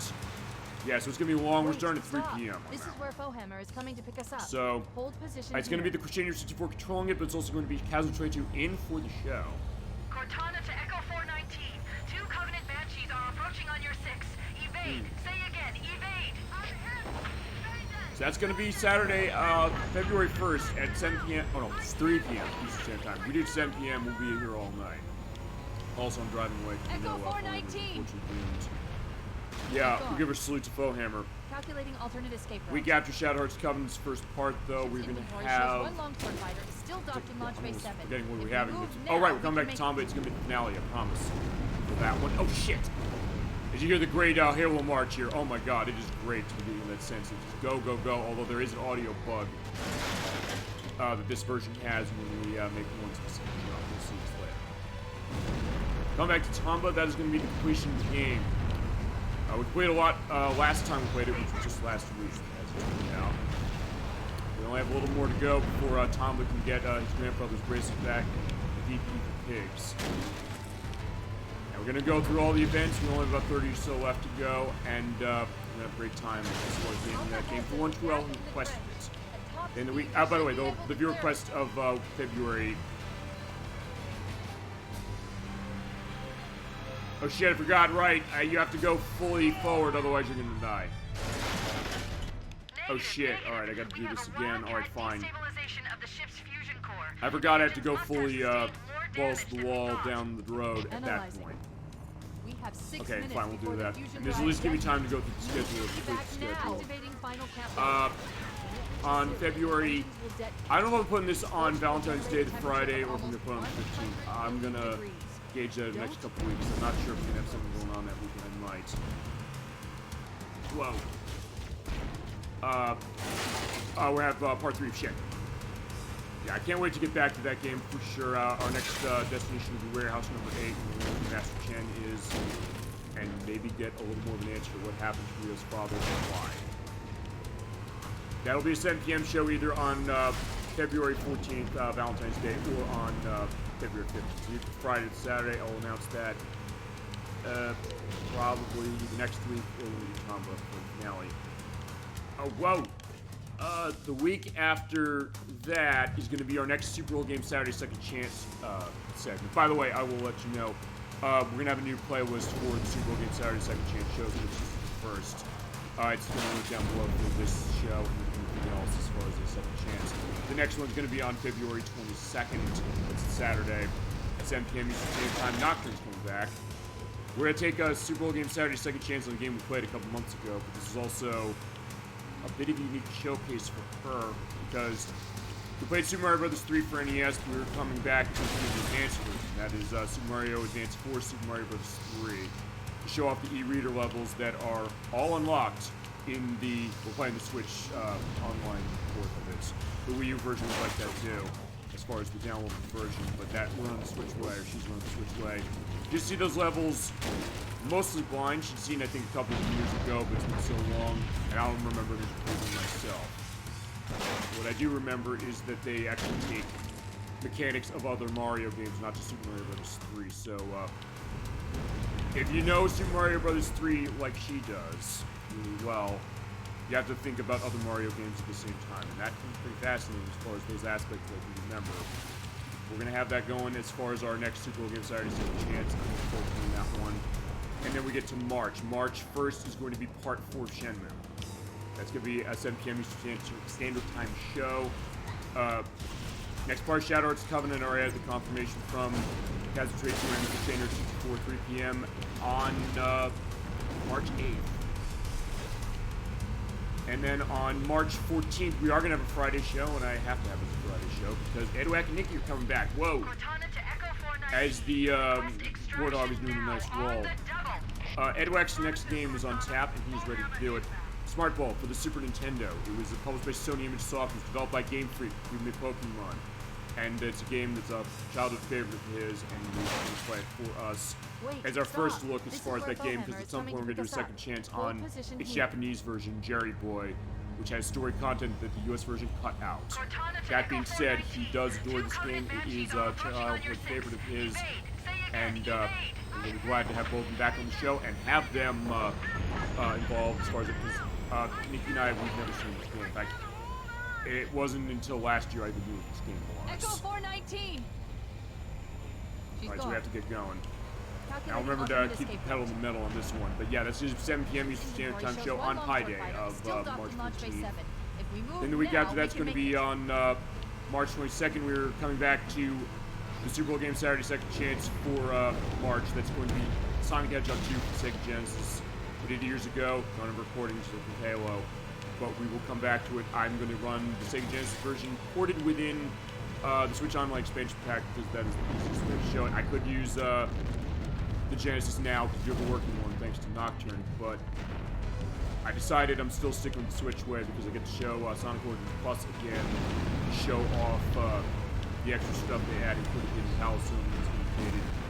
And since that release has been patched somewhat over the years, definitely in a better case. And I did say years ago, yeah, when we get to Sonic 2, we're going to use Origins in some capacity. We're going to play the original way for Genesis' way, and then we'll show how that works as far as for the extras. A lot of stuff in Sonic 2 as far as interesting history about it, and we're going to go into every bit of that on March 22nd at 7 p.m. Eastern Standard Time. Week after that is going to be our Fool's Day show on March 29th at 7 p.m. That's going to be for Homers Over Ties, Definitive Edition.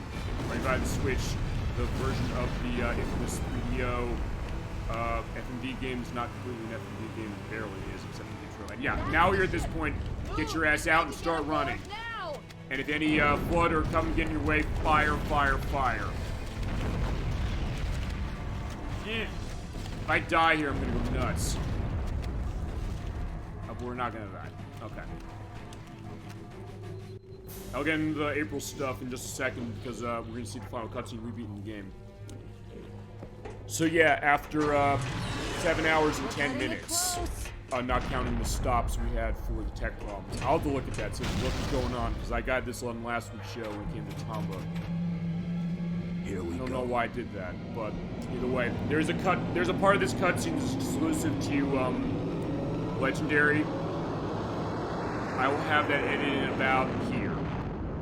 Come here, you mother.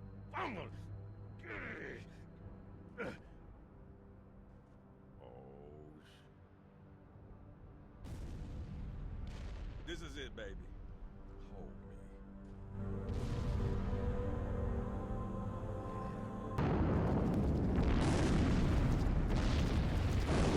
and after what you just saw for the purpose of the edit, actually no, you see this on the other difficulties that are not legendary.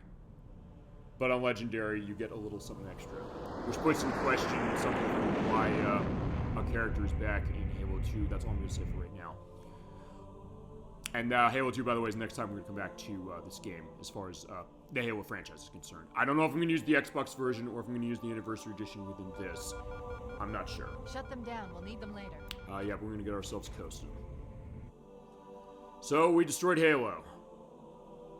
And now we'll get into the stuff for the schedule for April. I think it's going to be the show for the night. As it is Super Bowl game Saturday now, so yeah, most of it was Friday, but yeah, we got a decent amount for Saturday. Who knew? So there's our look. You guys are hearing some of the audio, I think, got clipped through of when you did that jump, and also the case of, you know, seeing Halo destroyed. So, we did it. Did anyone else make it? Scanning. Just dust and echoes. Until Halo 2 comes out, we're We're just all gonna that's totally left. fuck with that. Based on what you saw We for the did what edit we with had to do the for legendary part. An entire Covenant armada obliterated, and the Flood. We had no choice. Yeah, we had to kill everybody. Well, fine, everybody was Mainly. there, but Halo's finished. No. For now. I think we're just getting started. And with that, Master Chief's taking his helmet off. We do not see him, who's behind the helmet, for quite a bit of time in this franchise. And also the TV show on Paramount Plus, which actually I've never seen. I've heard mixed things about it, to put it mildly. But yeah, there you go. And fine, we'll go into the February, or the April stuff for the show. April 5th, Suika theme Ron Dodge wanted to see Bakugan Defenders of the Core for Xbox 360. We're starting that on April 5th at 7 p.m. Eastern Standard Time. We, by the way, do not get credits for the purpose of this running out of Master Chief Collection.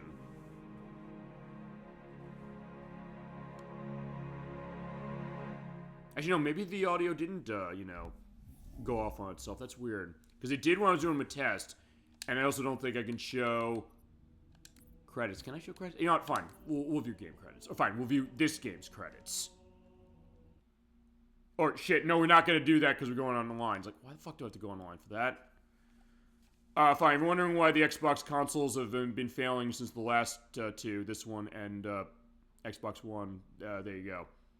It's fine. We have to use Edge for the purposes to see the goddamn credits. Really, you can't put them in the fucking game. Okay, fine. Then we're done. Okay, so that's fine. We'll go back. Fine. In that case, I'm not going to even bother doing that. Just look at the nice case of it. Or fine. I'll go back into Halo 1 just to give the music going on. We'll go to missions and just have that running. And also, as far as February is concerned, next part of Shadow's Covenant, I guess, will be that day. I mean, that month, I should say. I don't know if we're going to not have one. As far as day of that, don't know. Then we will have Shenmue for the next part 4. Actually, wait, Shenmue is, no, yeah, I did say Shenmue for March. Sorry, it's late. And let's see. Super Bowl game Saturday, second chance for April, I think is going to be Resident Evil, I'm pretty sure, unless I pull something else out. Or if Edwack and Nikki, because there is a game, I'll bring it up when we get to Smart Ball, when they're on the show, that they agreed they'd be doing a second chance on. If we do that, it'll be a Friday show, and I will be controlling that one. As far as what it was, it's something we did very early into Super Bowl game Saturday's days. We do have recording of it originally. So there is that to be said. So, as you know, I'll tell you, I don't want to necessarily just not talk over anything. I'm going to have the intro of Pillar of Autumn running for that. And then the only other stuff I can think of at the top of my head, a dates to be determined for May. We're going to have Title Legends 2 for the PlayStation 2 as our annual May compilation program show that was on the request of Electverse. That's going to be the PS2 version we're going to play of that. Some more title goodness before we complete the element of looking at those games, or the Legends games, anyway. And then, yeah, we'll still have Shadow's Covenant probably going most of the year. And the only other stuff I know off the top of my head is Halloween Block, where we got on tap for this year. We have, this is for October, at dates to be determined with one exception. We have Medieval for the PlayStation. We have Scooby-Doo Night of 100 Frights for the PlayStation 2, which is on the request of Dolly Finn. I'm laughing to death at the request of Medieval, so we got that on tap as well. I think we both. I guess we'll have Shadow's Covenant going on still, or something the Crusader 64 wants to do that's Halloween-based. Maybe the Dark Pictures Anthology Little Hope if you don't do Shadow Hearts Covenant that month, or how that's going to go. I guess we'll be doing Mega Man 7 then. I'll talk with Nocturne about that when she's on the show next. Just to get a sense if we're doing it then, or if we feasibly, I don't know, maybe we do that April. Depends on what that's going to go. I'm going to have to get a sense of no one could have missed the hole we tore how that's working. Because Shadow Hearts Covenant's going to be taking up a lot of this year, by the way. Just to let you know. They were waiting and then outside of that, let me think. So, where do we stand? All right, on October 31st, on Halloween night, playing Castlevania Chronicles for PlayStation. I know Electress wants to see that. I'm not making them wait for that one. I said I'm going to do Bloodlines again as Second Chance. Like, fine. I think Second Chance is going to be Mega Man 7. I'm pretty sure that's how it's going to go, because she was even Nocturne was thinking I want to do that one as far as Halloween because of the of Shademan's level, I think. And the Easter egg that I showed the first time I played it, but I'll show it again when we do that. And then November we will have, I guess, Shadow Hearts Covenant still going, I guess. We'll have Second Chance. On Shadow the Hedgehog, we're doing the Super Hard mode, so I gotta unlock it over the next 9 months. We're gonna have Pinocchio for the Super Nintendo for the Disney game show for Thanksgiving weekend. That was Dollar Pin's request. And then the delisted Xbox Live Arcade Showcase Volume 2. So we're gonna have more Xbox goodness going on, running 360 again, but like last year, I will be including games that have been delisted that have backwards compatible with the later Xbox consoles. And I also have some that I know that people want to see. In fact, you can thank AJ42 for this, because he said there are a lot of games I was thinking I was going to come up with for the one we did last year, but I forgot a couple. In particular, he mentioned Penny Arcade Adventures on the Raid Slick Precipice of Darkness. I have episode 1 as far as the demo, so we'll show that, and a bunch of other stuff. As I said, I'm also going to pull out of stuff that's been delisted specifically, and might have been delisted since we did that show, like a lot of the Sega stuff, so I might pull out Knights again, because they pulled that away. I might use that to pull out Daytona USA again, because I had the audio problems for that the first time we did it. All you greenhorns who yeah, no, there's some other stuff, and anything else you want to see that we did not cover last time. But that's going to be on Thanksgiving weekend. So yeah, we're planning quite ahead, because yeah, 5 years of the program going, and we're going strong still, and having a great time. And had a great time playing Halo, for sure. And next time we come back to the Halo Universe, we'll play Halo 2. Either the Xbox or the Anniversary Edition through Master Chief Collection here. So there you go. Master Chief, you were in cryostasis. You earned your case of that, but except we're blowing the pins in 5 again, so it's like deja vu from what we saw almost 7.5 hours ago. But yeah, with that, Reveille. Okay. So I think with that, that's going to end Super Bowl Game Saturday for tonight. Thank you so much for watching the show tonight, everybody. Thank you so much for joining us as far as it. For our first Super Bowl Game Saturday, Second Chance, yeah, we got a big one. Yeah, welcome back, sir. Yeah, we will definitely see Master Chief again. Master Chief and Cortana, they will return. Okay, with that, it is Saturday now. We're not going to have a show at 7 p.m. Eastern Standard Time tonight, because, fine, about 2.5 hours of this Friday show was a Saturday show as well. Yeah, that's going to do it for us for the week. Thank you so much for watching the program. Thank you for joining us and coming up with everything you got and all the discussion points and all that stuff. Have a great rest of your night, a great rest of your weekend starting, and a great week coming forward. I will see you next Saturday, February 1st at 3 p.m. Eastern Standard Time with the Crusade Nerd 64 and Chasm 22 for Part 1 of Shadow Hearts Covenant for the PlayStation 2. Until then, keep being awesome, have a wonderful night, a wonderful sleep, and take care, everybody.